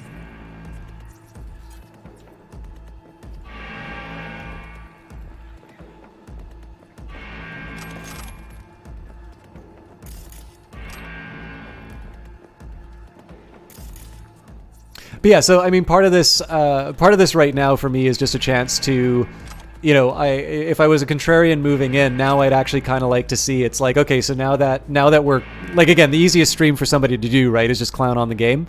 But what I want to do here is say, it's like, okay, what's this experience like? Am I enjoying it? Where do I think it stands up? Where do I think it doesn't do well? Cyberpunk 2020 rulebook. It doesn't matter how well you do something as long as you look good doing it. If you're going to blow it, make sure that you look like you planned it that way. Normally, clothes and looks don't matter in an adventure. In this world, having leather armor jacket and mirror shades is a serious consideration. Think dangerous, be dangerous. Think weak, be weak. Never walk into a room when you can stride in. Never drive slow when you can drive fast. Throw yourself up against danger and take it head on. Never play it too safe. Stay committed to the edge. Incidentally, this is actually inside of the Cyberpunk 2020 rulebook. So, yeah, so Mended Wolf, I can speak a little bit to this. So I've now played the 3 intros. I think the Corpo intro is by far the most interesting for me. That is also probably a reflection of my personality, but they lead you to the same sort of opening cinematic. And, you know, I don't necessarily mind sort of being on rails. I don't think choices matter is necessarily the most important thing for me in a game. But definitely, like, you can have 3 very diverse starts and they may open up different dialogue options for you over the course of the game. But at least from my early experience of the game, it is very clear where you have 3 different starts, all of which kind of take you to that same path and then you move through. Yeah, and I think Glager's got a really good point here, right? And this is the big thing, is that there is definitely a set of people for which Cyberpunk is a very good game that they tremendously enjoy. But it's also a little bit like No Man's Sky, right? No Man's Sky also had an incredibly large player base. And it's, you know, the nice thing about No Man's Sky is that there's now been quite a few updates to the game. And I think that game is now matching what a lot of people's expectations were for it. But what was interesting is, like, there was never a point for No Man's Sky where people stopped playing that game. Particularly on PlayStation. I think there's a GDC talk with Sean Murray on it. There was always a big body of people who really could not stop playing that game. And I think Cyberpunk's in that case. I'm actually a little pessimistic in terms of the game's prospects, because the things that didn't quite work for me, I think, are structural parts of the game, and that to change those means changing the experience of Cyberpunk. But that doesn't mean that later DLC in the game may not make the game a bit more interesting to play and make me care about some of those things or care less about those things that don't quite work for me. And again, like, in terms of an experience, being able to go into this world, see sort of Pondsmith's work turned into an interactive experience, and just, you know, seeing some of the really good animation, really good experiences, like, those are definitely things that I think the game is delivering on quite well. But I mean, again, like, I'll definitely, now that I know there's a few people trying to make a buying decision, I'll try and highlight some of the things that didn't quite work for me originally. There's also the element of people not wanting to support CDPR on account of their actions and attitudes towards development. Yeah, sorry, that's actually also true as well. I'm largely avoiding that conversation just because it's, you know, like, it's like me not playing Activision Blizzard stuff. I mean, like, Activision Blizzard certainly hasn't been giving me any more reasons to play their stuff lately. But, like, for me, it's like, if I do that, that's a personal thing for me. And I don't mind telling people, like, I don't have the BattleNet launcher on for me, but I suspect my personal feeling on that maybe isn't going to tilt people's decision one way or the other. Like, some people just want to play Diablo, and I'm not going to begrudge them that choice, because everybody in the end is going to make a decision in terms of how they want to interact with their stuff. If anybody has a reason to hate GOG, I do. So, you know, it's, but you're absolutely right. Like, I'm not at all happy with how CD Projekt treated their staff, and likely still continues to. Cyberware controversy in football. Never before in a single night has a crowd snapped so abruptly and so frequently between euphoric cheers and deafening silences. The most recent match between the NC Corsairs and the San Diego Shredders ended in overwhelming victory for Night City, but it was another team that stole the spotlight. Trauma Team paramedics airlifted out a record 7 players during the game due to potentially life-threatening injuries. 3 still remain in stable but critical condition. The game's unusual spike in injuries was a result of a months-long feud between the two franchises that had hit a boiling point. Shredders head coach Darnell Irving has repeatedly accused the Corsairs of breaking league rules by allowing players to equip military-grade cyberware. Corsairs organization representatives have refuted the allegations, claiming the rules contain no such clear-cut cyberware guidelines. Night City's head coach even went so far as to say that San Diego would be wise to make the same upgrade instead of crying like babies whenever they get their asses kicked. What he doesn't mention, however, is that the NC Corsairs have a sponsorship deal with NightCorp, granting them exclusive rights to equipment designed in NightCorp's top-secret football science lab, Salt in the Wound. Of course, unpersuaded, the San Diego faithful have argued to the league that the use of military-grade technology is damaging to the game's integrity and future. Football analysts and commentators, on the other hand, have dismissed the controversy, saying that the arms race mentality has always been pervasive in sports. Their case in point, the 2064 Night City Marathon. In a record-setting and uncontested victory, Austrian runner Dominik Baum blazed past favorites from the Czech Republic and France because of Vienna's close partnership with Zetatech.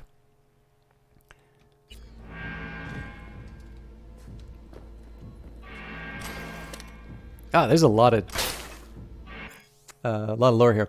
All Foods, the future of meat. Not only are All Foods products healthy and nutritious, they will feed our future. Soon All Foods will launch a pilot line of new products to complement the Easy Beef brand.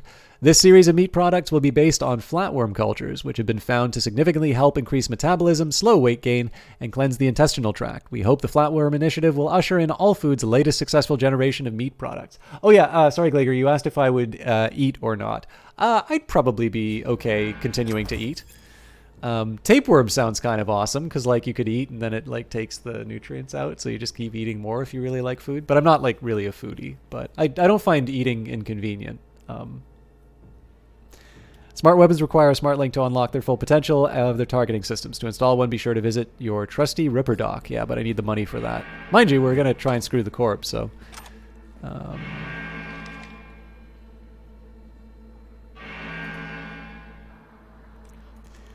Warning, Royce to Brick.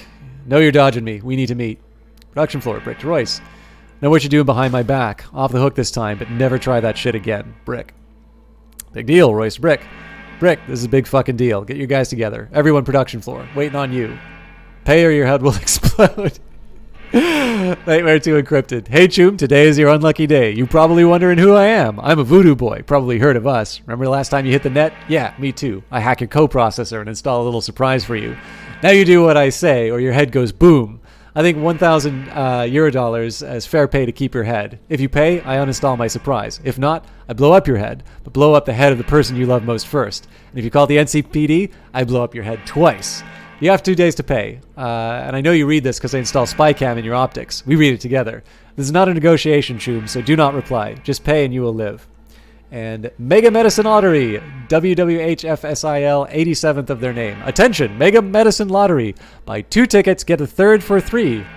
Less than 3, less than 3, less than 3. Thousands of prizes are available. Drugs, reanimations, primary care appointments, surgery vouchers, blood screens, cyberpsychosis vaccines, Ripper Doc referrals, and our grand prize, a 1-year Trauma Team premium package. Hurry while supplies last. Your neighbors already have their tickets. Buy yours now. Bitch from the Afterlife. Dex to Sean, if Wallet's as fat as he is. Mr. Hands, no contact at the moment. And Voodoo Boys. So possible virus from Militech gear and Militech important. To all, stop contacting the mole. We're in deep shit. Oh, I wonder if we'll be able to find out who the mole is from this. Again, I'd love to go to the net, but I've wasted so much time on lore already, so...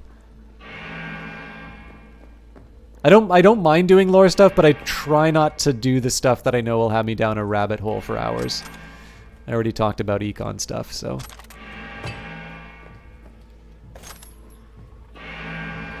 Oh yeah, sorry, one other thing I wanted to say about this. I really do like the soundtrack to this game. I think it's really well done. Wise offer from Hiram Goldenbaum to Lucius Thorn. Heard you came into some quality equipment recently and had a plan to keep it to yourself. I respect you, Lucius. Man needs ambition. But But you're out of your element here. This equipment is hot, and if you don't get it off your hands quickly, you'll get burned. I can offer you a fair price for both sides, and I can guarantee discretion. Think carefully. Royce, Patricia to Brick. Royce is a feral animal. Let him out of sight for a second, and he'll crush your windpipe like a beer can. Want my opinion? Bullet to the head, preferably in the back. Not worth a risk. Period. P. This is the earlier email from Brick to Patricia regarding Royce. Don't remember asking your opinion, P. Been in the biz 5 years, so that makes me a goddamn Methuselah. Never seen no Royces. Brick. Okay, I guess maybe that was the right order. I'm not sure. Oops. So I keep hitting escape when I think it wants me to hit C. Blaming Bart Moss by Bugbear, or 8ug8air. When I imagine what the net was like before Bart Moss, I see thousands of potential threats and thousands of opportunities. Of course, the whole system was unstable. Corporate runners pulling one way, post-war rogue AIs pulling the other. Financial markets tanked. Virus mutation spiraled in uncontrollable ways, and runners got cooked in their living rooms every now and then. Bart Moss saw the net as a grenade waiting for the pin to be pulled, and that's exactly what he did. Fuck it, right? Let the world burn. Bart Moss fucked the system, but fucked all of us along with it. Just look at it now. Corps are on top as usual. The Black Wall, which was supposed to protect us after the net's crash, is just another control tool in NetWatch's arsenal. Before Bart Moss, the net was an untamed jungle. If you could navigate it, you had a chance to survive. You were free. After Bart Moss, the net's like an airport security check. Every step you take, NetWatch is checking your papers and performing a thorough cavity search. Oh, but all for your own good, of course. Actually, this is kind of interesting because I was talking about a science fiction book I'd read before called Anathem. In Anathem, there is this idea that advertising has gotten so out of control, and just the general tendency to try and put like nonsense and untruth out in the net, that there's a whole series of algorithms which are sort of designed to try to piece together what the truth is, so that a direct connection to that world's version of the internet is not actually going to give you any information. What you're going to rely on is somebody to sort of, or somebody apply an algorithm to actually be able to identify the information out of that. So I'm not quite sure where that idea originally came from, but that's obviously what's going on inside of Cyberpunk as well, which is that the net as we know it essentially is unworkable, and that instead there's sort of this this technological barrier that's sort of been set up to protect us from the bad stuff to go in. Yeah, I mean, to a certain extent, it may just be a reflection on the fact that a lot of us experience the internet through a few portals, right? So, you know, Amazon, Google, Facebook, you know, those are definitely, for a lot of people, just the way that they connect to the internet. I mean, Google, it's at a point now where you can read a newspaper and you'll never once actually visit the newspaper site. You'll be entirely within the Google ecosystem. So that might be where it's coming from, but I suspect there's probably an earlier origin to this, and I just haven't found it. If anybody knows these sci-fi references, by the way, I'd love to read some of the source material. Like I've read Neuromancer, I've read Snow Crash, I've read some Bruce Sterling, and but I'm definitely not in a spot where I'm actually some Charlie Strauss as well, but I definitely don't have kind of an encyclopedic knowledge of the genre. I thought I found the case. What's going on here? Oh, I gotta scan it probably. The Flathead, model MT0D12, Militech logo. Let's see this bad boy. Open it.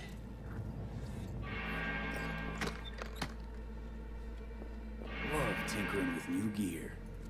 Tech poetry. Great piece of chrome. Feels like fucking Christmas morning.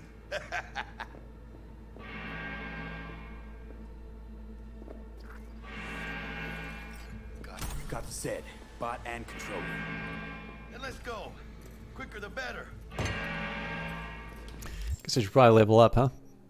Although I don't really know what I want to do yet. Like, I've been using... I guess I should probably use a rifle more often. If I can. Yeah, but what about assault? Like, is that assault rifles?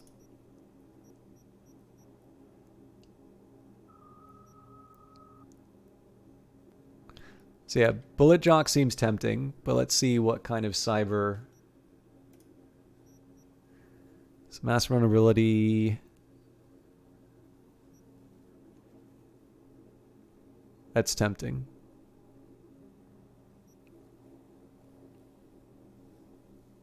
And advanced data mine's actually also kind of interesting too. Quick hacks deal 10 more damage, unlocks crafting specs for uncommon, allows RAM to recover during combat. That would be actually pretty good.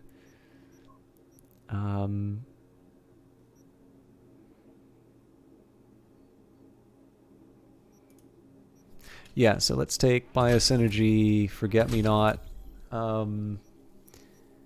But I have been shooting a lot, so let's get a point into Assault as well. So in this case, we'll do Bullet Jock, and that means we're heading down the path for... I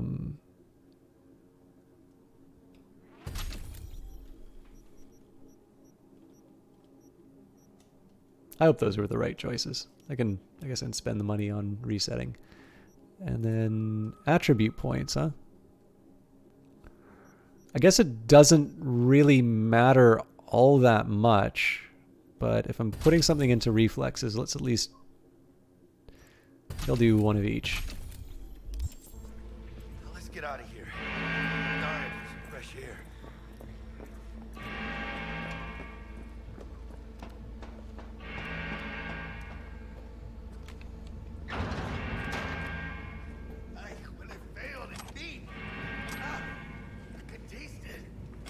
It's a production line. Plus, I thought you loved me. There's no other way.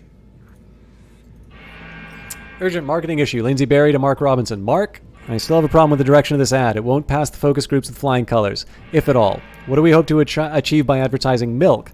I know you've seen the latest reports. Even if we jack up the nutrient content and tweak the consistency, we'll still lose to Biotechnica's alternatives.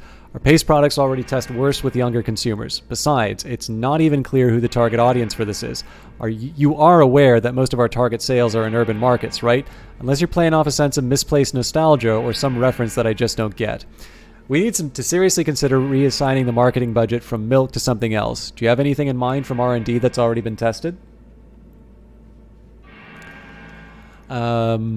Lindsay, I'm not fully prepared to drop the milk project just yet. Despite your first impressions, we've actually put quite a lot of thought into this campaign. Still, I'm willing to explore other options. We have the meat mixture based on insect proteins ready to go, the same we discussed last year but weren't happy with the texture or smell. There's also soluble powder based on the mealworm lava we use as base for porridges and soups. Main problem is that we'd have to start from scratch. Let me know if either of these options speaks to you and we'll sync on the topic later this week. Mark. Porno VD from Sex. Porno Brain Dance, Fuck BD, Sex Brain Dance, Porno Hot BD, Max Feel BD, Threesome Fuck BD, Cum Explosion, Real Feel Fucks. Do you crave more? Looking for the hottest experience? Desire unlimited prawn access? Find it all here. Firefuck Skin Melt, Fuck Yourself, BDSM Orgy Fest, and so much more. Join now to see the hottest offers. XXX features Best of Marquis de Sade. Didn't find what you're looking for? Fantasy's so fucked up it's not on our menu? No problem. Use our on-demand service to make an order. Our sexperts will do make sure your every desire comes true. We've got it all. Sorry, I'll try and do a classier reading of that next time. Forever Young from Piternamics. Forever Young. Are you in your 50s, 60s, even your 70s, but still want to look like you did in your teens? Do you crave the eternal youth of the Arasakas, but can't afford the implants? We've got a solution. One a day, Piternamics will slow the effects of aging, helping you look even 20 years younger. You're just one small capsule a day away from enjoying your natural beauty to its fullest, even into old age! Exclamation marks.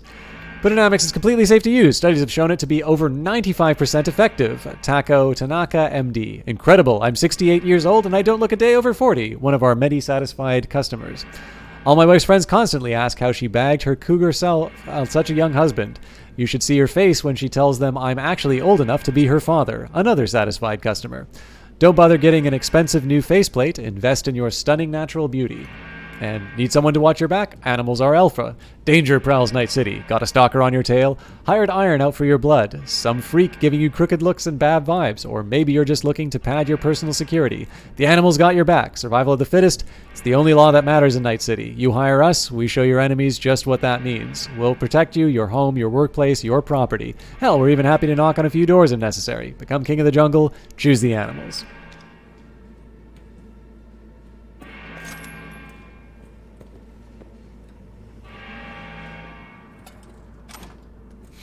Staring at violent lights with a annoying alarm sound in the background is Migraine the video game. All Foods, the future of meats. Not only are all foods products healthy and nutritious, they will feed our future. Oh, we've already read this, though.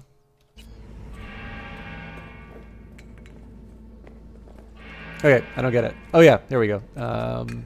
I'm sure this is where they would have taught me the jumping. Good. Let's go.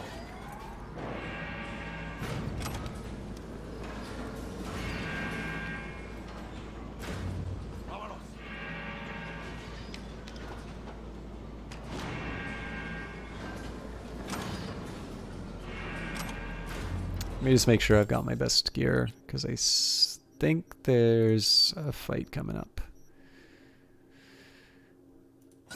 Okay, better copperhead. I can scrap these things for...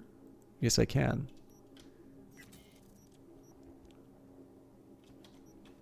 I think the Unity's... Nope.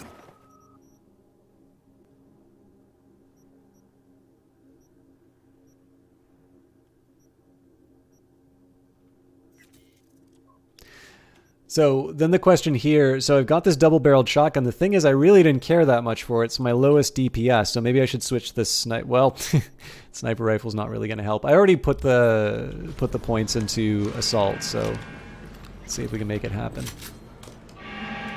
Well, so much for that.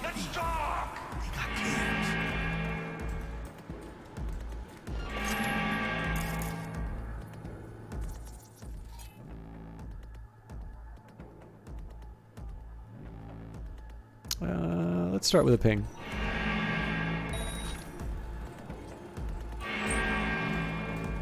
Yeah, so they're going to be looking for me.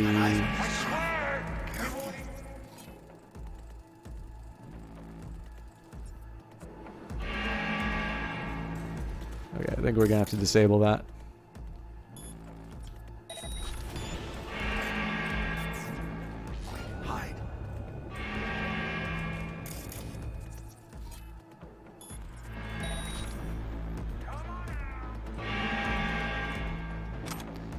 So if I can get a distraction off, or if I can turn around, I can do a stealth kill. Not fast enough. That looks like a better copperhead, though.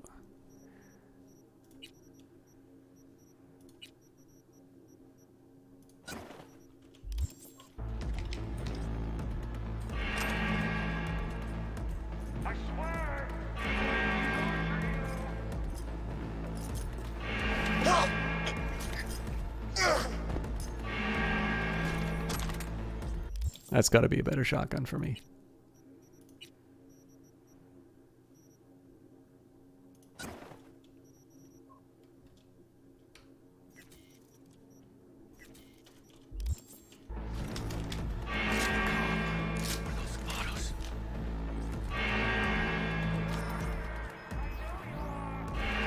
Okay, so he saw the body, but I don't think that's going to matter until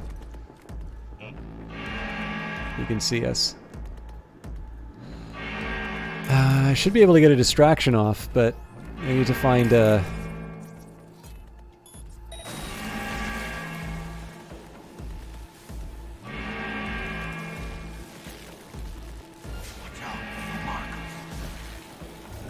Nope, well, I'm screwed.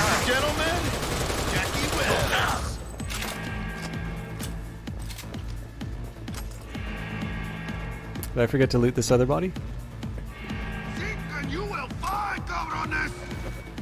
Ah, crap, somebody's hacking me.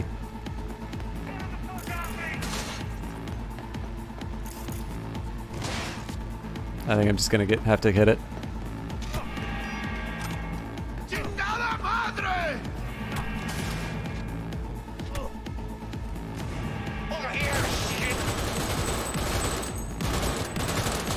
I forgot how spongy the enemies were.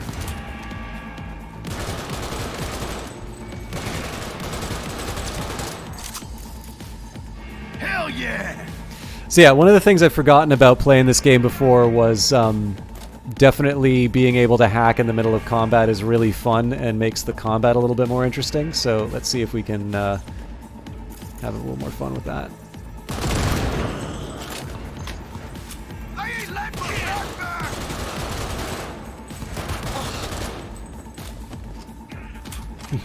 Sometimes simple explosions do the trick too. God damn it. Where is he? Okay, they're gonna overheat me again.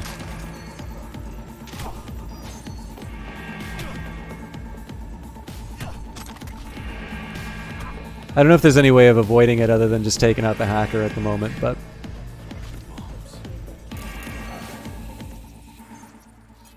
maybe a ping? No. I'll find the... wait a minute. Oh, there we go. Oh god, there's a lot of them. Okay. Let's start by... getting the lore. That is the same thing we've read 100 times before. So yeah, the...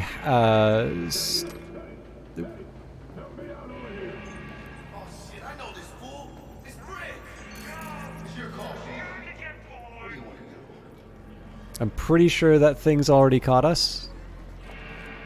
Well, I mean, the place is already alerted, but... I guess I don't have the RAM. Detonator armed.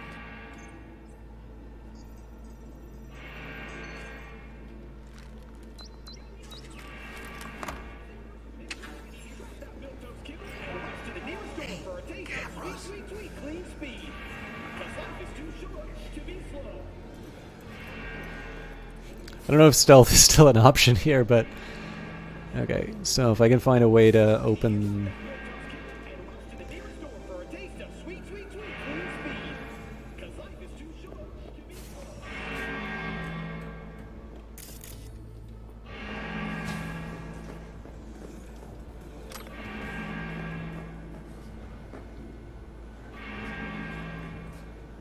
yeah, I mean... curses. That's not really gonna help. Although it looks like there's still something to do up here.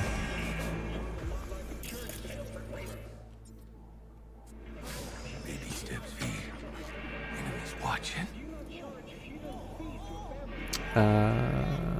This is all the same milk. Nope. Okay, I'll stop reading the penis enhancement.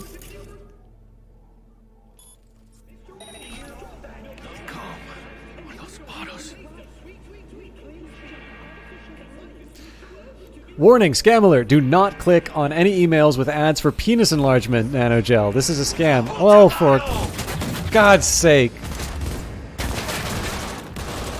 I'm trying to learn.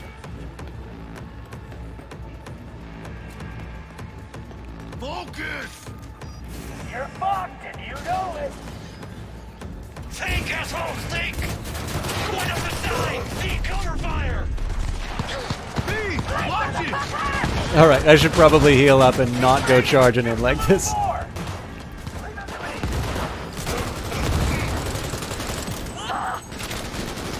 There should have been a melee option there.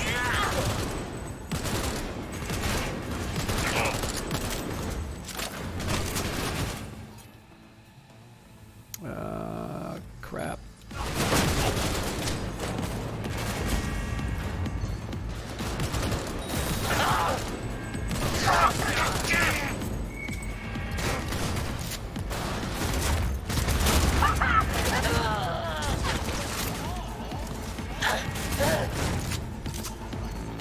Hang on! Reloaded!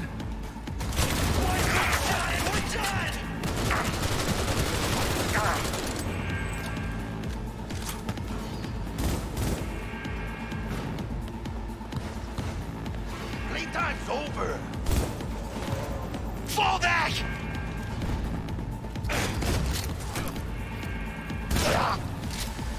There's something very annoying about having to use three shots to kill someone like that, but I guess I wasn't that accurate on the first shot.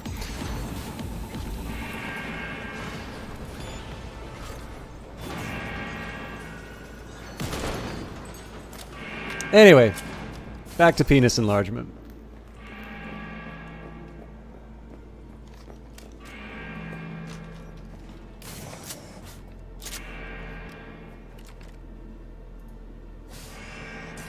This is a scam. Ordinary gels cannot stimulate new cell growth. The only tested and proven method for penis enhancement is still the Arisex hormone treatment. Our scientists at Arisex have developed a formula that will dramatically increase the length and girth of your penis in only 7 days. Join the thousands of other satisfied customers and order your kit today.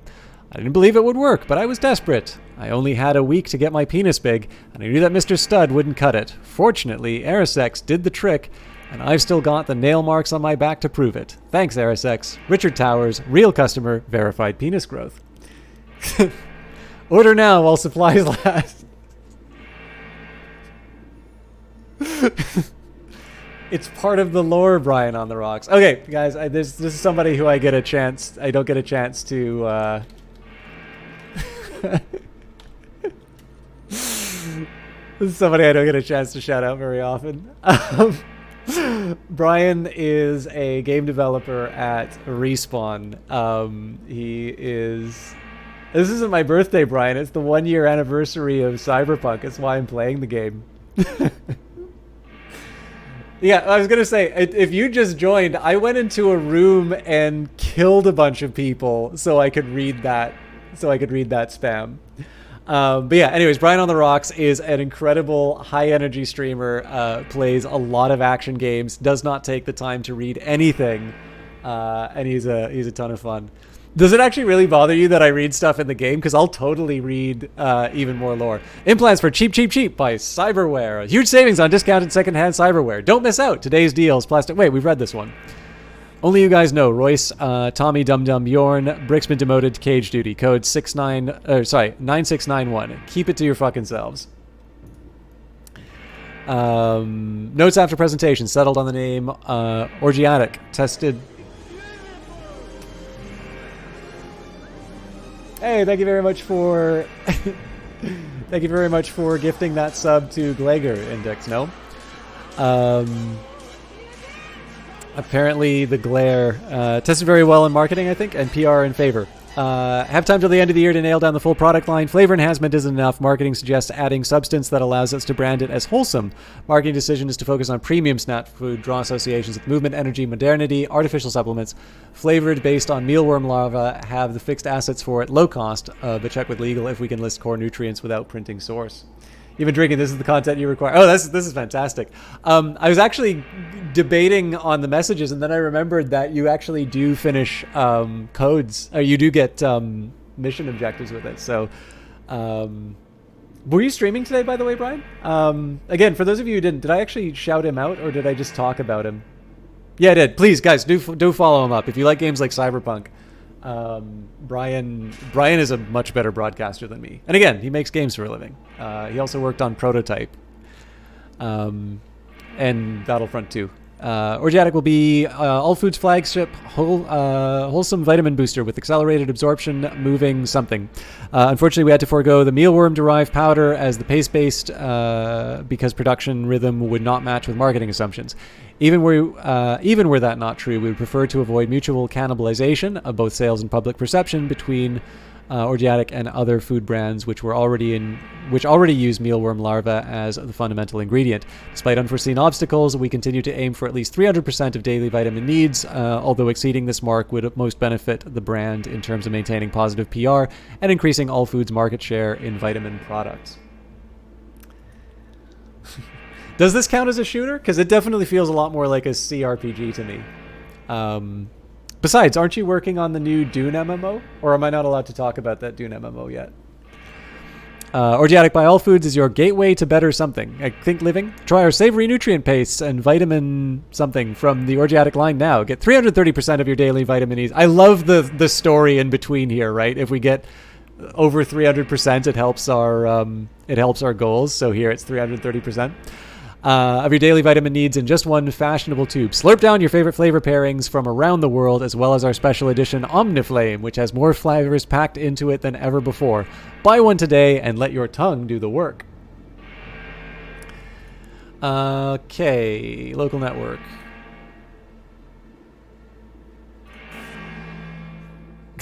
This probably would have been better before I killed everyone.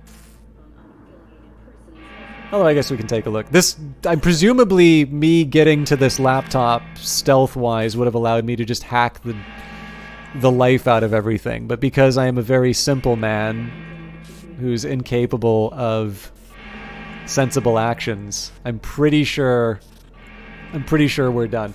By the way, I still don't know how to fire a grenade. Oh, middle mouse button. Okay.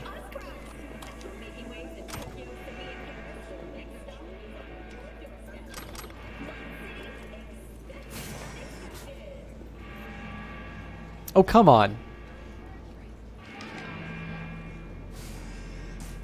You're really gonna make me type it in game?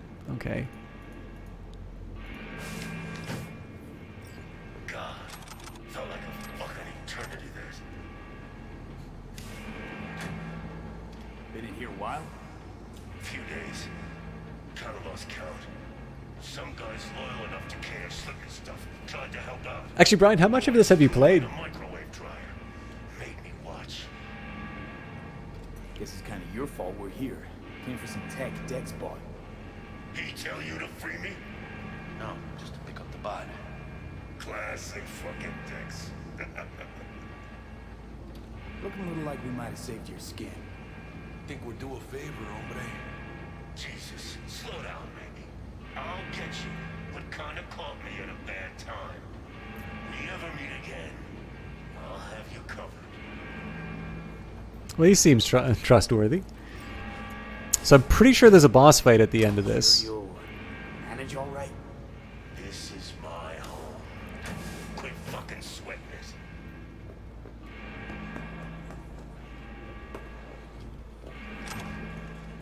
But yeah, I'll grab all the cheese wheels in the area and then we'll... Wait, is that another shotgun? Not that I use them that much, but... Yep, that's a better one. That's probably a better assault rifle, too. Yep.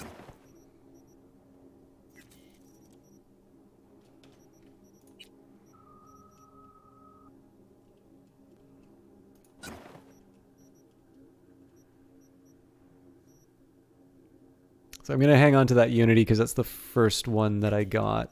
But the rest of these, I think I can safely get rid of. I'll keep the sniper rifle just as an option, but I'm almost certainly not going to use it.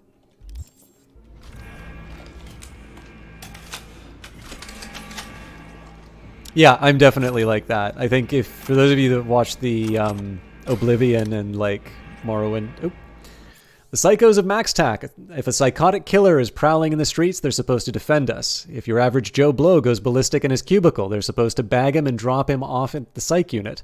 They're supposed to make us feel safe in a world of madness. But to be honest with yourself, have you ever really felt safe in the presence of MaxTac?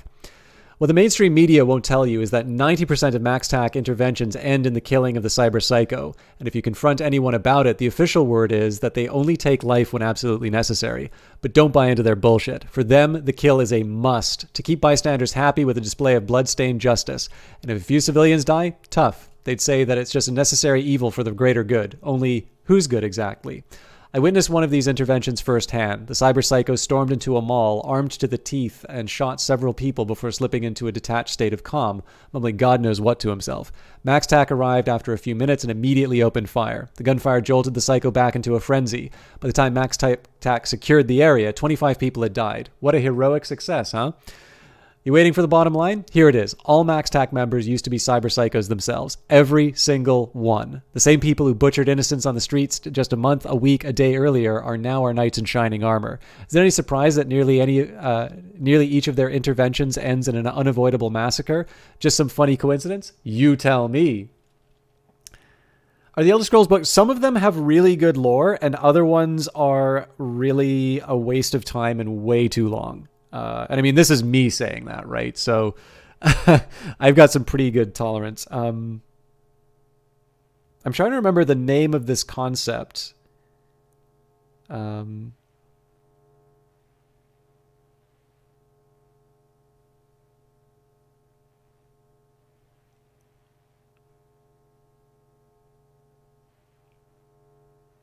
God, I can't remember what it is, but I remember that there are there's a concept. I actually think they mention it in the TV show adaptation of The Boys.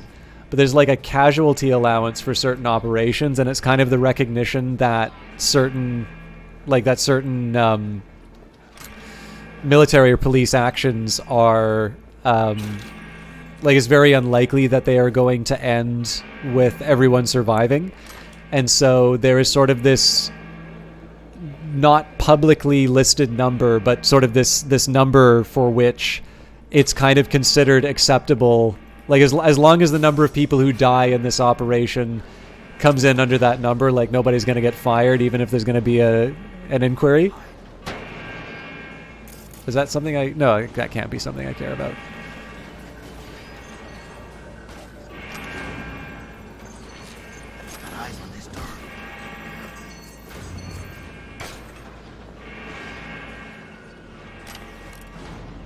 Oh, so, okay, this is one really worth reading. So the Solo's Manual by Morgan Blackhand. I believe Morgan Blackhand is Mike Pondsmith, the sort of the lead on the Cyberpunk role-playing game. I believe Morgan Blackhand is actually his character. Think you've got what it takes to be a legendary Solo, huh? Sure you do. Otherwise, why pick up this book? You're looking for respect, for fear, for a way to be on top. Maybe you heard someone quote me about winning battles with only a glance before a single shot's been fired. Well, fine. I'll let you in on a secret. It is possible, and you can do it too, but only if you got the guts to survive going to hell and back more times than you can count. Thousands of fights, millions of bullets, hundreds of gallons of blood, yours included. That's what you have to look forward to. And you'll need a solid ripper, one you can trust, one you make lifelong chumbadas out of. One who tells you every week it's a miracle you ain't dead by now. At least that's what he'll say if you're lucky. Nowadays, every kid with a big iron and synth leather coat and micro missile launcher thinks that they're a hotshot Solo. But you know what? Just because you killed a few goons with a smile on your lips doesn't make you one. Anyone can kill. I knew this rocker boy once who blew up a whole fucking platoon of corpo trash. Did that make him a Solo? No. Made him dead. So you think you got what it takes to carve your name into Solo history? Good. Then this book's for you.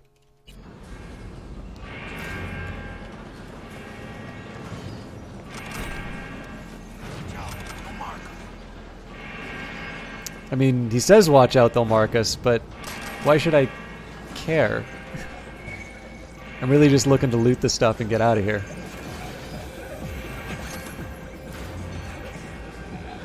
God, we've gotten this item like 10,000 times.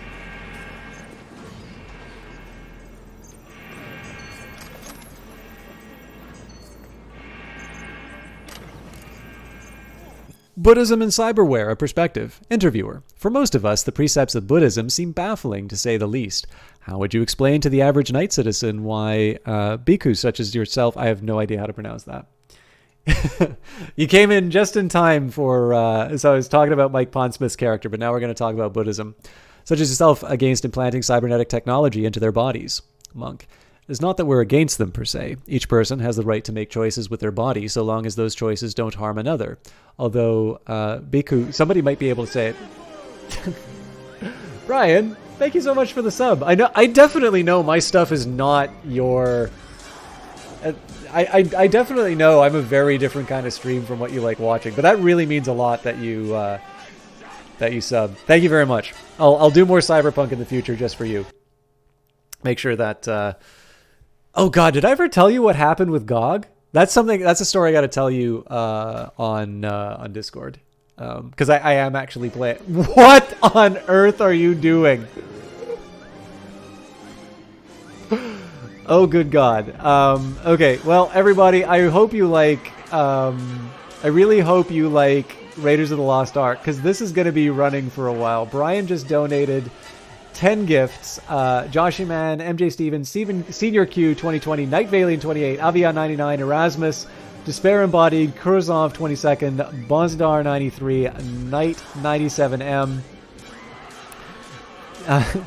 And I hope all of you really do enjoy these emotes that the Eyes of Sin made for me. I think they did an absolutely wonderful job with them, and it really makes me happy to see you use them. There's one in particular that actually, there's a little bit of a story behind, and I think she did a fantastic job with them. I'm definitely gonna hire them to do more when I can, but we're definitely gonna be getting more. More of those emotes down. All right. Every person has the right to make choices with their body as long as those choices don't harm another, though Bhikkhu do abide by stricter rules, such as abstaining from cyberware in order to achieve enlightenment. Interviewer: then what does your hesitation stem from? How do cybernetics affect your pursuit of enlightenment? Monk: well, short pause, among other things, it's their vague fluid status. For lack of a better word, ask yourself, what is an implant? A part of your body? An impersonal object? Interviewer: you're asking me? I suppose I'd say it depends. Monk: precisely. Bhikkhu limit their possessions to a robe, umbrella, and a bowl for alms. Everything else is a distraction that hinders his or her release from the world suffering. Let's say, for example, that a synthetic hand is just that, a hand, a part of the body. But what if... Thank you very much for gifting the sub there, Glaker. And congratulations to Antzo for that. A lot of new names in the chat. I'm assuming it's because of Cyberpunk. A hand a part of your body, but what if it has a watch installed on it? A blade. Right, I think I understand. Where the line's drawn isn't completely clear. Possessions, especially such intimate ones, are distractions that muddy the mind, that pull it further from inner peace. I believe that the phenomena of cyberpsychosis is proof enough of this truth. So hopefully the alerts are not completely drowning out the chat here. But remember what we were... Remember what we were talking about a little bit earlier in terms of the contrasts between sort of the flesh and the machine, and how that kind of seems to be something that is kind of recurring, and I think that's a conscious choice on the part of the designers of the game. Oh yes, yeah, you got a sub earlier, Glaker. But I will shut those off if they get too annoying to people, so please let me know, but alerts are really the one case where people get a chance to sort of make their mark on the broadcast. So,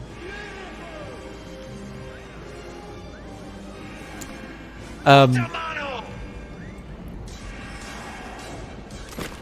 yeah, so I think that Buddhism article is kind of another reflection of that theme emerging. I mean, again, it's not that Cyberpunk. Boring conversation anyway. Oh crap! I'm terrible with burst fire. Okay. Under heavy fire! Stay with me! He's hiding! Find him! Moving into position!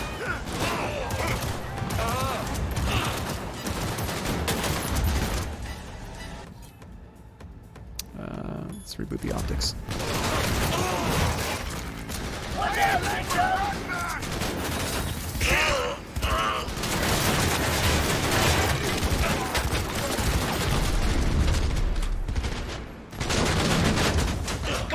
I got you!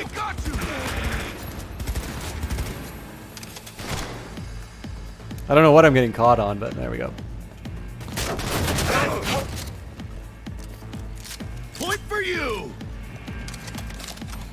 See you on the other side!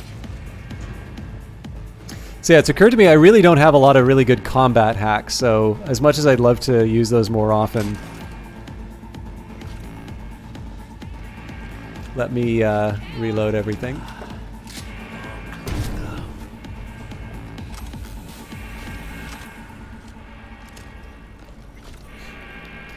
But, God, I really wish I knew this thing was a burst rifle. I know some people, like, if you want to see somebody who can work magic with the burst fire, watch Brian play Apex. But I have never been able to make it work. Actually, maybe Battlefield. That's maybe my one exception. But anyways, thank you all for the... Oh, God damn it. Okay, let's just get a ping down.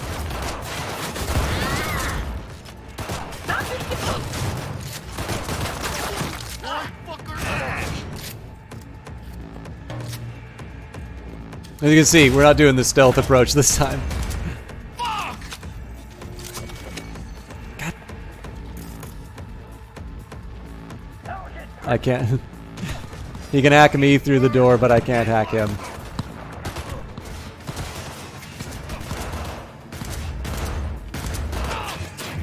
I'm empty!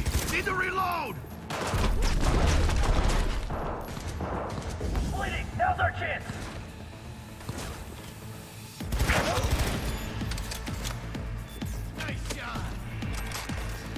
All right, now we loot everything to death.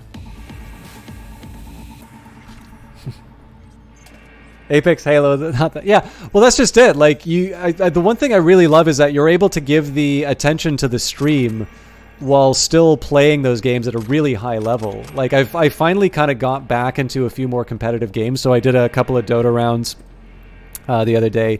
I played a little CS:GO. I was trying Destiny 2, but more so for the single player experience. And again, but like when I've actually. Like I've been playing the Hazard Zone mode for. At this point, we can probably just turn it off. Nope. But yeah, it's definitely not been a piece of cake in terms of performing at the level I expect for myself. So I definitely gained a great appreciation for what you do in terms of just keeping the energy up. Like, so the thing is, keeping the energy up in a stream is really tough. It's why, strategy games work so well for me, because I can be a boring sap like I normally am and just,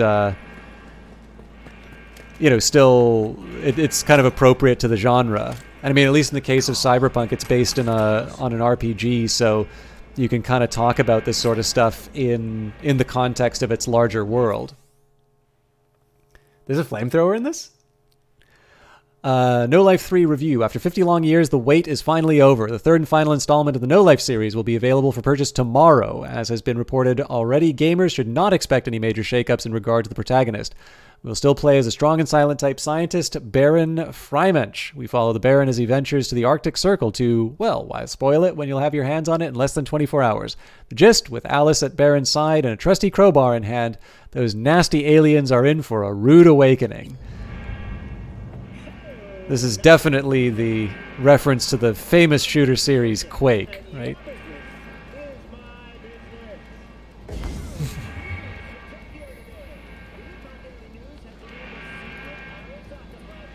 Your inheritance, urgent reply needed by Sane Dowes.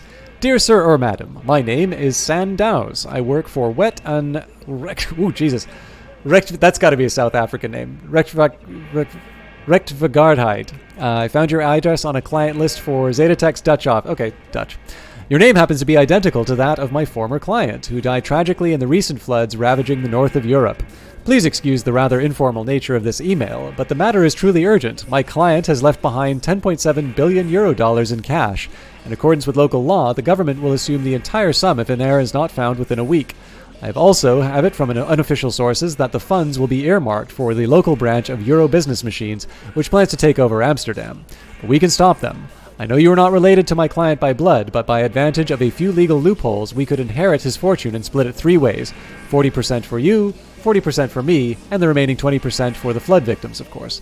Please respond to this message within 3 days. Otherwise, I will have to look elsewhere for help. Sincerely, Sandows. Feeling Alone Tonight by Hot Use Bio. Feeling Alone and... Sorry. No, actually, sorry. DMCA ruined this idea. Feeling alone and kinky? Women? Men? Agender or fluid? We've got someone for you, and we're as naughty as we are sexy. You're just one easy order away from living out your dirtiest fantasy. Check out our Double Trouble Genitals, Animalia, Tails, Scales, and more. Neurolibido Stimulants, and that's just the start. What are you waiting for? Contact us now to take your pick of the hottest tale in town. We are ready to get wild. Winky face. By the way, Brian, if you're looking to record any more alerts for your channel, I will happily supply recordings of what I just read there. So, in fairness, Sean, it would not be out of character for the RPG to have that. I can't say what the video game has, but you must have been here when I was talking about the Gilligan's Gang. Like, that is That is not made up. In fact, I believe there is a video of Mike Pondsmith running a session of Cyberpunk that that has the Gilligans appearing in it. So, don't underestimate the weirdness this game can get away with. Well, sorry, this world can get away with.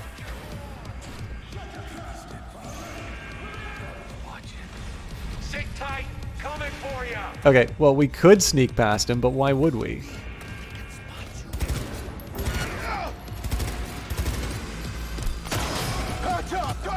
Whoa! Oh, that's Jackie.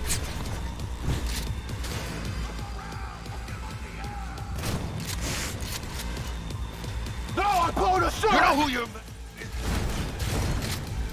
Yeah, it would help if I actually hit the guy, right?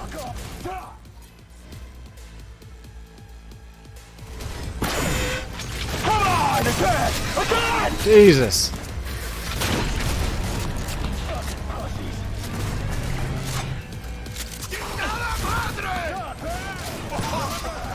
We're coming for ya. Start saving for a new head!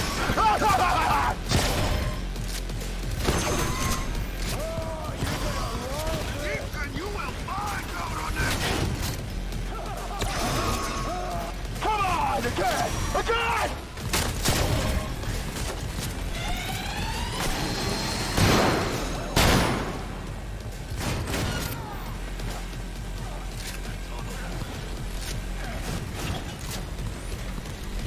God, the reload on this thing is atrocious. Shame to smash a pretty face!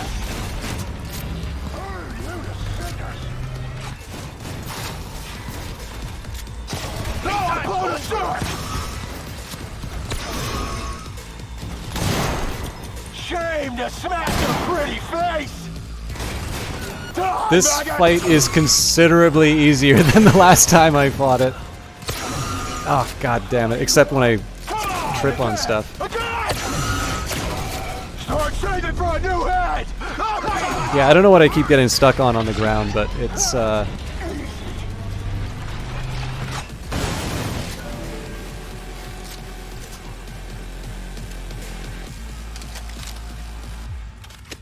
on, V. Let's get out of here. yeah, that is a fantastic example about how not to fight that boss, but we survived. Upgrading iconic weapons and clothing. You just received an iconic item along with a set of iconic crafting specs. You can use these to upgrade it to higher rarity. We already read this tutorial. I don't even know what I picked up because there's so much stuff to pick up. I just randomly like spam F over everything and sort it out later, which we're going to do now. Assuming it let... Okay, I guess I don't get that.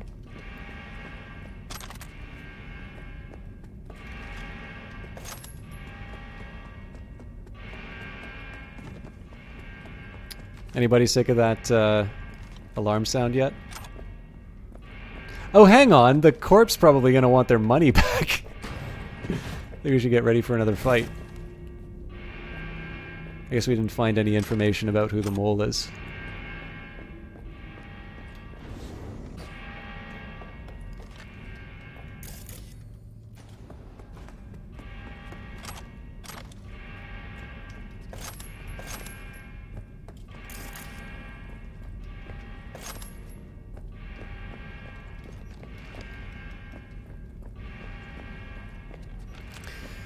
Okay, let me just take a second here and find... Hopefully we've got a better assault rifle. Really? I can't sort by type? Oh, there it is. Okay. So if I'm really bothered by the burst fire, I can switch out to the Copperhead again. It's a 2 DPS difference. I think I'll stick with it. I won't scrap the other one, but it's gonna take some convincing to bring it up again. The next question will be, okay, it's a better shotgun. So the question is, do I want to stick with a pistol or do I go for a light machine gun instead? Oh, hello. I might like this shotgun more. Well, the DPS isn't there. But then again, I can get... How many shots in a clip? It's double-barreled. Really? It doesn't tell me how many...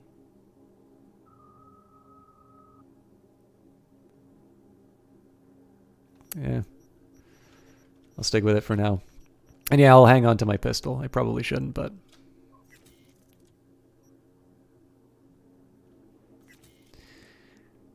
All right.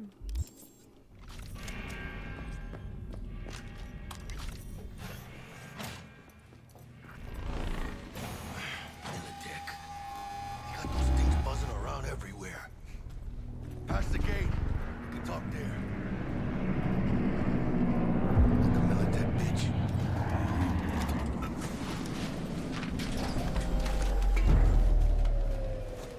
Bet you didn't expect to see me here. You know, I like the way you operate. Maybe you'd do some more work for us. Yeah, maybe. But you'll have to learn to follow orders first. Dunno, that's not always possible, and I'm not great at it anyway. Then you'll need to get good and make it possible. Next time. Secure the area. So for those of you who don't know, she gave us a booby-trapped cred chip, which we deactivated the virus on and basically kept. I wasn't sure we'd walk out in one piece. Thanks, Jack. Solid as ever. Hey, yeah, you too, but, hey, what's this about? You feeling all right? Yeah, I want to make sure, you know? We're good together. I like how we do things. I do too, V. I do too. Hey, let Dex know we got his toy for him. And then I say we hit the afterlife. You know, do some shots. Ahí luego, V.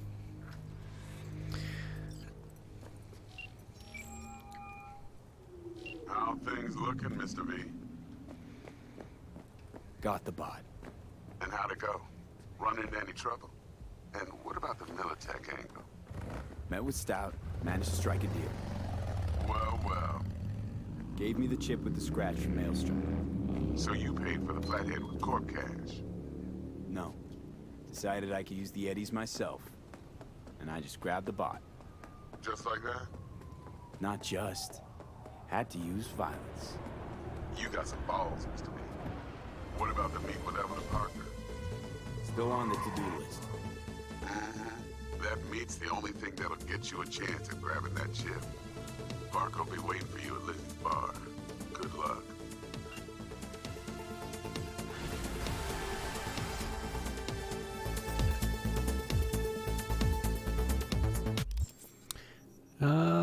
So we can apparently get a better level of Bullet Jock. We can apparently get an even better one. Increases the crit chance of the rifles and submachine guns by 10% when firing behind cover. Well, that's probably a good... Listen, wait, there's quick melee attacks? Ooh, okay. So I'm going to have to learn how to do those. Okay.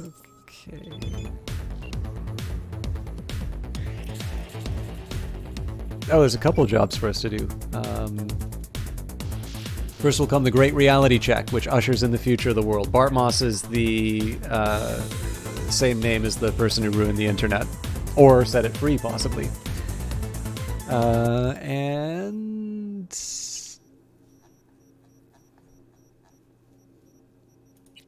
So I do get to keep this money, right?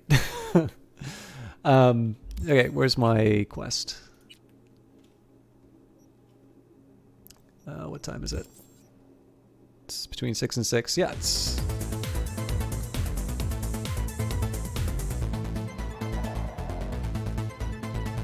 Sorry, I am Austin Powersing this. I'm not a good driver.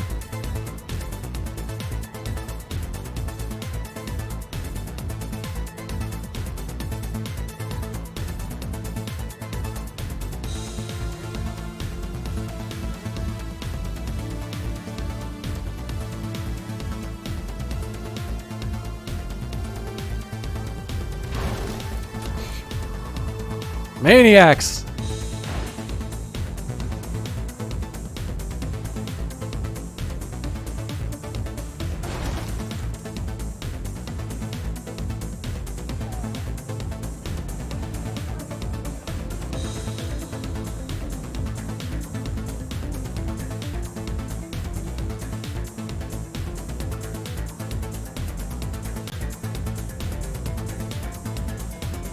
So we're actually getting close to the spot where I had to end it last time because there was a DMCA problem with the original release of the game.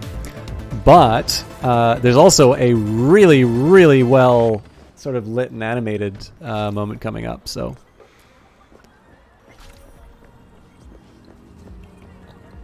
Looking a little put out there, input. Interest you in a preem BD? What do you got?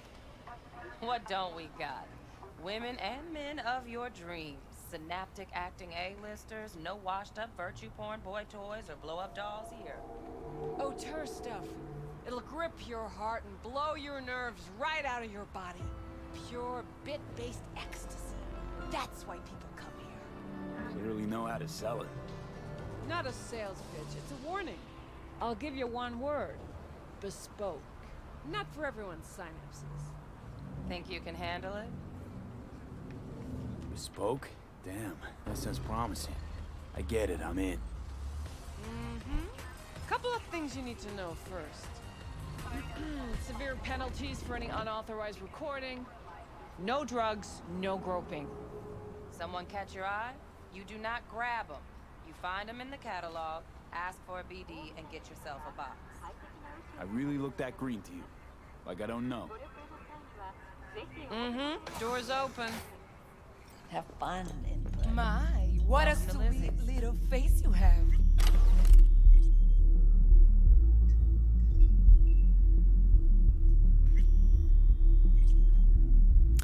The Mox. It's one of those stories that is either very simple or very complicated, depending on who you ask. For Janice, it was a mix of both. The Mox came to exist because it had to. We didn't have a soul in our corner, no one to make sure street justice was on our side, so we took matters into our own hands. The Mox is composed of people who, if any of them disappeared from the streets tomorrow, you might never even notice. Sex workers, any-list artists, aimless rebels, and restless souls who weren't dealt a fair hand in life.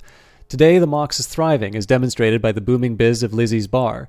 Lizzie's is renowned for being arguably the best braindance club in Night City. Corporate suits, gangoons, pop stars, and locals alike all gather at Lizzie's to kick back, have a drink, and dip into the most beautifully scrolled and tuned BDs that you've ever experienced. Most customers, however, are oblivious to the fact that the other club is gang-owned and operated, and that the Mox are in charge, watching after their own, just like the Lizzie of legend once did. Know the story? Lizzie used to work here back when it was just a typical dive with a stripper pole, Janice proudly explained. She took care of the girls, made sure the Yetis were falling into their pockets and that their teeth weren't falling to the curb. Like this one time, this fucker, editor's note referring to a Tiger Claws gang member, was having too much quote-unquote fun with one of the girls, and Lizzie just couldn't stomach it anymore. Story is she deprived the worm of his little tiger balls so quick and nasty that it took him 2 days to clean up all the blood and puke spatter. Of course, the Claws had found out fast, and they flatlined her in a flash. But everyone said that everyone that she had impacted in some way, they were still around. They came together, fought back, and, well, you already know the rest.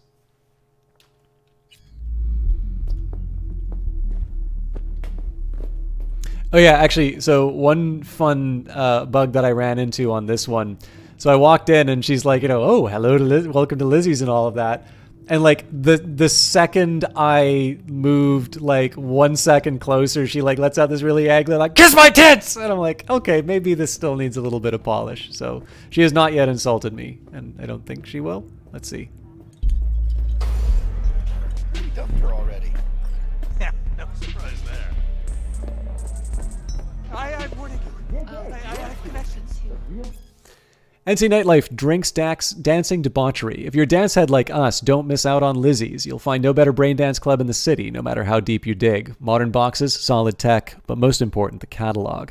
Chock full of nearly any EXP you can imagine. You'll find everything you need to get you off, fast or slow, nasty or classy, and everything in between. Brian, where was this part of EXP?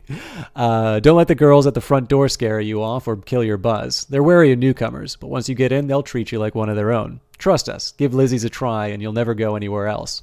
Now, the afterlife? That's a different story. Sure, you can cut loose and have a good time here, but the afterlife is a place of business above all else. Want to meet the next fixer about a job that needs doing? Discuss important gig details with the client over drinks? Or maybe just sit back and people watch to see the comings and goings of the NC Underworld's biggest merc and fixer names? The afterlife is a great place for all of the above. The only place, really. If you're looking for the city's marquee events, find yourself at Riot. Chart-topping playlists, live performances from the brightest stars, both local and from around the world, DJ battles, unique music shows, and media-packed album premieres. Sound like your scene? Don't miss out on Riot. Maybe you can tell me about it. Hey. Get you something. I'm looking for Evelyn Parker. You know if she's here? Who's asking?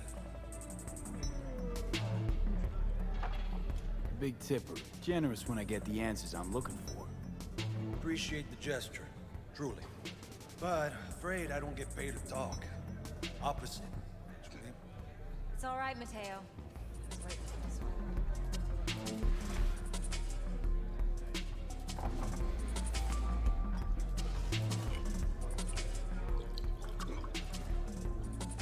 Evelyn Parker.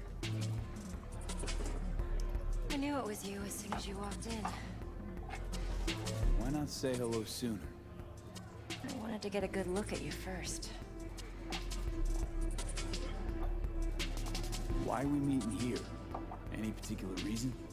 Actually, it doesn't seem much like your thing, this place. I'll take that as a compliment. Come on. No place we can talk where ears won't prick up to listen. We'll be in the lounge, Mateo. If anyone asks, we're not here. So, what can a horny girl like me do for Nothing's wrong. a guy like Really? you? Why don't you just tell me the truth? Sprinkles? I just told you. I want to get the item.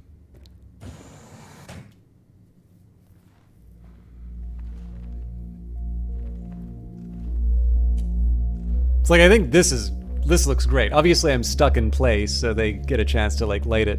Great. Dex had a load to say about you. Called you professional, effective, and trustworthy.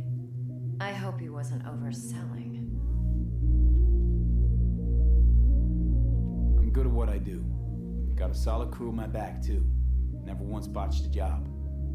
You do realize I expect more of you than scraping street corner data terms. Much, much more. I'm the best, and I know what I'm getting into. Dex was clear. The job's high risk. Well, until now, Sean. By the way, you work together long? You and Dex? You writing Dex's bio? Hate to disappoint, but I just don't know much. In other words, you hardly know each other. Yet he fingered you for this job. Curious. Shit, buzz Dex right now if you're getting cold feet. I can wait. I doubt he'd add anything I haven't already heard. Anything I'd really like to hear for that matter. There's only one other bunch that's worse than fixers in that respect. Used car salesmen. I'll go with my gut for now. Let's cut to the chase. What do you got for me? Your target. I trust you know what it is. Relic. Secure your soul trinket. Key tech in the program, actually. We're tangling with Arasaka, making this heist one dangerous, risky motherfucker. Arasaka's poured billions into personality transfer technology. But me, I just want the data on this one. The chip is tucked away inside Kompeki Plaza, the hotel. You ever been? You know, just never rolled through that neighborhood. Damn shame. The fresh they serve is sinfully good. Chef must have made a deal with the devil. So where's this chip hiding exactly? In a suite on the top floor. The room's occupied by Yorinobu Arasaka. Yorinobu Arasaka? He's in town? Don't you read the scream sheets? The media couldn't get enough of Yori coming to Night City. It was all over the headlines. Anyway, he's heir apparent to the Arasaka Empire. Saburo Arasaka's only surviving son. What? So Arasaka Jr.'s planning to grab the reins while in Night City? Only a handful of people in Night City know what the Arasaka's real plans are. Telling me you're one of them?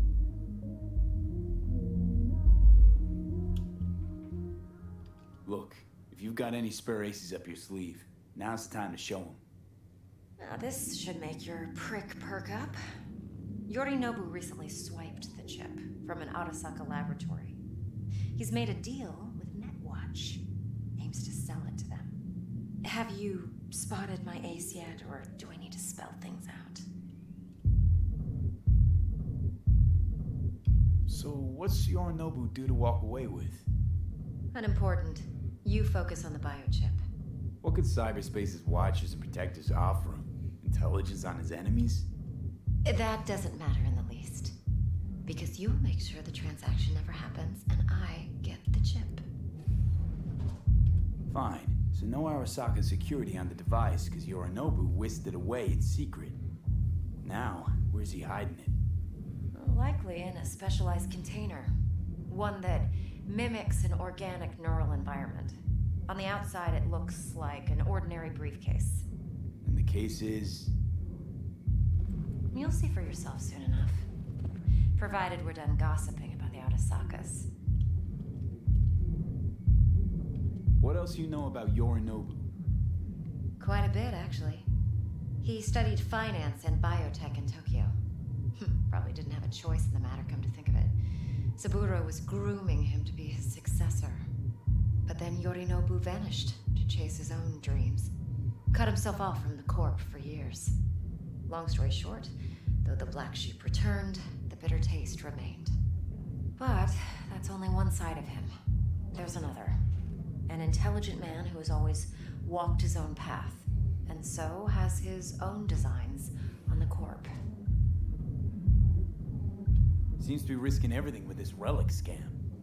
Yes, because he's fallen for the biggest lie this town puts forward. That he can gain and retain control of anything. One more thing. Data that's on the chip. What is it? Irrelevant, entirely. We're talking about data Yorinobu snuck out of Arasaka. What's more, he wants to pass it on to Netwatch. Sounds pretty damn relevant to me. Listen, V. The relic. That's my concern. Your concern? Earning a paycheck. Just get the job done. I'll make sure your bank accounts are sated. Okay, what's next? Now comes the best part. Well, we watch this? Got something for you. Should help you plan. Brain dance from Konpeki Plaza. How's a brain dance supposed to help? Need facts, not thrills. Think BDs are only good for fondling virtual tits? Jacking off to in those boxes. Like anything else? No. It can be a very useful tool. Good for analyzing details human perception, even boosted, doesn't grasp. Exactly what you need. So what's on the tape? Yorinobu's suite. The glorious interior. You'll need to locate the relic yourself. Hope I grabbed enough detail to make that possible. Hold up. Mean to say you recorded this? Mm-hmm. BD rec implant. Why, you object? No, not at all. Let's see this brain dance. So this is actually the spot. Judy'll help. She's a Mox too. Besides, we go back, years. That's pretty much where I had to end the stream previously because of the DMCA problem. Judy's always been there for me. Always helped out. I trust her. But she's a Mox, not the latest member of your crew. Try not to forget. So, you'll be a good boy, tread lightly, and keep that tongue on a leash. Relax. Believe it or not, I'm no stranger to tact. In biz or life. Yeah, Glager. So I'm playing the stream, kind of the stream-friendly version of the game, but basically, when it came out, I got an email, or not an email. It's a message. Yeah, but I'm still looting the place.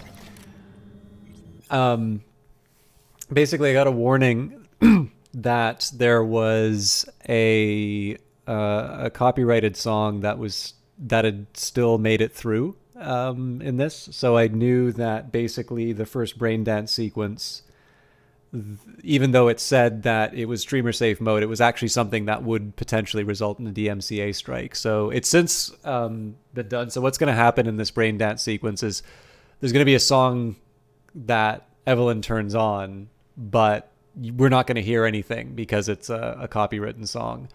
But this is actually something, when the game was originally released and you had streamer friendly mode on, potentially everybody who streamed that would be muted and the owners of the music could send a DMCA strike. I don't know if anybody actually did, but it's why I ended the game at the point that I did. So, why be me? Confessions of a Braindance Addict. Preface: Do you want to be you? Seriously, take a moment to let that question sink in. Do you feel at home in your skin? Do you like your job, your friends, your family? When you look in the mirror, do you say to yourself, "I'm the luckiest person alive," and then hop into the leather-upholstered back seat of your chauffeured Rayfield? If you answered yes to any of those questions, put down this book and stop wasting your valuable time. If you answered no to the above, I understand just how you feel. It used to be said at the turn of the century that the world belongs to the 1%. Today, 0.001% is closer to the truth, and your chances of joining this group are even less than that. In this reality, I mean where you are you, in a brain dance, you can be anyone: a broker who manages a portfolio worth trillions, an elite soldier who blasts his enemies out of existence with a tech shotgun, a suave rocker boy from whom the whole world lusts after. Now I ask you again, of the millions upon millions of people in this world, do you want to be you? The answer for me was always no, and so my story begins. Sergio Morales. Well, I blew something up.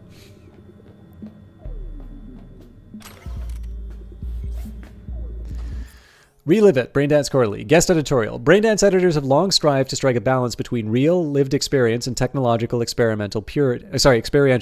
The more heavily processed the material, the more abstracted the pathways, the clearer the Braindance recording. These fundamental elements of design have guided editors since the first wave of brain-to-brain experience sharing technology took hold. In their pursuit of balance, however, editors have clearly shown a bias for purity over naturalism over the years, even going so far as to use it as a point of pride in the quality of their production. But in the industry's latest push for greater purity, has the purpose of the technology already been forgotten? Will we not find ourselves processing and filtering a braindance recording to the point that the emotional experience no longer extends beyond what we receive from film, television, and video games? After reliving some of the latest titles on my feeder unit, this once academic question now feels all too inevitable with this industry's current trajectory. For a moment, let's consider why some reports suggest more and more users are searching for unlicensed titles on the black market, so-called black brain dances, extreme brain dances, or XBDs. Are we so sure it's the illicit content that they are after? Or maybe the real draw is the residual grit we editors try so hard to remove? Distracting thoughts, irrelevant memories, loose associative threads, emotions stretching beyond the desired spectrum. What if this noise is not so superfluous as we believe it to be? What if these peripheral experiences hold the potential to elevate a good brain dance to an exquisite one? We do ourselves a disservice by not exploring these questions before our blind crusade for brain dance purity leads this industry straight into the bin of obsolete flash-in-the-pan technology. J.A. Relive It, the quarterly magazine for brain dance editors, amateurs, and enthusiasts, volume 478, December 2076.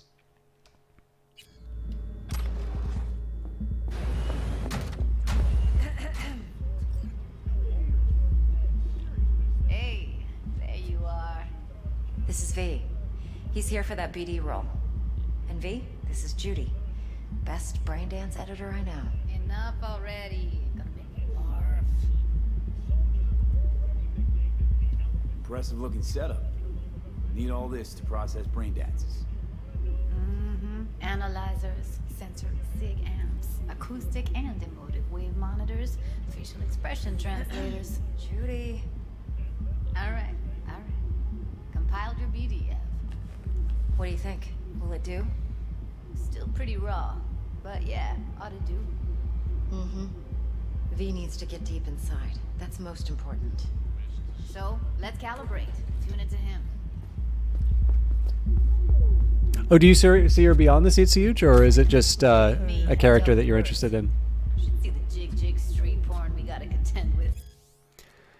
Braindance concepts. BD of a woman giving birth. Pro, nobody's done it yet. Con, have to hook up a prenatal wreath, which is more expensive. BD of most common dreams. Compilation. Pro, it's doable. Con, I have to consistently scroll the dreams of a couple dozen people over at least 1 year to catch the repeating themes. Flying, swimming, falling, going to work, school, naked. 2 BDs scrolled by 2 actors. Neural track set up so that it looks like 1 BD. Pro, it'd be Nova. Con, tech for it doesn't exist. Sometimes. So we drop V inside. Let him look, let him rummage around, right? How about it, V? Raw brain dance. Ever taken a dip before? What do you mean by raw? How does this differ from the ready-mades? Huh. Ready-mades, provided they're well made, should feed you feelings and impressions you'd never have the chance to experience yourself in real space. But it's mass market shit, so it's pre-crafted, hard-coded, fenced in, and manageable. A raw one? Well, it's more like a virtue enviro. Get to move around, look at things in detail. Editors use those layers to fish for juicier emotes and impulses, then use them to pad the BDs that go to market. Sit down, settle in, and we'll get you going. That was probably not a bad time to mention they have adjusted this sequence, but this is one of the sequences that caused the big discussion around epilepsy on this. So they have changed the patterns on the flashing lights for the Braindance headset, but just a heads up if you're susceptible to that, or if you think that that might be a problem, there's going to be some flashing lights coming up in a little bit.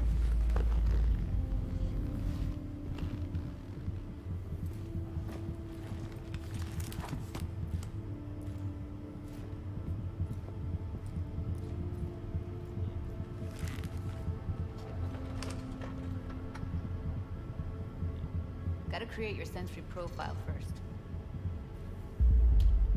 Okay. Hit me. Just promise me it won't hurt. It won't. Not this time. Now sit still, look at me.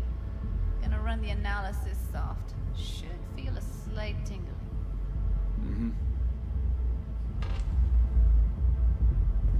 Okay, now let's set the optics and other sensory sigs. Look smack into these 2 screens. Pretend it's an eye exam. Am I gonna have to do this calibration dance every time? Not necessarily, but it's worth the wait. Give me 2 more minutes and you'll see exactly what BD analysis is capable of. 1 more sec. Need to get the pain receptor limiters in. Okay. All set.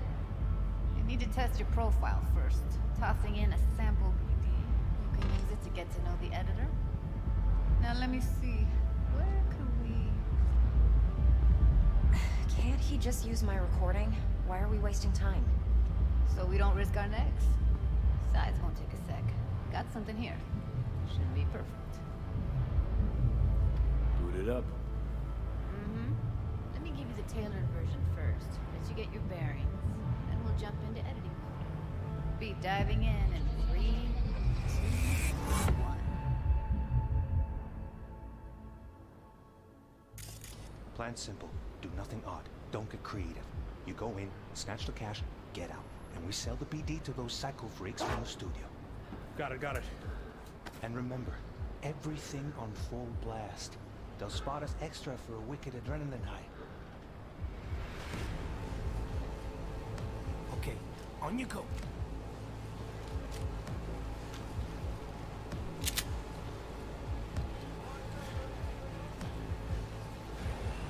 Down! Everybody! On the ground! I want to see you kissing the flooring! Money! Now! Or I will fucking drop you! I swear to God! Whoa! Yeah! Hey! Now! Before I blow your fucking head off!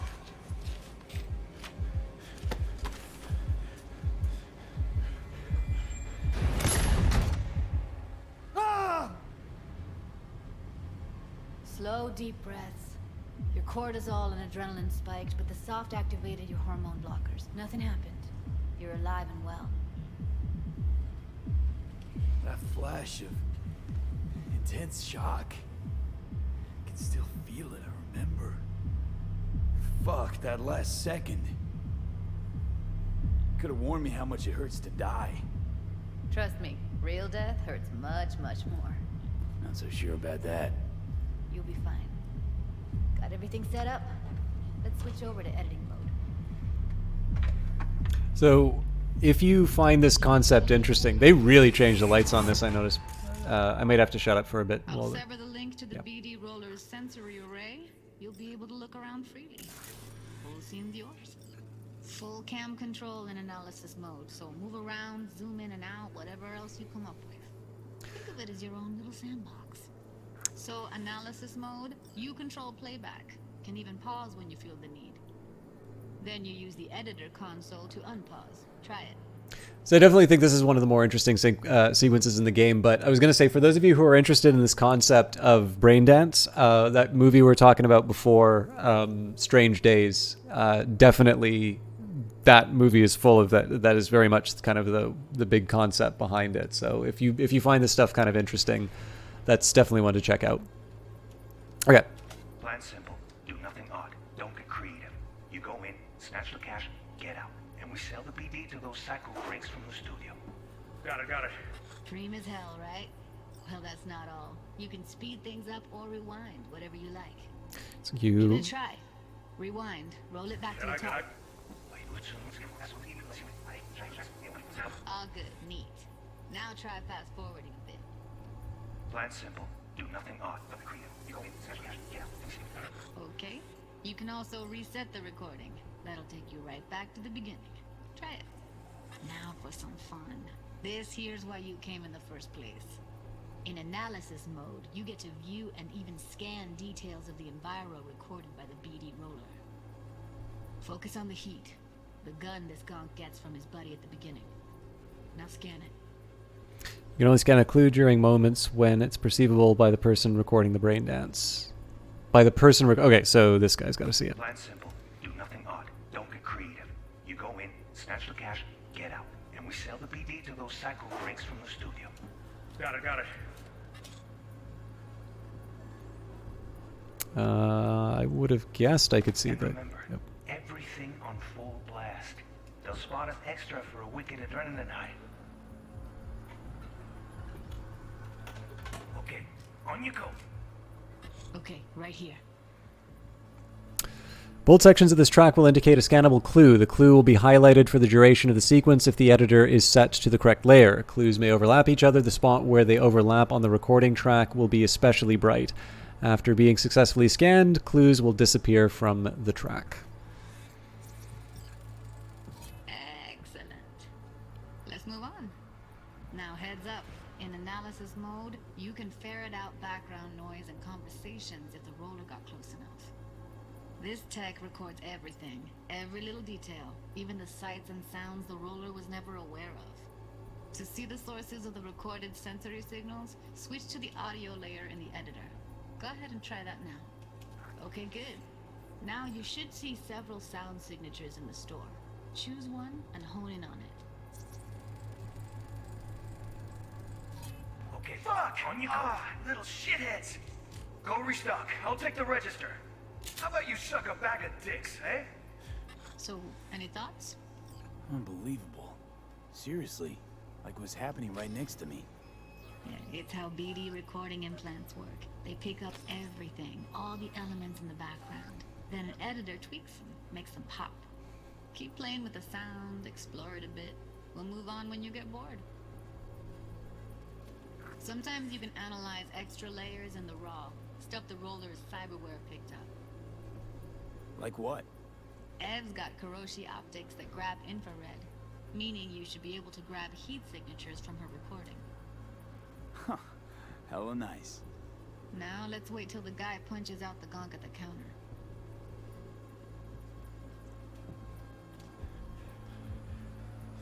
Now, everybody! Wanna see you kissing the flooring? Money! Scanning works on peeps, too. Walk up to the wounded chick. Try scanning her.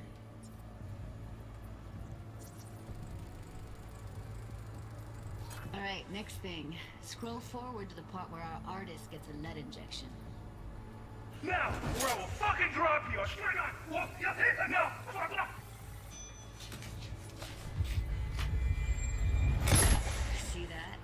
shot him and he never saw it coming.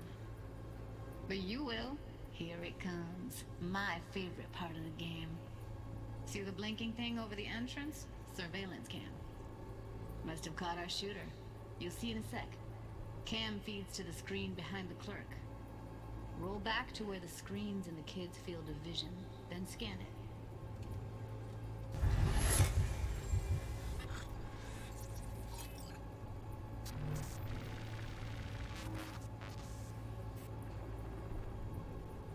His own Chumba shot him. Probably planned to all along. Must have got a nice slice of cred on the black market for a BD like this. BD freaks are ready to pay a preem for a real flatline. Anyway, if you've seen enough, you can exit. That's like the limits of the reality recorded by the BD roller. I don't need to The hear editor this. won't let you outside it. Make sense?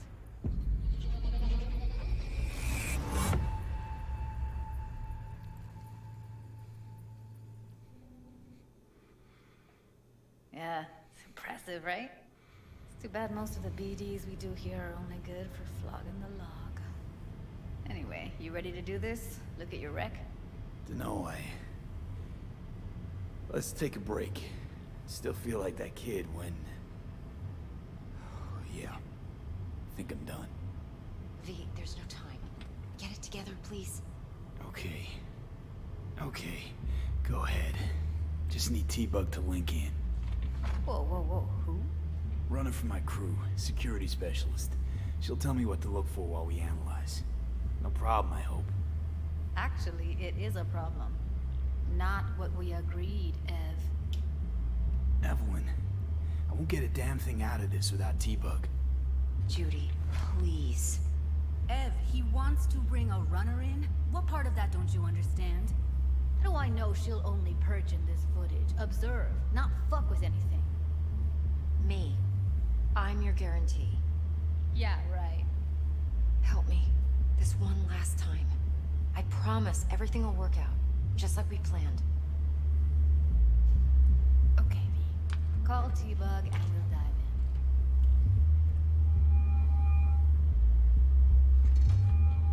in. Hey, V. What's happening?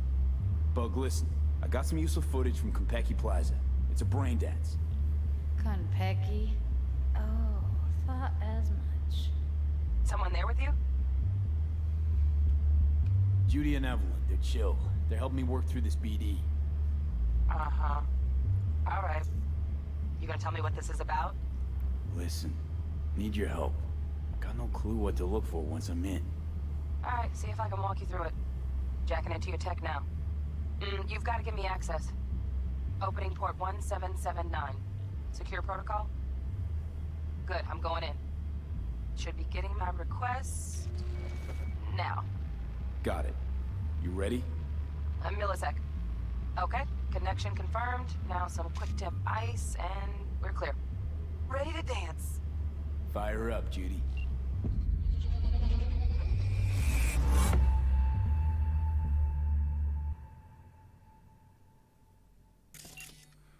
All right, V. Eyes open. Gotta find out where Yorinobu's keeping the relic.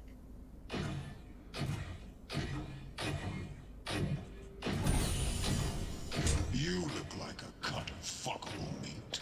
Are you? Evelyn. I felt her fear. Sure got it under control quick, too. I said, no. They'll have my head for this. Then, you shall perish for a good cause. But, Make yourself comfortable. I need a minute to... Listen in on that conversation, V. Could be something important. I will, but let's watch the whole thing from Evelyn's point of view, like it's telling me to. Finish. We shall see soon enough.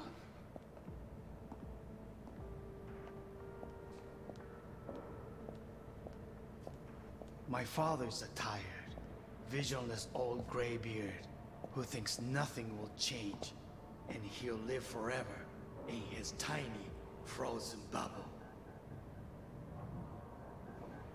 We'll listen to this. Saburo is an adult despot. Wow, champagne's utterly decent. removed from reality. Taste boosted somehow? Stuck in some fossilized vision of a world that no longer exists. Of a world that may never have existed. We have not seen eye to eye for the past 20 years. I am quite sure we want now.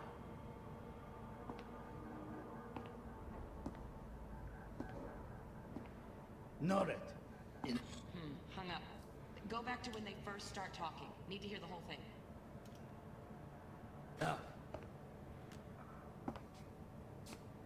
Sorry to make you wait. Business can be stupid. It wasn't long. Not even long enough for me to grow bored. Is everything all right? You seem tense. Edgy. A moment. It will pass. I can get to work on that. Just one condition. You wish to make demands of me. Only one. Focus on me. Oh, got any candy left? Stuff was pretty fun last time. Bedroom. Nightstand. I've got an idea. Be right back.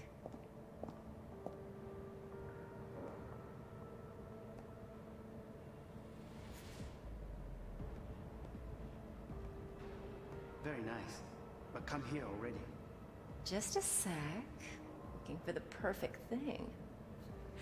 Ah, you'll like this. So this is where the music under copyright would have played.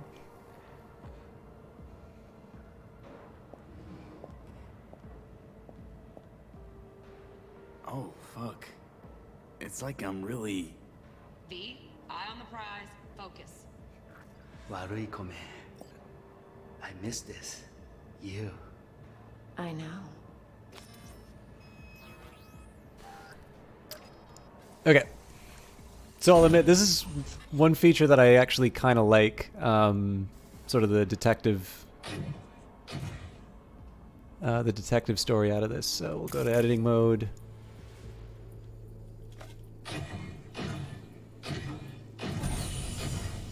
You look like a cut of fuckable meat, are you?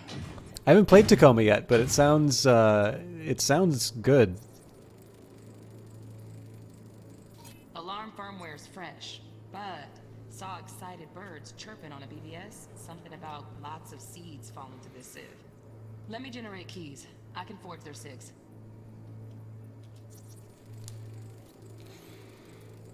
Shit, camera's packed with new tech. Motion sensors, heat sig activators, IFF. You skilled enough to kill it all? Mucho more than enough. Just need access to their subnet. So I'm guessing this is something that I've already scanned, so we'll shift to audio for the...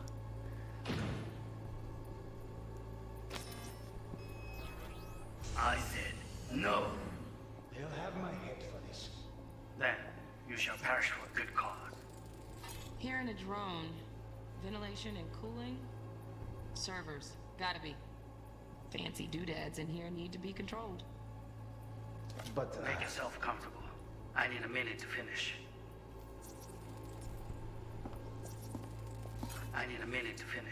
The program is still in the trial phase. We cannot take it to market as is.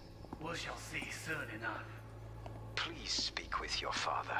He's taken a particular interest in this project. He can certainly explain the risks My father's involved. a tired, visionless old graybeard who thinks nothing will change, and he'll live forever in his tiny, frozen bubble.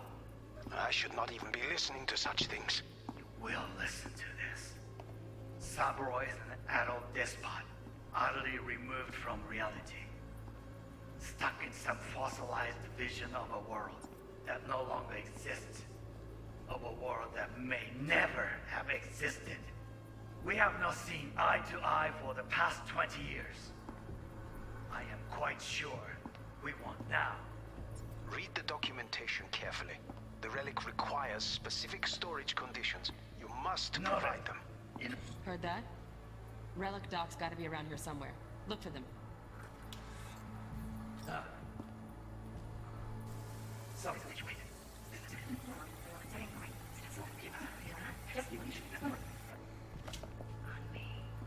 Oh, any candy left?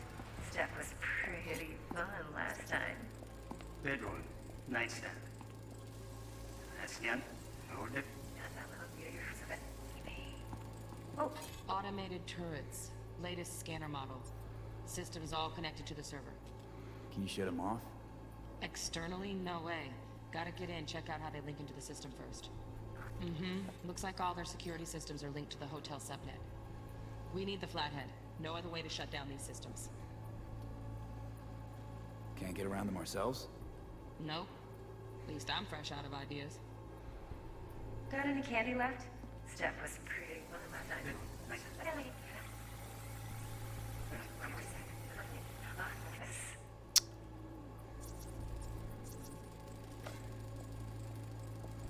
Loaded. Safety's on. Good to know, though. Once you're in there, don't forget about that iron.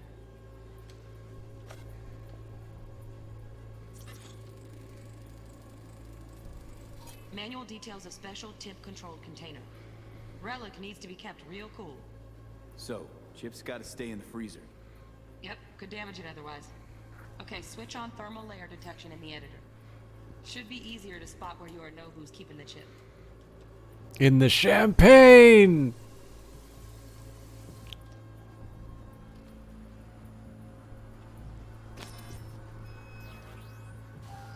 Evelyn can see something from the... Oh, that's air conditioning, probably. Air conditioning, standard model for hotels of this caliber. Temp matches that stipulated in the docs, but no way the chip's hiding there. Too risky. Temp fluctuations, risk of damage. I mean, come on, it's not like a COVID vaccine or something.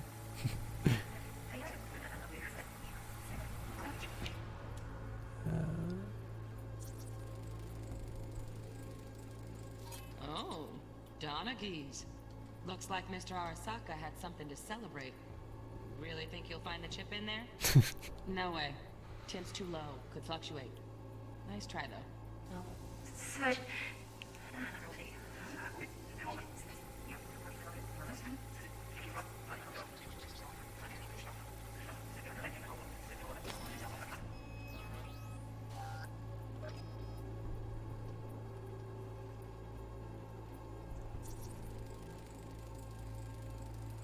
Just a fancy-ass fridge. Tip doesn't match the guidelines. Won't find a thing here.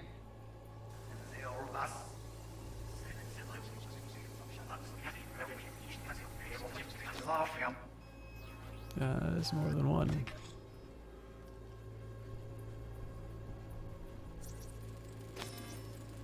Right. Grab the heat sig. Matches the spec in the docs. Yorinobu's got the case here. Guaranteed. We got it. Good work. Looks like we got everything we need. Quit out of the editor.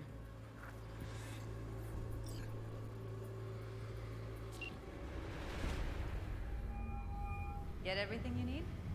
Yep, that'll do. Thanks, Judy. We got it. Later, T-Bug. Nice work today. See you soon. I'll wipe the cache and your data. You were never here.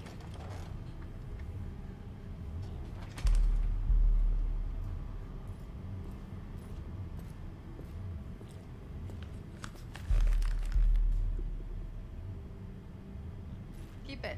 I'll put it on Ev's tab. Portable device for handling VDs. I already uploaded your calibration settings.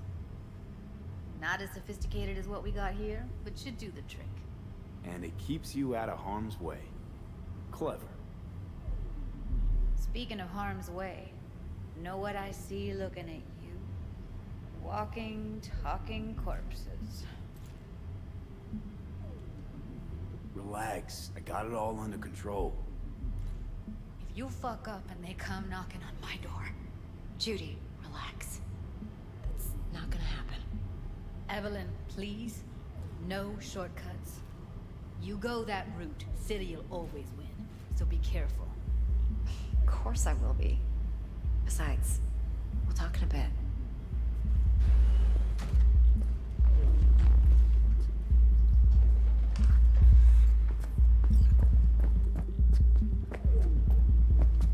Let's walk. Said talk.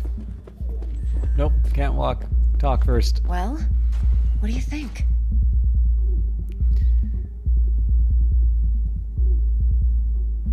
Intel on Yorinobu, the chip, the BD from Konpeki. Winds are right. Plan's perfect. Job like this comes 1 in a million. Thanks. Now the punchline, please. Just sounds too good to be true. What's the catch? Cold feet. Are you looking to get out of it? I want to know if you're really in control here. You're not sending me into the sort of shit I can't wait out of. V, I have 0 reasons to haze you. We're in this together. Really. Trust me that I got this. You're not worried? Our SOC will flag and screen anyone who's had dealings with Yorinobu. Oh, they'll have a long list then. Packed full of big names. Much bigger than mine. You tell me who they check first. Corpo hotshots and cutthroats? Or a little bedroom plaything like me? So, what now? V. Do this job for me. I mean me alone. No splitting the payout with anyone else.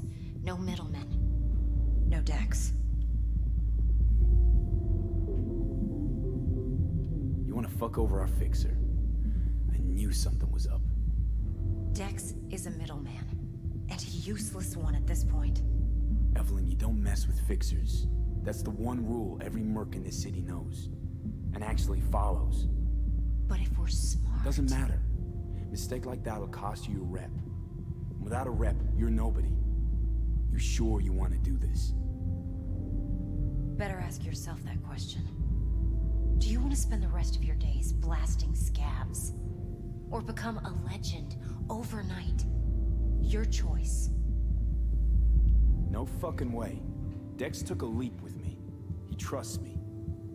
Now I'm doing the same. 50%. With cred like that in your account, you won't need Dex for anything. No, Evelyn. It's not just about the money. I thought you were a merc. I thought it was always about the money. Not behind the back of someone who trusts me. Sorry. Fine. I never asked. But V? I just hope you're as good as you are naive.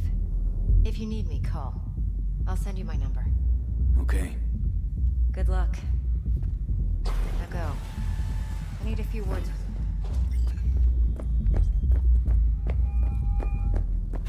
How things looking, Mr. V? No. Turns out Evelyn's recording from Konpeki was worth our time. Not want to hear it. Gina. Beautiful. T-Bug already called. And said she's working her magic. We're all set. Ready to go. What now? I'm totally in the wrong The spot. job I hired you to do. Grabbing that biochip. Wait a minute. We'll talk about the rest of the This is the meeting. Oh, there we go. See you there. Great. Be there in no time. See you, Mr. V. My, what a sweet little face you have. Going in or staying out?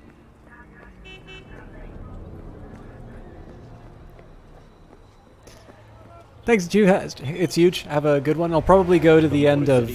Infamous for a century of economic decline. I'll probably go to the end of this mission and call it. Whenever money changes hands, your true self becomes a victim of capitalism.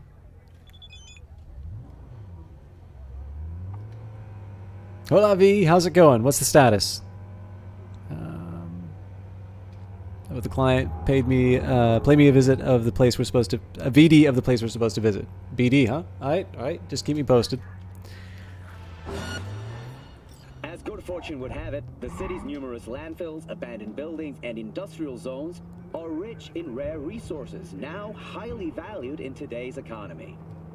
Thousands of migrants have caught junk fever and set their sights on the city in the search of electronics manufactured around the turn of the century. Undeterred by hazardous conditions and gang violence, these pioneers truly demonstrate the beauty of the American entrepreneurial spirit. Today's closing story. Singhad Studios has announced a new way we, as a society, can care for our elderly. Rather than place our infirm elders in an expensive care center on the other side of town, we will soon be able to connect them to the Silver Days system. Silver Days is an advanced feeder unit adapted to the needs of Don't push me.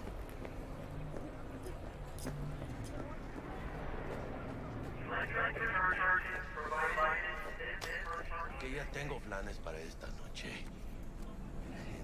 You're doing something illegal if you don't stop. How do I put my... There we go. Nope. There we go. Yo también te quiero, ma. Yeah, about time, Holmes. What's new with Senora Wells? You know, she's worried about me. Whatever. Can't help herself, you know? Checking to see if I'm not rotting in some dumpster, like most of the Wells boys. It's really starting to wear on me. The more I tell her everything's okay, the more I feel like I'm straight up lying. But that's done after tomorrow. Afterlife, here we come, baby. Yeah! We have arrived. The major leagues. Does not get any higher, chum. And you know something else? We fucking earned it, mano. Ready to get your cherry popped? Yeah, come on!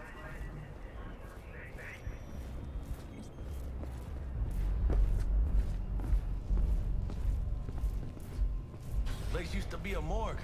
Believe that? Really, Jackie? What? Told you that myself. Oh, for reals? Ah, shit. That must have been ages ago. And whom are you, clown? Name's V. This is Jackie Wells. Oh. Is that supposed to sound familiar? It will soon. We're here to see Dex. Yo, Dex.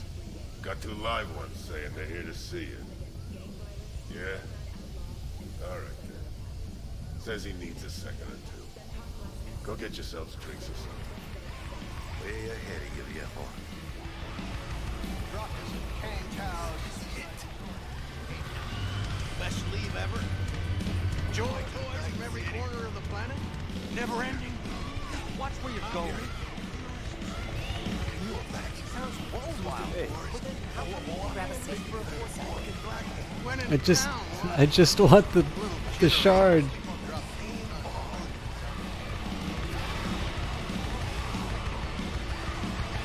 Looks like we're up.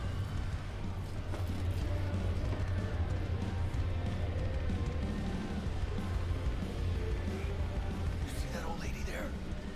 That's Rogue. Best fixer in all of Night City. Thought Dex was the best. Rogue was lining up jobs when Dex was still shitting in diapers. Place belongs to her. What can I get you? You order. 2 tequila old fashions with a splash of cerveza and a chili garnish. Duo of Johnny Silverhands coming up. Right on, chica. Somebody did their homework. Looks like the dog ate mine. Age-old tradition. Drinks are named after our regulars. How long's the afterlife been around? Half a century? Longer. Don't know by how much though. That'd be the oldest club in Night City. And the most respected. Don't forget that, man. Say I wanted a drink named after me. What would I have to do? Snuffin'. Mind-blowingly spectacular fashion. It ought to be best. What a beautiful tradition. You're hitting the major leagues. I'll drink to that.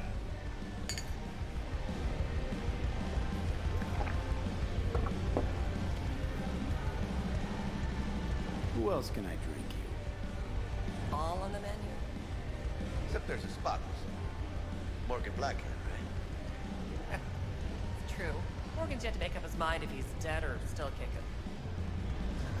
Nobody knows what happened to him. Think he's still alive? It's been years. Why not? Look at Rogue. Peaked from that era, a species unto themselves. Guess dying's a small price to pay for going down in history. A live like a legend first, though, huh? Death. It's nothing but the final flourish. Oh, and by the way, name's Jackie Wells. You want to write down my recipe? Sure. Shot of vodka on the rocks, lime juice, ginger beer. Oh, and most importantly, a splash of love. Haha! I remember that. Heard you were Dex's latest finds. Just biz, no big deal. Mr. Dishon, see you now. My job? Look around. How do you think mercs earn their reps? Through gossip rivaling that of schoolgirls, that's how. Break a leg. Thanks. I sold the seas, and I got what you need. I live in fire. Looking for a career change? Join Netwatch. Tracking down Netrunner renegades, combating demons, rebuilding the American net. These are just some of the daily tasks entrusted to the special agents at Netwatch. If you'd rather lose your eyes than your deck, if an encounter with Mephistopheles is just another walk in the park for you, then maybe it's time you join the team. Here's what you can expect to contribute as a Netwatch agent, patrolling all public access levels of the net, tracking and eradicating illegal Netrunner activity, hunting down dangerous rogue AI, exploring and neutralizing threats in the oldest parts of the deep net, prohibiting the movement of people and AI across the Blackwall, assisting in the expansion of secure net space for public use. Thanks to Netwatch, thousands of people can freely use approved search engines and other net services without fear of falling victim to nefarious demon threats. 24 hours a day, 365 days a year, we serve tirelessly to eliminate corrupted data forts, safeguard our information, and arrest dangerous cybercriminals. Do you have what it takes? Apply today.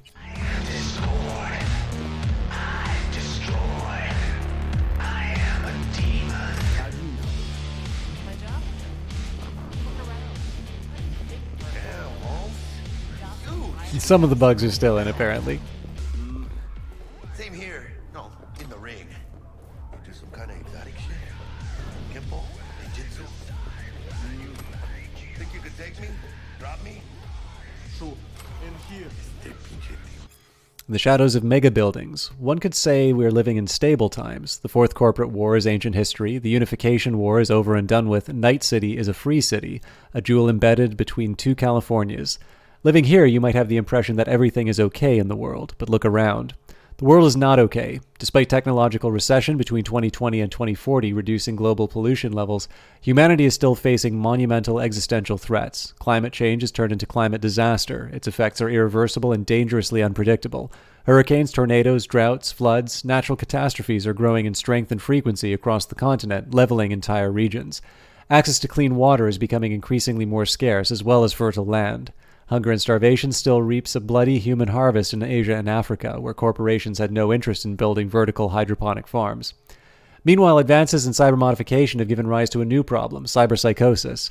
And though we've been aware of cyberpsychosis for over half a century and know that incidents of cyberpsychosis are inextricably linked to a person's level of implantation, we still do not know why some are more prone to carrying out violent attacks than others.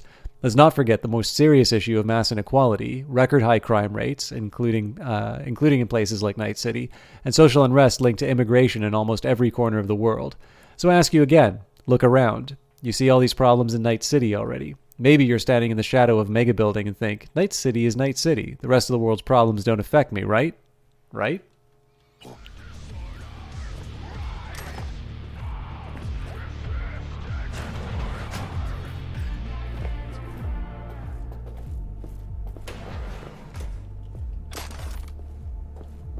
That's right, Excelsior. Cold hard eddies as per usual. Gotta bounce.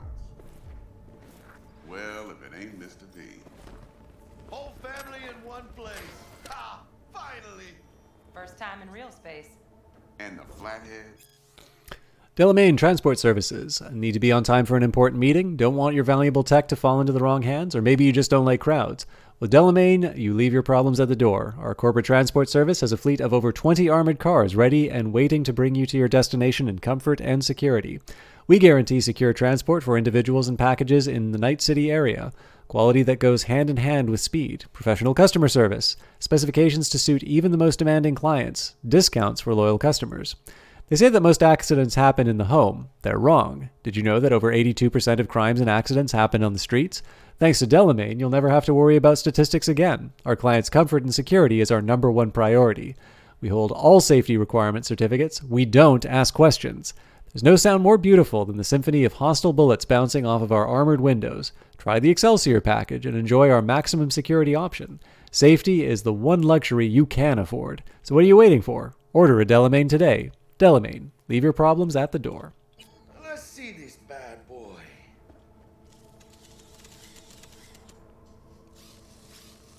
All right, then. Set your butts down comfy. Thanks for your help back at the scav hunt. A few Reapers less in the city. Good thing.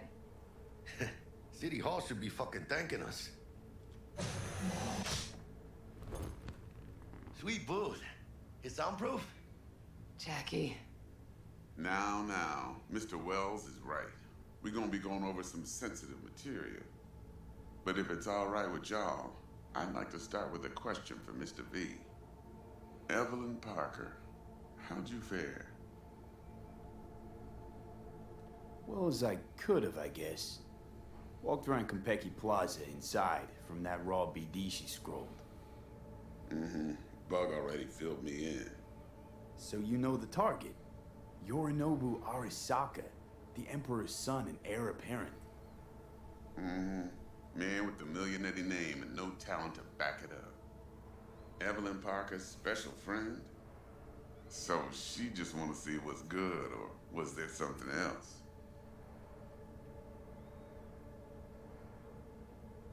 Parker chick?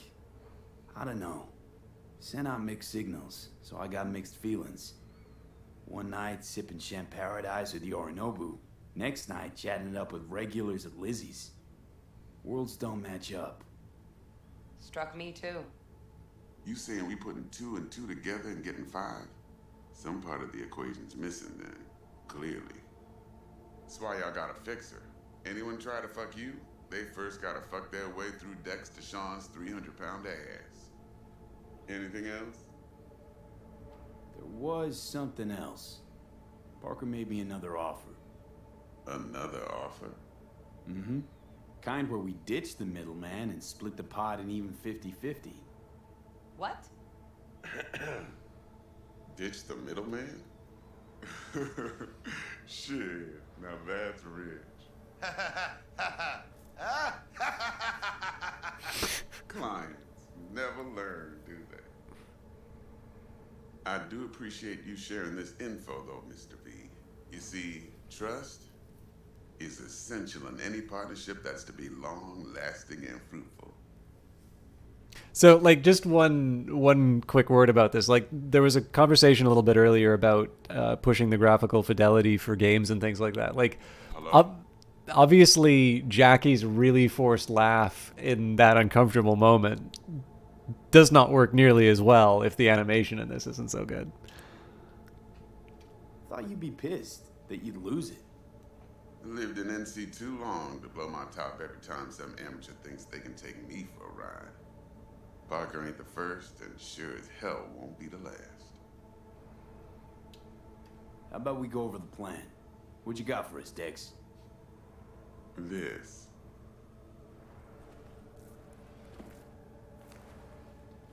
Well, here goes nothing. Me and Dex have already covered the fine deeds.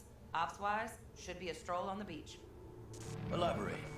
I want to hear it. A Delamain will drop your asses at the front door of Konpeki Plaza. You'll stroll right in thanks to your false identities. Then, with Bug's help, you'll breach the hotel subnet. Mine and the Flathead's help. Last but not least, you slip into Yorinobu's penthouse and clep the relic. It goes without saying, we do this on the hush. Ideally, no bodies. Not a one. You'll have T-Bug on comms for the duration. Time for your burning questions. These new identities. Tell us more. What's our cover? Hello, Ramon Victorino. And you're Harry Conwell. Ramon? Yeah, okay. What do we say we're there for? Biz as usual. Corpo arms deal. In case anyone asks, you there for a bogus meeting with Arasaka's defense rep, Hajime Taki. Anything else? How do we get in the penthouse? Yorinobu's got barely any muscle. Hardest part will be penthouse security. If we want to disable, we'll need to neutralize Konpeki's dweller. Elite runner monitoring the hotel's subnet 24/7. Only catch is there's no way to get in the dweller's den from the outside. Hold on. How you want us to get inside a room you can't get into? Trust me when I say whatever hit you think of, T-Bug solved it already. This is where the flathead comes in. You'll have to get him in the ventilation shaft, guide him to the dweller, and force the dweller to take a break. Flathead will stay there, jacked into the dweller. But thanks to that, I'll be able to roll out your red carpet into the penthouse. Anything else? Transport's a Delamain. Primus Cab Company in All Night City. Nada mal. Deshaun don't ever work with anyone but the best. I consider Delamain just that. Yeah, who needs creepy, nosy cab drivers when you've got a clean AI to get you from point A to B in style? And how he bags a permit to operate every year is still a mystery. If everything goes as planned, Delamain will drop you back here. If things get sticky, he'll head for the safe house. Which is? The No-Tell Motel. Quiet, no questions asked. Make our next move from there. But I'm flat certain that won't be necessary. Anything else? Okay, feel brought up to speed. Perfect. I got a question. When do we get to the real reason we're all here? Now's a good time as any. Fresh talent gets 30% always. But I'm willing to make an exception in your case. I'm gonna cut you a nice juicy 40 as a bonus for your honesty, Pete. Appreciate it, Dex. Even though the Eddies aren't most important to me. Interesting. So what does qualify as most important? Want what everyone worth a damn wants. Be remembered. People, after hours, place like this, 50 years on, talking about what I pulled off. You want to build cred, your rep, with you 100 on that. Last thing, Konpeki's got a strict no-iron policy, security gates, the works. So you dogs will leave your lead spitters in the ride, take the flathead inside in its case. Got some deft suits, so you'll look the part too. Chido. Thanks, T. So, not to count chickens, but why don't we see our Eddies? All depends how Miss Parker avails herself of her role. But a week, 2 tops is my guess. What do we do while waiting? Sit around, suck air? You sit tight, heads down, because old Uncle Arasaka be watching. Now, as that old Greek dog says, life's a banquet, so don't go thirsty, but don't get drunk. Your chariot awaits outside. My cue to Delta 2. Gotta prep to jack in. Be there when you come on comms. Any other issues, now's your chance. Plan. What's your take?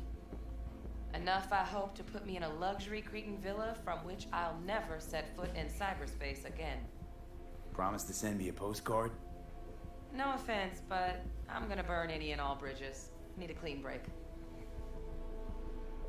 I'm good. No questions. Let's get to work. So you ready to get going or what? Let's roll. No point in waiting. In getting rich, you mean? I will confess, I am a sucker for a good heist story, so I like this setup. Delamain service. With Delamain, you leave your problems at the door. Son of a bitch. Better fucking believe I will. I see no reason why you should be using expletives. Oh yeah? What about that time I wanted to hire you for my cousin's bachelor party, huh? Unfortunately, we do not take on such contracts. 3 months I'd been saving up scratch. Water under the bridge. Hit it, Del. Before we begin our journey, I must verify the identities of all customers. Please proceed to connect your personal links.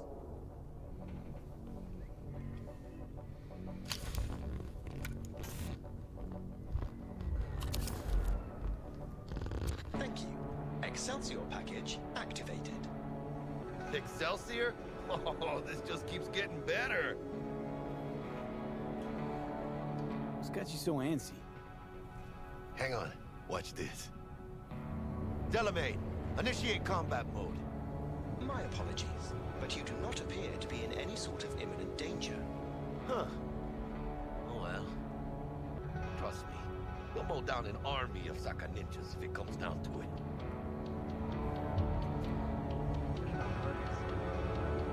Excelsior, what else is included? Comprehensive health coverage, including the handling and disposal of a client's remains should death occur on board. Damn. Shit got dark pretty quick. Is combat mode even legal? Of course it is. The Second Amendment says so. While on board, you are entirely within your rights to bear and use me. Dex ain't skimping, is he? And thanks to you, we're still getting a juicy 40%. You're welcome. Excelsior. This is how you want to cruise into the major leagues. Is that really your be-all and end-all? Huh? Dex managed to buy you off that cheap? With a suit? A limo? No, Jack.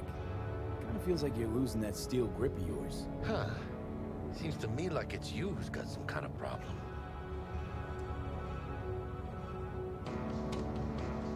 Need you to keep your head clear and in the game.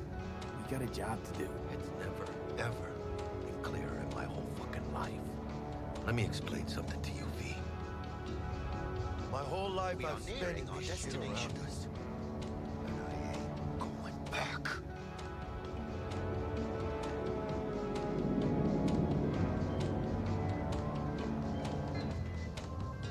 Hey, how's things? Smooth as fucking sandpaper. We'll be, pulling up to the hotel soon. Listen, set up a direct encrypted line to guide you through Konpeki. V, ring Jackie now, see if we're in sync. Can't be too careful.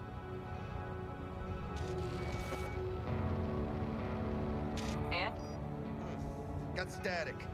Say something, Bug. The greatest crimes issue from a desire for excess and not from necessity. Say what now? Aristotle.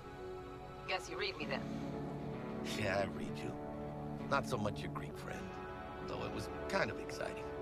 Could give it some thought. Try to understand. How about you, V? I want more Aristotle. Fuck off, both. Okay, tech checks out, looks like. Será mejor que sí. Stay in touch. Thank you for choosing the Delamain service, and best of luck. I shall await here for your return. Shit's finally happening. Almost forgot, no iron, huh? All right, Harry. Let's go.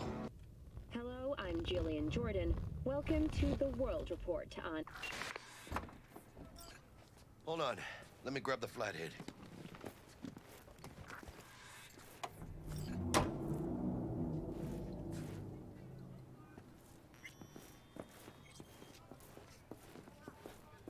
You'll never guess who I was driving today. We're out front, Bug. Remember, reservations in your name, Ramon. What do you mean? You're there to meet Hajime Taki, military tech department Welcome rep. to Konpeki Papers are for the flathead. Don't worry. Got this.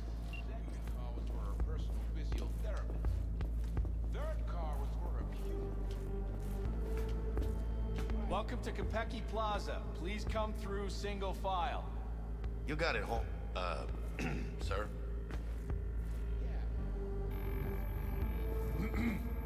Hold on.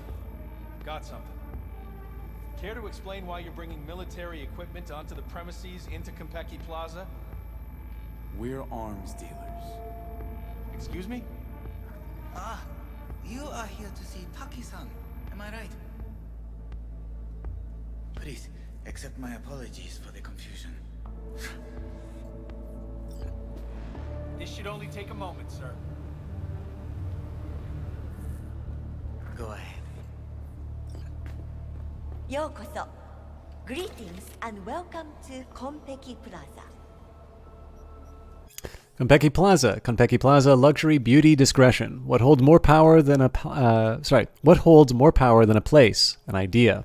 Konpeki Plaza is more than a hotel. It is a space in which reality is curated to even the most refined tastes and sensibilities. At Konpeki Plaza, you'll find 420 exclusive apartments, 20 conference rooms, 14 fully equipped pools, the finest bars, restaurants, and that which cannot be measured by numbers alone, luxury, beauty, and discretion.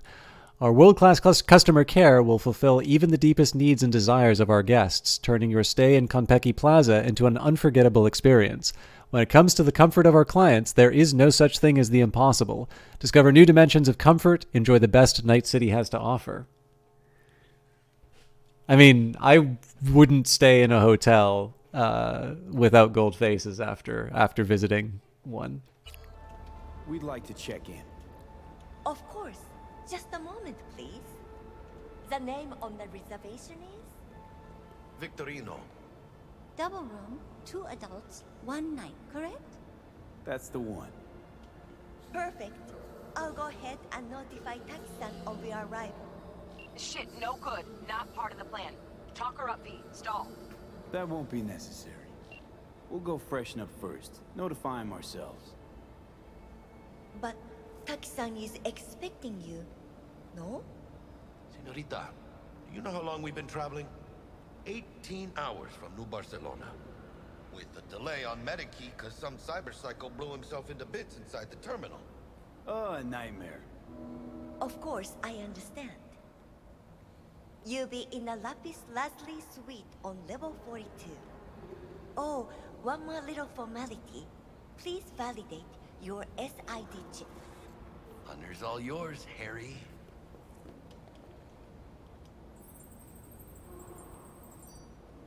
Everything seems to be in order. We wish you a pleasant stay. Thank you. Better get going. Just trying to get to photo mode again. I feel like this would have the most opportunities. New Barcelona, really? It's called improvising. You should try it.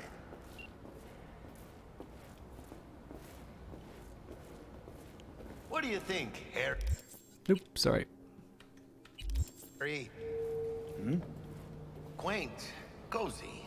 Not like the hotel we had in Zurich for the convention. Don't need that, Jack. Enough. The one and only. What? Taking this seriously. Seduce the world's most expensive model. I did not seduce her. Right after the Buenos show.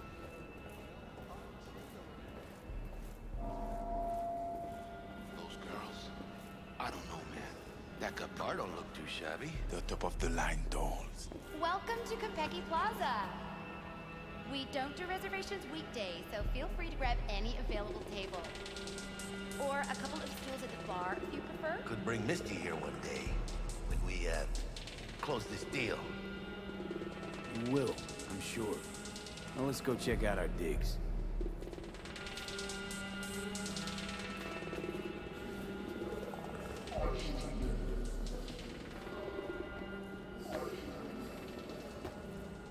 I really do like this environment. Just the corp office is a little bit like this too. Am I gonna fall through the world too? Nailed apart or what? How do I look? Like somebody put clothes on a dog. Oh, yeah, because you look so much better. I could use ray tracing to try and find a reflection.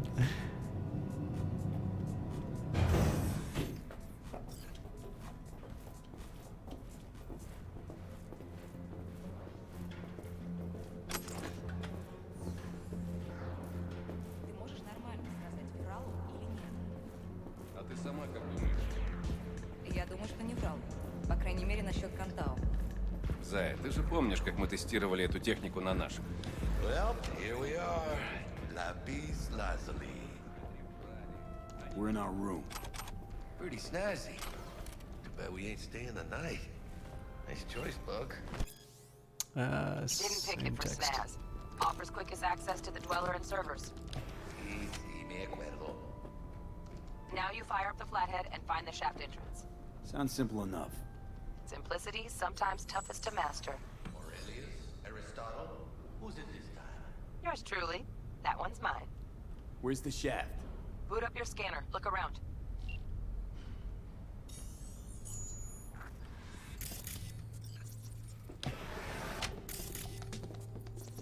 Got a winner. Good. Jackie, how's the flathead looking? Oh, shit.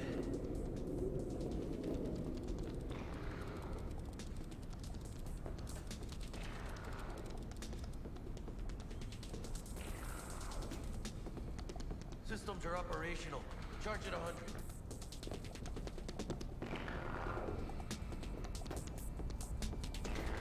Mierda. Little gunk stock. Just gonna stand there and look at it? Gonna have to switch to manual control. V, take the control shard from Jackie.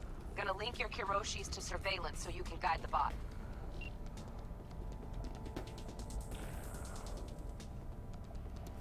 Here. Here goes.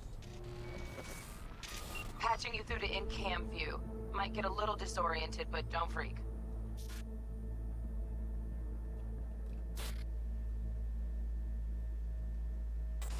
Okay, got a clear view. You can't just go locking people out of their homes. Get him to the next vent. Places of work. Arasaka will cover the cost of any and all penalties assessed. This isn't about the money. It's election season. How do you think this will make me look? People will start saying I've lost control of Watson, district I'm from. A week. That's all we can promise you. We will try, and that is all I can promise you.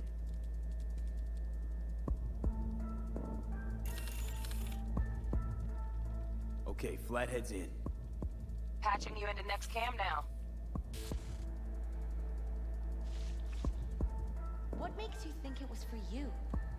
He addressed it to the kind housekeeper who finds him. Note inside said, sorry for the Bug, mess. got a hitch. There was blood What now? everywhere. Housekeeper. But at least he left his head. Okay, got a distractor. Let's see what's on the subnet.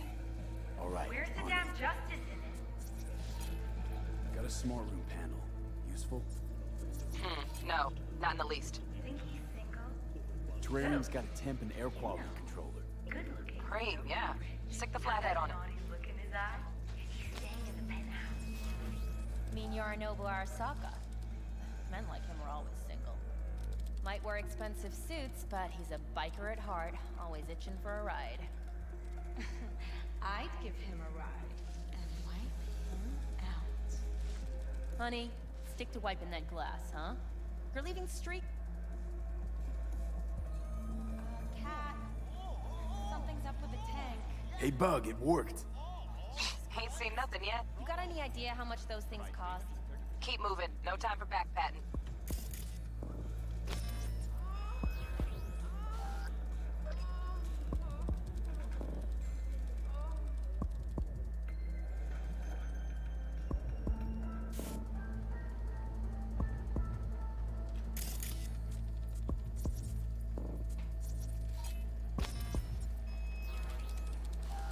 Truly the hardest puzzle in this game so far.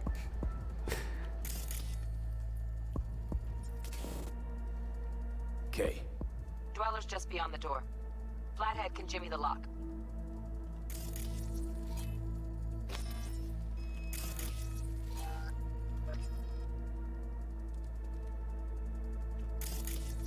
Looks like he's having trouble. Shit. Gotta be another way. Let me think. Got another cam other side of the door, but it's disabled. Want me to enable? Yeah, look around for a CCTV port.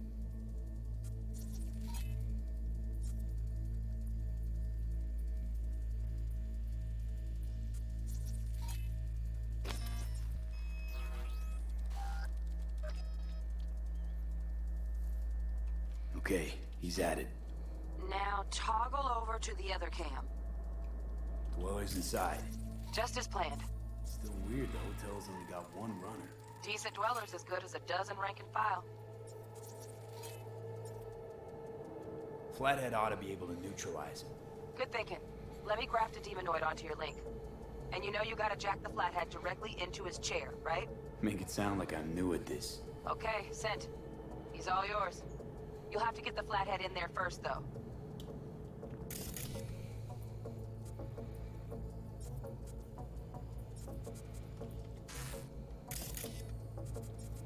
Well, that's right. We needed to figure out.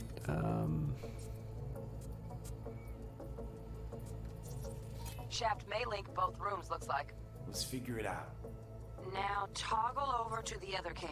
Might have found our way in. Send the flathead over there, then toggle over to the second cam.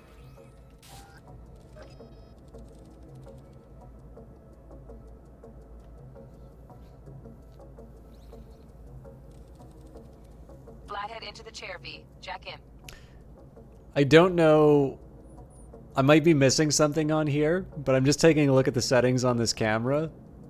F5.6 ISO 100 indoors. That's amazing.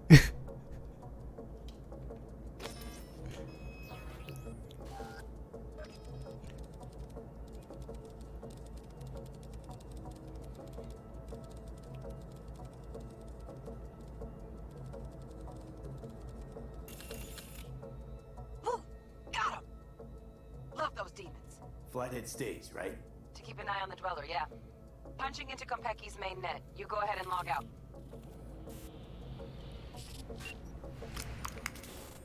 Así es como se hace. How you feeling? Fine. A little dizzy, that's all. Bug, how you doing on time? You there, Bug? Yeah, I'm here. So, listen, ice is thicker than I thought. Piercing it'll take a couple hours. Couple hours? Can't do it any faster. Want my brain to burst into flames? Just sit down and enjoy your snazzy sweet. Thanks, I will. V, you take it easy, okay? Rest up.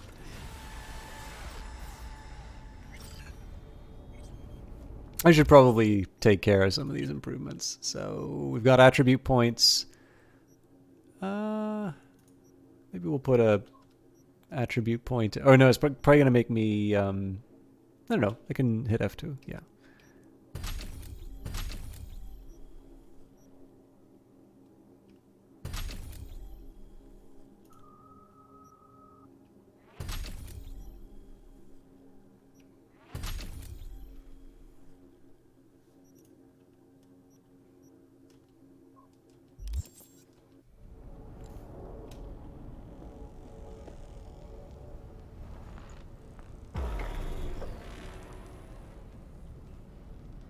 What do you think? Why'd you give it all up? Who gave what up? Yorinobu Arasaka. The good life, I mean. Old news, I know. Just got to thinking's all. It's like, think. You got everything, right? Eddies, education. Your pops can snap his fingers and turn half the fucking planet into a nuclear wasteland. But instead, you're like, nah, fuck it. And what do you go do? Start a fucking gang. Steal dragons or some shit. You go from your fam, chip some real skin, and play gang leader for a few years. For what? Ah, fuck him. Why do I need to care about some bougie prick and his street kid fantasies? Must have been a who, huh? I'm Yorinobu Arasaka. Would you folks like to join my gang? Poser with court protection. And that name, too. Steel fucking dragons? Oh, man. A wannabe Gangoon's wet dream. Got bored of being rich and then got bored of playing tough. Fucking tourist. Tourist or not, he just walked into the lobby. And we are back in biz. Penthouse security is neutralized. Perfecto. Let's start the show. Hey, Bug. Were you on comms that whole time? 3.5 hours. About that stick up the ass. Mean the one up mine? Slip of the tongue, you know? I know. Now's your chance to make up to me. This is going pretty smooth, right? Right? Man, are you the silver lining type? Hey, when you gonna wave off that dark cloud hanging over your head? I'm telling you, it's downhill from here on in.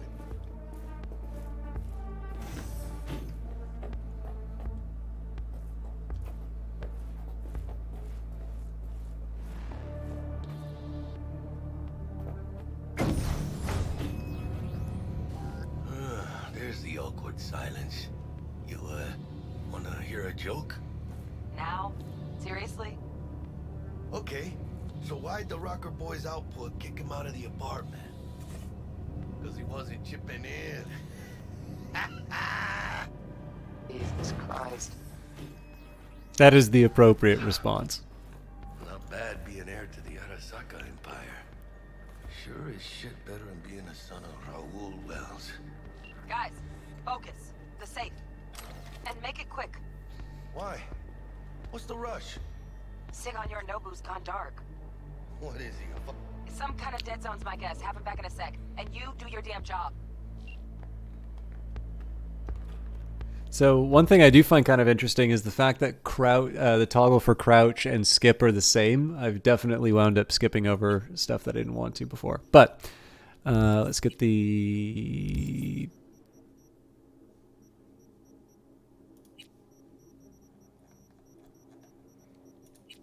What really happened at Arasaka Tower? If Militech was behind the assault on Arasaka Tower in 2023, and if there's actual evidence to support that, then why didn't Arasaka return the favor and nuke Militech? By now there's no doubt that the bomb was manufactured by Militech, but that doesn't mean that they detonated it. I confess I'm not a huge fan of the popular theory that Johnny Silverhand, the controversial rocker boy, was behind the whole thing. In fact, I'm not really a Silverhand fan, period. Silverhand was a poser and a blowhard, not someone that would actually follow through on his grandiose bluffs. Full disclosure, I just don't think Silverhand would have the balls to pull off something like that. Let's think this through. Who hates corporations the most? Nomads, obviously. Remember that mass market BD called Badlands Raid from the 20s about a band of nomads who attack a Militech convoy? Well, guess when it premiered? That's right, on the night of the attack. Coincidence? I think not.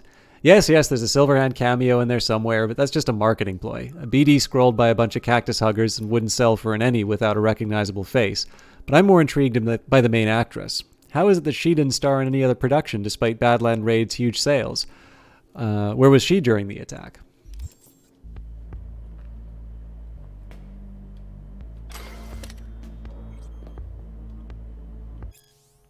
For years, experts in the field of cybernetics, neurology, and psychology have been desperately trying to merge human consciousness with silicon. Until now, their efforts have been unsuccessful, though scientists have managed to create artificial intelligences that can compare or indeed... Oh, we've already read this one, so we'll carry on. I don't want to turn the thing on, I just want to get the... Looks like Yorinobu left us a parting gift. Ain't much, but it'll have to do.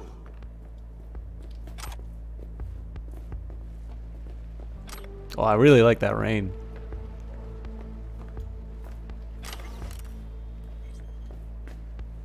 Flowers of Silence, a biography of Hanako Arasaka. If I had written this biography on the basis of publicly available material, there would be two sides of this story, not to mention the foreword, afterword, and the acknowledgments. Everyone knows that Hanako Arasaka is a very private individual. Everyone has heard about the tragic death of the last reporter who attempted to pen her life stories. 10 shots to the back, suicide, according to the police. That's why my publisher asked me to write this book. That's why when my publisher asked me to write this book, I had to politely decline.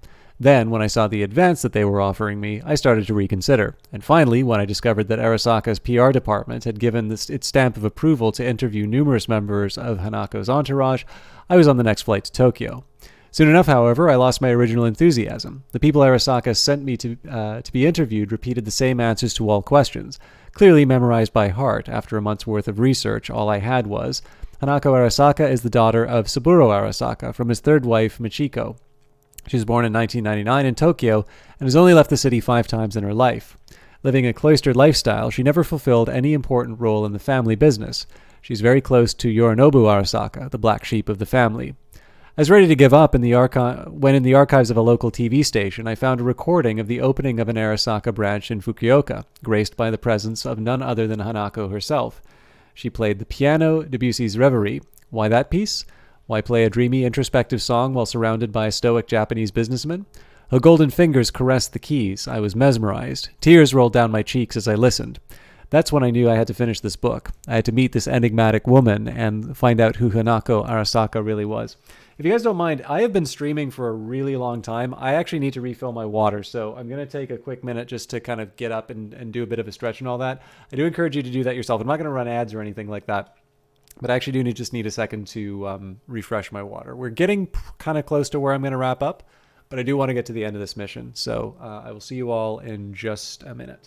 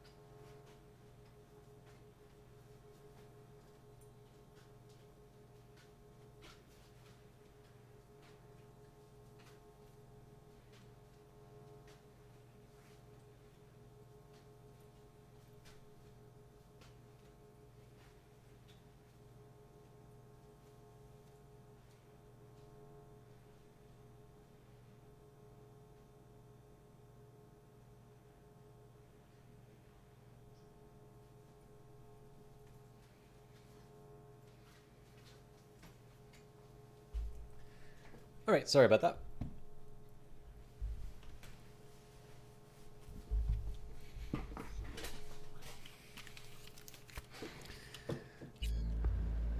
There, under the floor.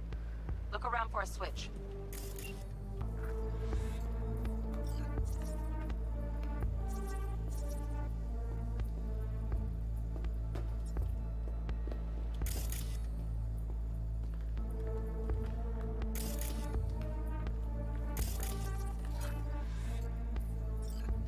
Huh.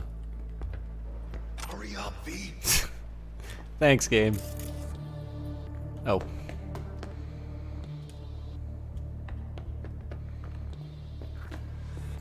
Bingo! Got something ejected. Come here, V. What now? Jack in your personal and make us rich. On it. Your turn, Bug. Give me 2. No problem. Thank you, A10 Gold. We got winged visitors. Bug. Don't know who, but staff's abuzz. All 200 on their feet can't keep still. Can't say I like this. How much longer, T? Shit, Yorinobu's penthouse bound. Fuck him! Open the safe! Almost got it. Done. Cream. Let me look to this, huh? Relic intact? Bioshard integrity, 100%. Guessing that's a yes. Good, let's go.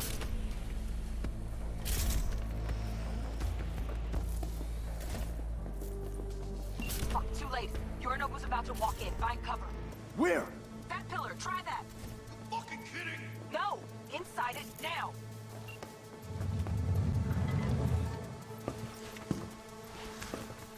We're in. Which don't solve our problem, T. I fucking know our problem's still there. Let me think for a sec, okay? I thought Atom Smasher. Bodyguard. Horse. Night City Legend. Blink motherfucking one too. What's in play? We wait. Are they here yet? They approach from the landing pad? Fuck are they talking about? Bug, who we got incoming? Nuh-uh. No fucking way. This isn't happening. Saburo Arasaka? The Emperor. Yet another ass-licking legend. Shush. Doubt this could be soundproof.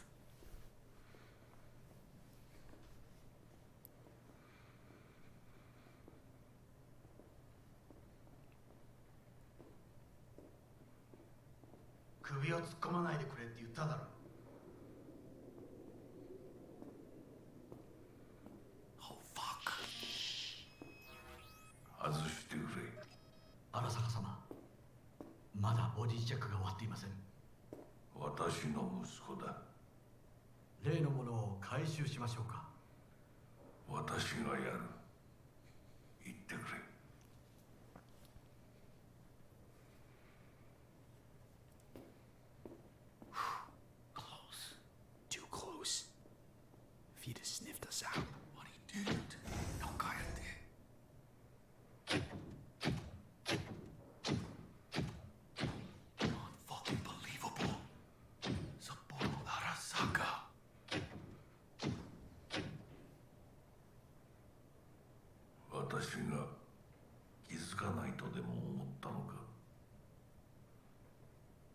そもそも俺のことを気にしたことなんかないだろう。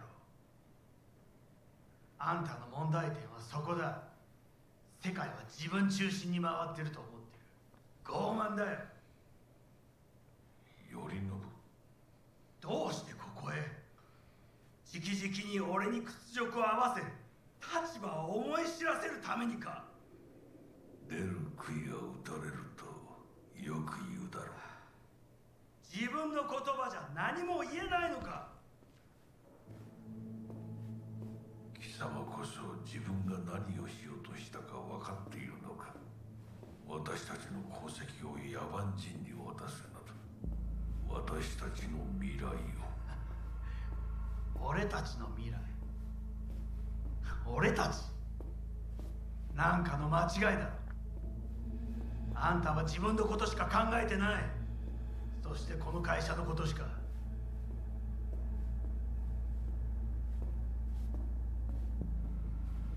いつかこのような日が来ることは分かっていた。貴様はついに越えてはならない一線を越えたのだ。これまでお前の愚行には目をつぶってきた。だがそれもここまでだ。この裏切りだけは決して許せぬ。貴様の母親が生きていなくてよかった。息子の不甲斐ない姿を目の当たりにして心を痛めずに済んだのだからな。これで誰のことも許す必要はない。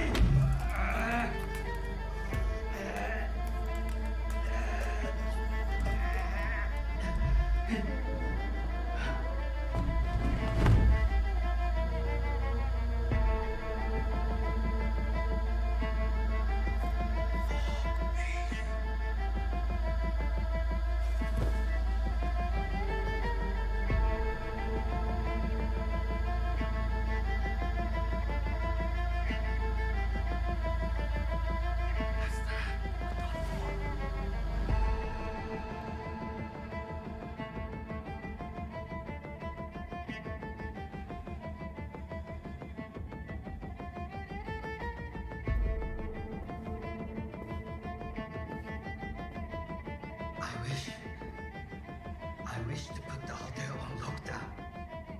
May I ask why? Saburo Arasaka has been murdered. Code Red initiated. Attention. Code Red has been initiated throughout Kenpeki Plaza. Please remain in your rooms and follow all instructions given by staff. 何の騒ぎです。誰かが父に毒を持った。毒を。そう。頼信さん、しかし。竹村、お前の仕事は何だ。何の話です。単純な質問だ。答えろ。荒坂家の家長を守ることです。今後はもっとしっかり責任を果たすよう望んでいるぞ。お許しください、荒坂様。決して失望はさせません。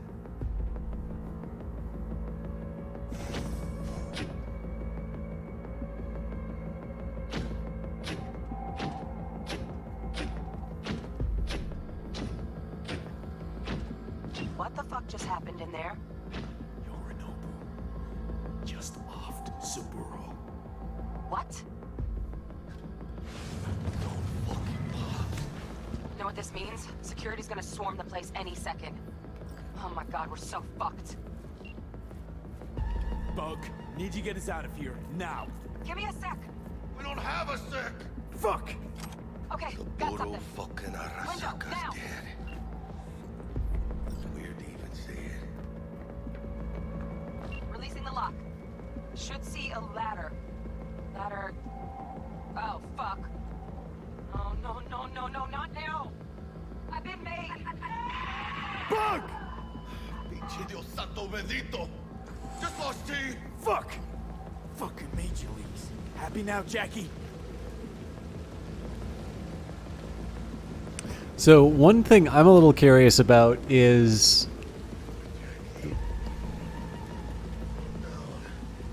how people feel about the significance of the moment. That's fucking high.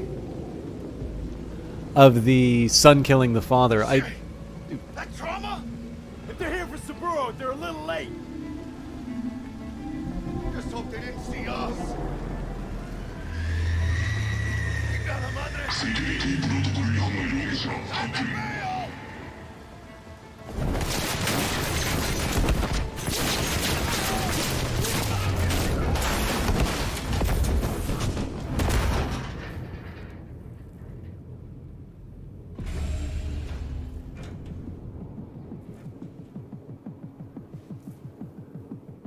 Oh shit!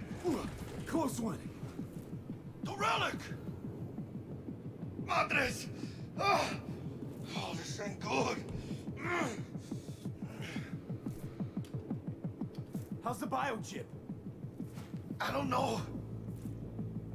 Container depressurized. Biochip integrity at 94%. Fucking dropping. Carajo. Parker! Call her! And tell her we fried the case? Let's do it. Yeah, sorry, there was a follow-up that I had for it, but I gotta wait for the drama to stop. Konpeki's all over the feeds. What the fuck's going on there? Got a problem. Cryo case is damaged. Biochip's integrity at... Jackie? 86%? 86% and drop it. Shit. Okay, listen to me. There's only one thing you can do. One of you's gotta slot the relic into your neural port. What the hell are you talking about? The relic can't be isolated. It has to be nested in a safe environment. Well, someone's gotta do it.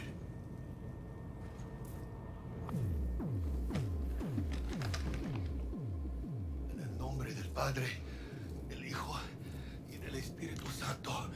Amén.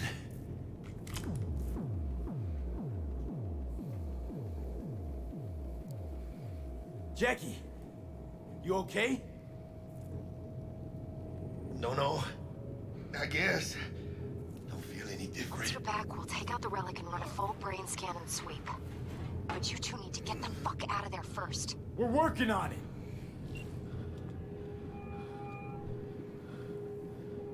Del, we'll be there in a couple.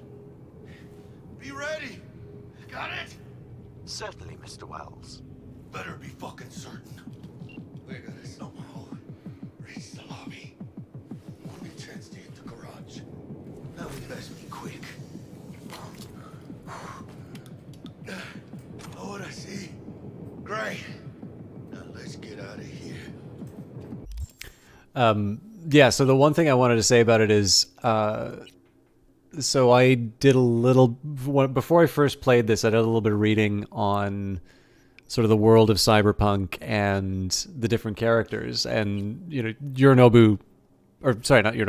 Saburo Arasaka is obviously an incredibly important figure. And I've always kind of wondered whether or not the significance of this character is established enough for the gravity of the moment for somebody who's not familiar with the game to be to really come across.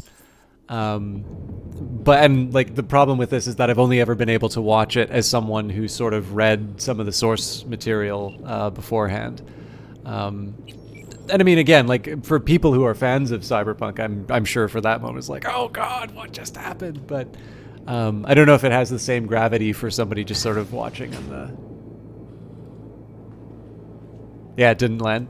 I kind of suspected that. Code red has been initiated throughout Kentucky Plaza. Please remain in your room and follow all instructions given by staff.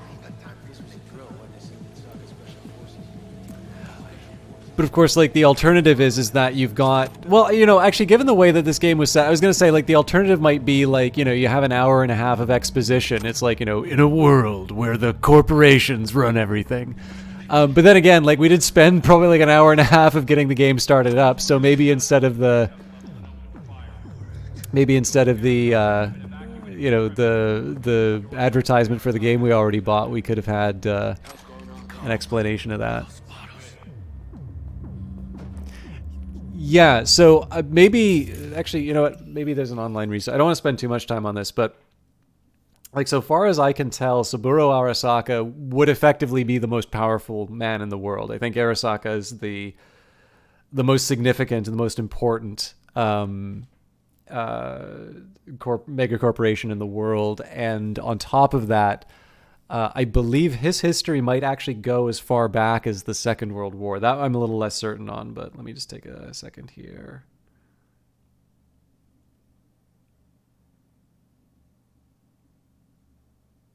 I mean, it's kind of implied by the nickname, the Emperor.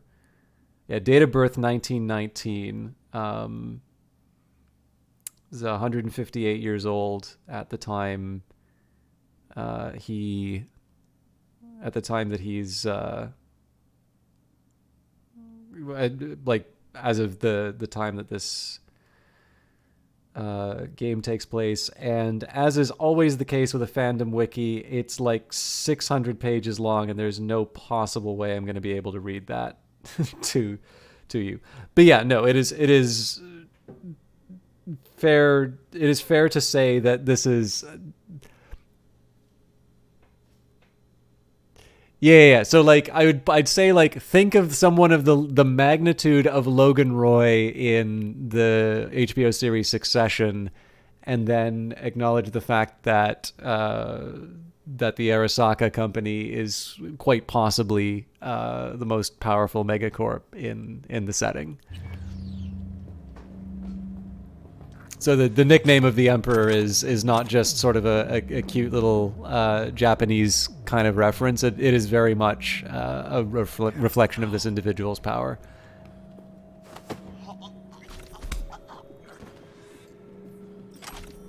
What do we have here? Attention. Code red has been initiated throughout Kenpeki Plaza. Yokai, Japanese demons of yesterday and today. They make their homes on mountaintops and rivers and oceans, on city streets and every mega building floor with a number 4 in it, even if in your washing machine or infovisor. Some appear in concrete places, while others simply haunt a specific person. They're there when you hear a strange noise in the middle of the desert. They're there when you feel like someone's watching you, although there's not a soul in sight. They're there when you glimpse something out of the corner of your eye, something nobody else seems to notice, but you were just at the Ripper Docks for your checkup. The yokai first appear in Japanese literature in the year 797. These mysterious beings, though closely linked to the invisible realm of the dead, have been alive in the Japanese consciousness from the very birth of animism. It's not that the Japanese believe in the yokai, they simply know the yokai exist. In addition to phantoms, ogres, and other mysterious phenomena, the yokai also include a group of shape-shifting demons called obukai or bakemono. The bakemono are said to sometimes take the form of a faceless person, a one-eyed scarecrow, or an animal. It's said that when a cat reaches a certain age, it becomes bakenko. These yokai are able to walk on their 2 hind legs, speak and dance, assume human form, or even devour their owners and take their place. The bakeneko sometimes visit people in their sleep, or even wake the dead. All they have to do is hop over a corpse and suddenly bring it back to life. However, the demons are capable of much, much more. One should exercise extreme caution around a double-tailed cat. There's a Nekomata, a yokai with shamanic and necromantic capabilities, able to place curses on people and control the dead. I didn't know this was Shadowrun. In its human form, a Nekomata resembles an old woman, often one addicted to some substance or other with an eerie, disturbing air about her. However, let me assure American readers of this book today that the most likely place you'll find a Bakeneko is in the form of lucky Maneke-neko figurines. After all, real cats are an even rarer sight these days than your average yokai. Please remain in your room and Got it. follow all instructions given by staff.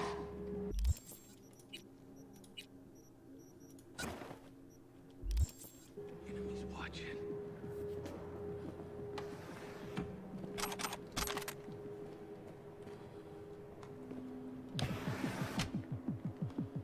This way. I completely forgot that there's an option to mark some of the targets. Strange, out of the ordinary. Well, the doors to the terrace damaged. Then take another look. Okay. I thought that maybe pinging would be sufficient for Ah, crap. Yeah, I'm Another cooked. extremist.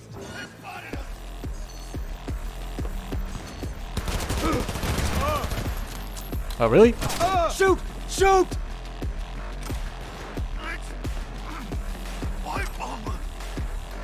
He's hit! Keep firing!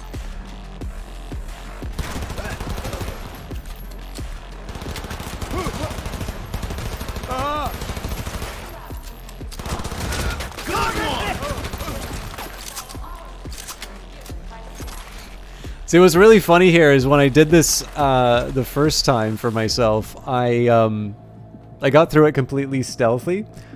But what I loved about it was that I'm going through like a part that I want to get through, and out of nowhere, like Jackie just screams, "I'm coming for you, Caprons!" and like just runs in front of a bunch of guards again. I don't think it actually triggered an alarm, but that was possibly one of my favorite bugs that I ran into on this one.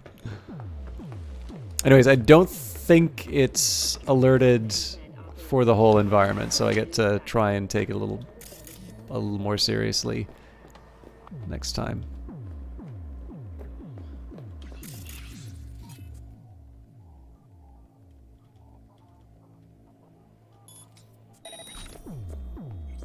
But yeah, next time I'll remember the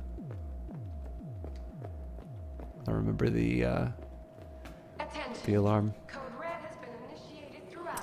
I have never played a Metal Gear Solid game, or actually a Metal Gear game at all, for that matter. A10 Gold, but Brian on the Rocks, who was here a little bit earlier, played a wonderful parody called Unmetal, which was absolutely hilarious to watch.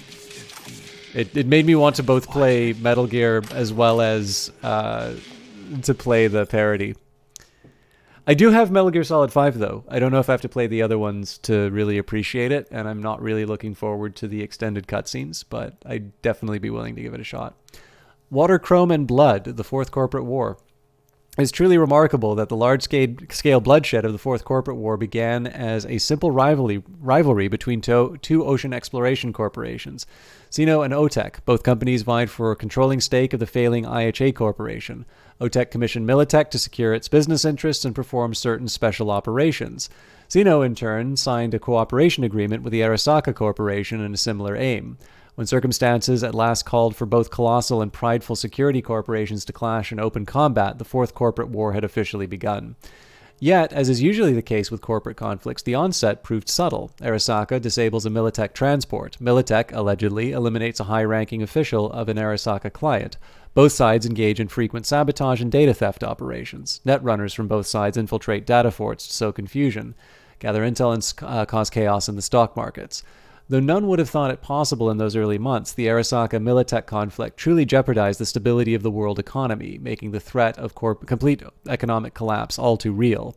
For this reason, NetWatch instructed a communications embargo on both corporations. This did little to slow the conflict's pace, however.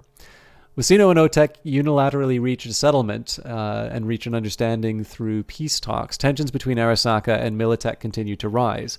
The separation from the ocean dispute marks the beginning of the Fourth Corporate War's second phase, the so-called Shadow War.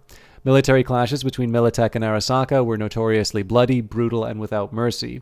They waged their most damaging campaigns on the net. Arasaka and Militech netrunners launched attacks with the help of viruses that were often highly experimental. What's more, they created lethal ice measures and AI-like programs that could lurk in the dark corners of the net for long periods to launch strikes at the most opportune times. By the second half of 2022, Arasaka and Militech entered the final phase of the conflict, where both sides used every resource and strategy at their disposal. The hot war had begun. Around this time, the net that the world had known for years had ceased to exist, and mercenaries hired by both corporations were slaughtered in open warfare by cutting-edge weapons technology. Then, in the war's most shocking and ironic turning point, the coup de grace came when an unknown group of mercenaries detonated a nuclear device at Arasaka's Night City headquarters.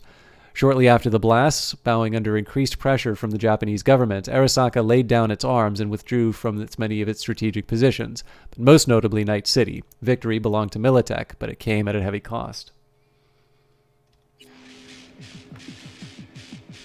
Well, that's interesting, Eita. Yeah, I'm definitely playing this very poorly. Whoa. What? Where in the world did this guy come from? One fucker less.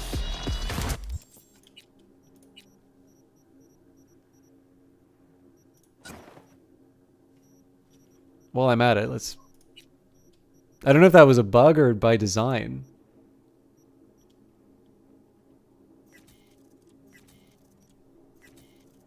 Late spawn. Showed up to work a little late. Go, go, go!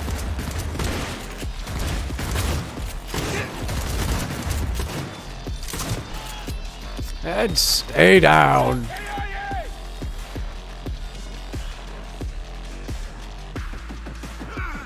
Come on, motherfuckers!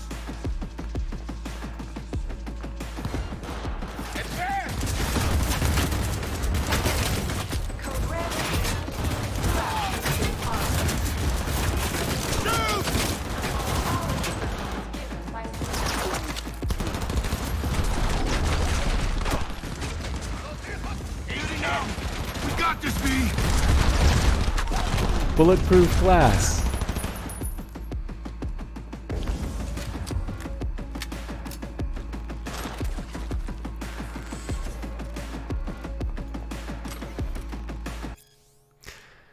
California After Dusk, the life of Richard Knight. Richard Knight was a pessimist even in the late 80s when the economy seemed headed for endless growth and the nuclear threat of the ash heap of history. Knight saw the United States as hurtling towards collapse. Richard Knight was an optimist. He deeply believed that the world could be changed for the better and that he was the one to do it. Richard Knight was a realist. Aware that he couldn't change the face of the world all at once, he decided to start small, for him at least, by constructing the ideal city. His utopian metropolis was to be called Coronado City. It would stand as a metaphorical city on a hill, a shining example to the rest of the world.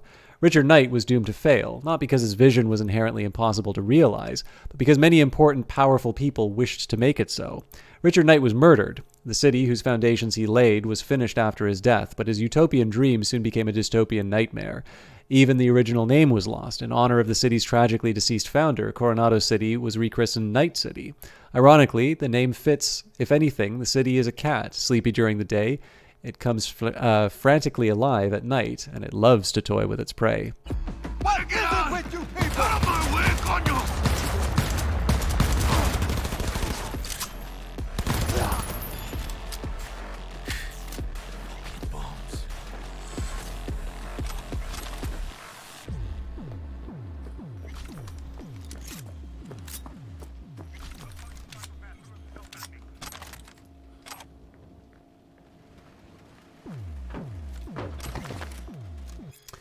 Arasaka and ornithology, 3 Japanese words to know. As conversations over factionalism within Arasaka heat up, many industry insiders wonder about the company's future trajectory. If you struggle to understand the complicated inner machinations of the world's largest arms manufacturer, look no further than the obscure science of ornithology. Yes, that's right, the study of birds can help, at least in a sense. There are 3 Japanese words every corporate player ought to be familiar with: Kiji, Hato, and Taka. Kiji, green pheasant. The bird has long held cultural and symbolic significance in Japan. One can admire the word's last living specimens at Hanako Arasaka's private preserve on the island of Shikoku. The word Kiji also bears meaning among the factional identities within Arasaka. This group, with Hanako at its center, consists primarily of conservative technocrats who wish to follow the course set by Saburo Arasaka himself. In his daughter, Hanako, they see a guiding force to maintain the old order and stability within the corporation. Hato, dove. The symbolism of the dove is recognized far and wide. The symbol also aptly captures the character of a much smaller faction within the company led by Michiko Arasaka, daughter of the late Kei and niece to Hanako. This liberal wing of the corporation has unified those who seek deeper reforms. Although they currently hold little influence, they enjoy growing support and popularity among some politicians and media personality. Taka, hawk, as a symbol. We can also say you can learn more about the Arasaka family genealogy from an 8-book series, 2 Centuries in the Clover's Shadow, available in stores soon. Taka, hawk. As symbolic as the dove is, so too is the hawk. This faction, headed by Yorinobu Arasaka, prefers to take the most direct and uncompromising solutions. Both stubborn and temperamental, he resembles Saburo He resembles Saburo, which has given him wide support among the more militant-minded Arasaka Corp elite. However, his more pro-Western inclinations and ideas that are innovative as they are controversial have weakened his support from the board's loyal traditionalists. At this point, I'm kind of wondering if there's even a point in trying to do stealth. I guess Jackie's trying stealth, so. Code Red has been initiated throughout Oop. Kentucky Plaza. Please remain in your rooms.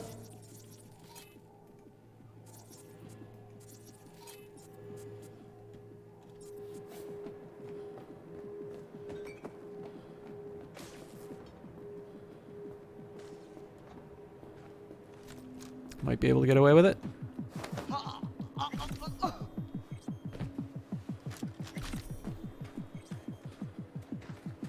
Nope. Engaging hostile!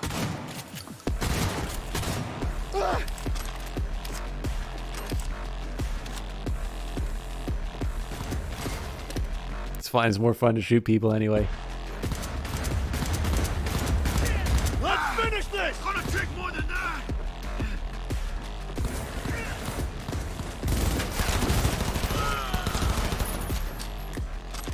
Hell yeah!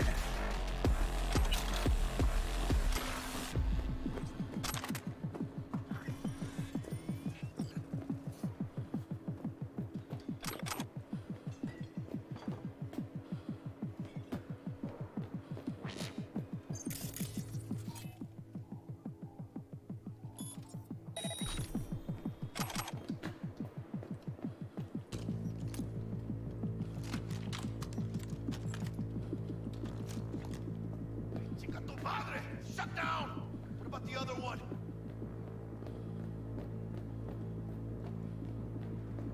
Enemy contact! I'm engaging! Let's get him, mano.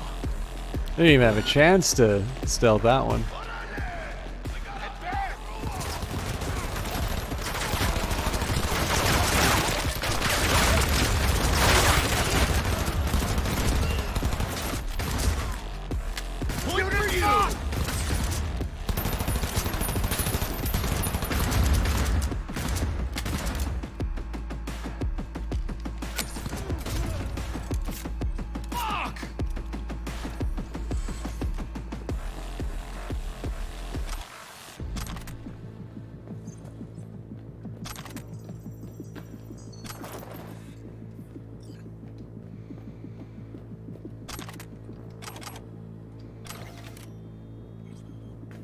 A lot of Kentucky Plaza story. Okay. Code Red has been initiated throughout Kentucky Plaza. Please remain in your rooms and follow all instructions given by staff. Okay, I'm mostly just looking for stuff to loot.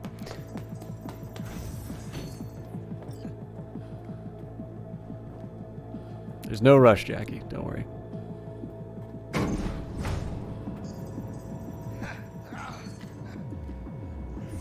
What? Saburo Arasaka. 150 years. And today, of all fucking days, that's like some divine comedy shit. Save your strength, Jackie. What do you think I'm doing? But she'll get out alive. Tell Bug, why don't you? Maybe she'd still be alive if we hadn't been so gung-fucking-ho. Don't take this out on me. I can see how the chips are falling.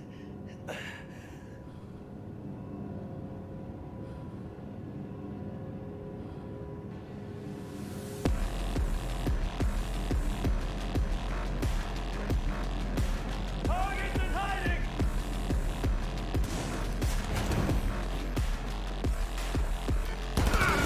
Come on, motherfuckers!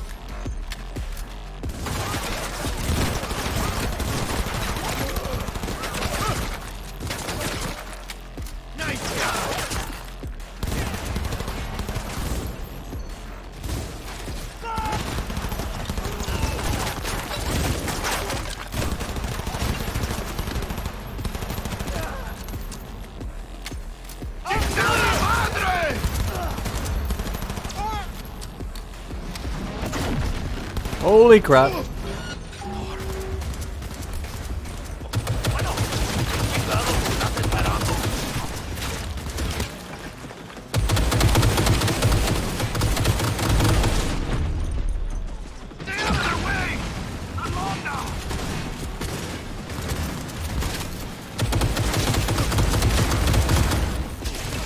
Gotta reload!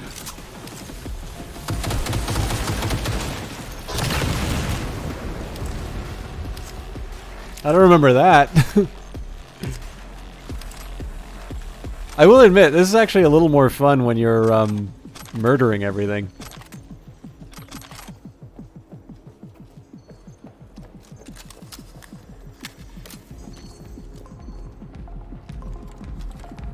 I know you need a Docker, Jackie, but, you know, let's just make sure.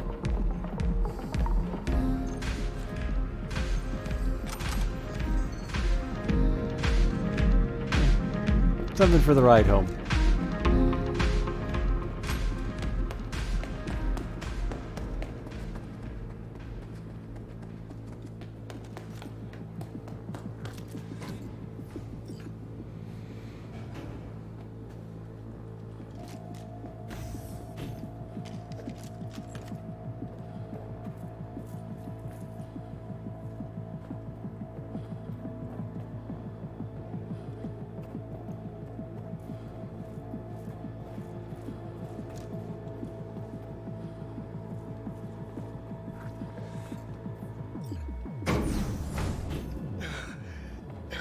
Leaking a little. Attack on corporate property! Advise that you waste no time in entering the building.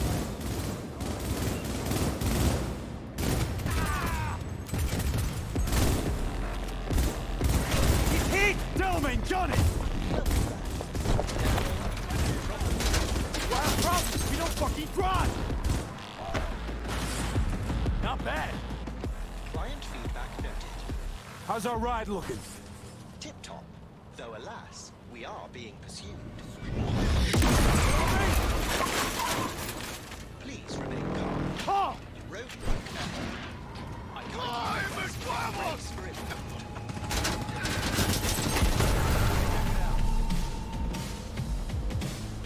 A hostile enemy aircraft has a lock on him. Leave it to me.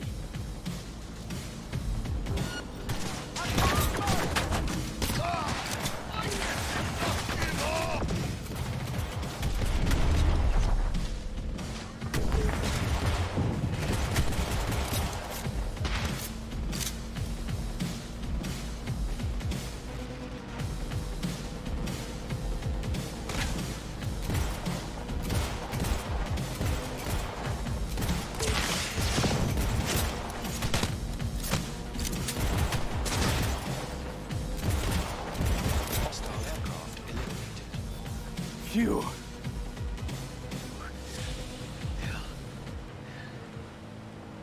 We did it, Jackie! We fucking made it! I guess we did. My medical diagnostics indicate that Mr. Wells's condition is critical. Take us to Ripper Dock, now! Apologies, but that will not be possible. Our itinerary has been pre-arranged and paid for in advance. I am not at liberty to alter it. Fuck your liberty! Do what I say! It's okay, V. Oh, hold out. I suggest you try to keep Mr. Wells conscious. It's gonna be alright, huh? You'll see Misty, your mom, everyone you love. Jackie, don't close your eyes. Misty. I know. You always know.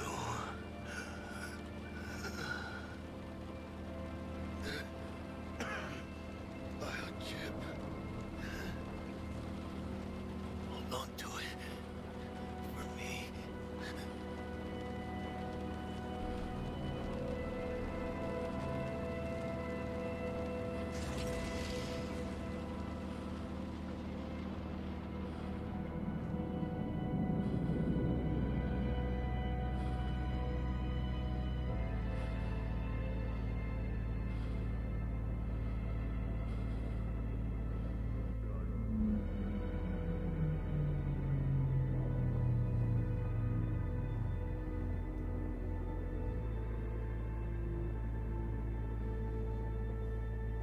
Wells has passed. Where shall I take his remains? What?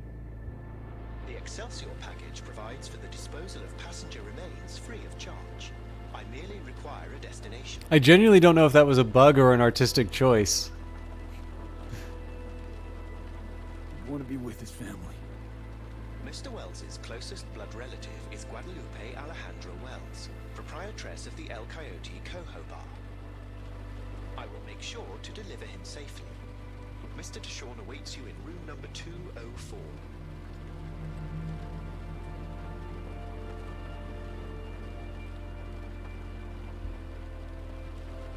See you in the major leagues, Jack.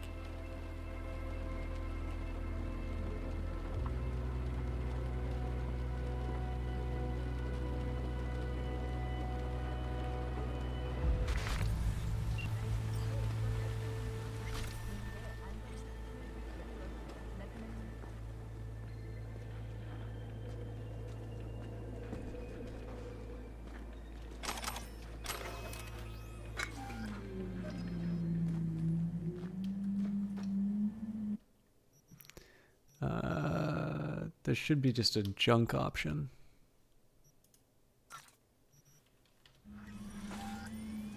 Okay.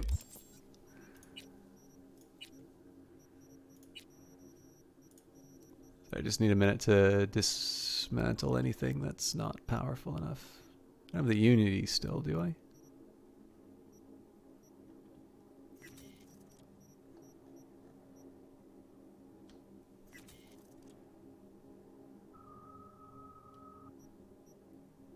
Hmm.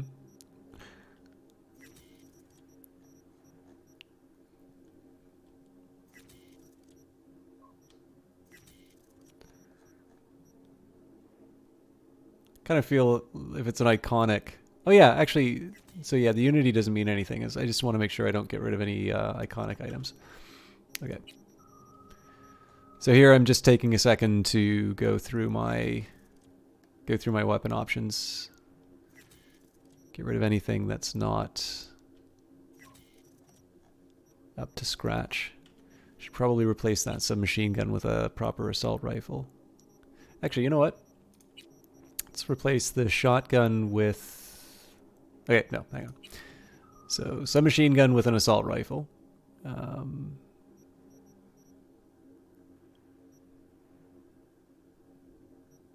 This is going to be one of these burst fire ones, I know it. So we'll hang on to the copperhead just as a reserve, but...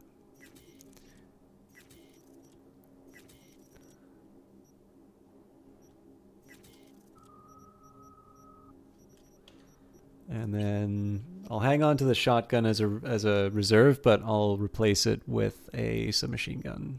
And it doesn't seem to matter which one I use.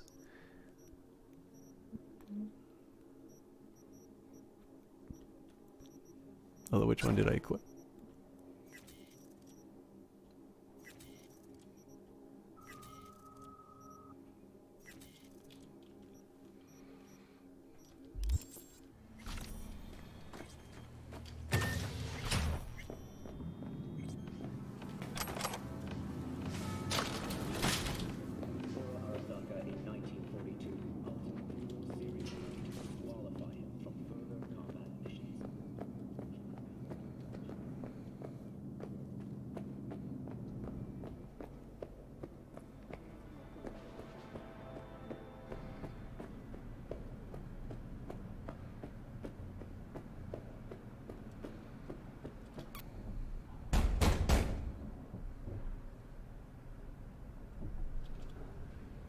Let me in.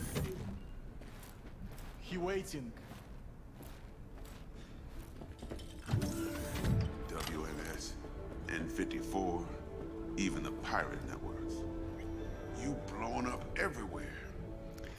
Storm on the Mare Christum. By now, we're all avid viewers of a reality TV show that is orbital politics, except this is real life, and what happens up there could have real consequences for the rest of us down here.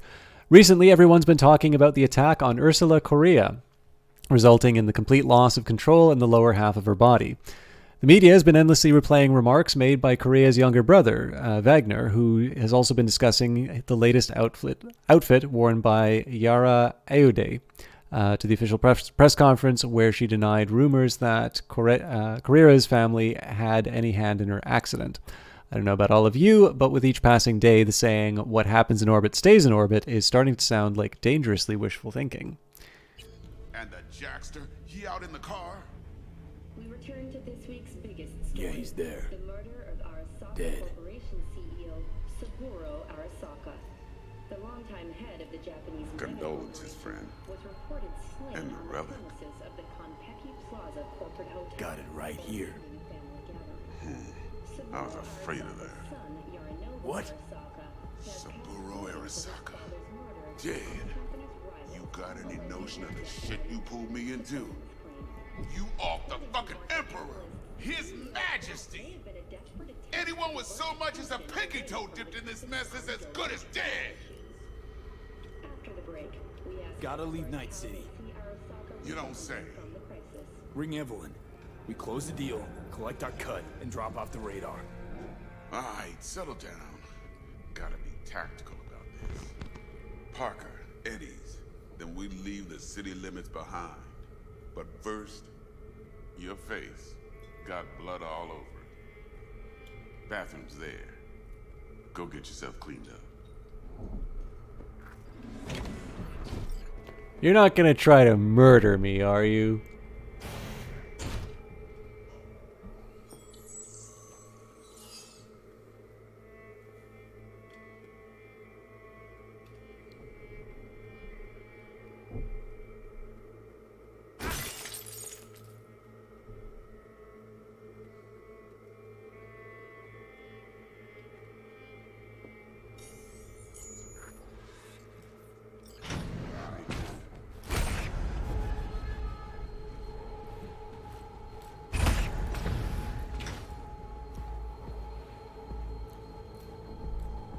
Can't risk it, V. Remember our first convo? I'll fucking kill Seems you! I've chosen the quiet life after all. No blaze of glory for me.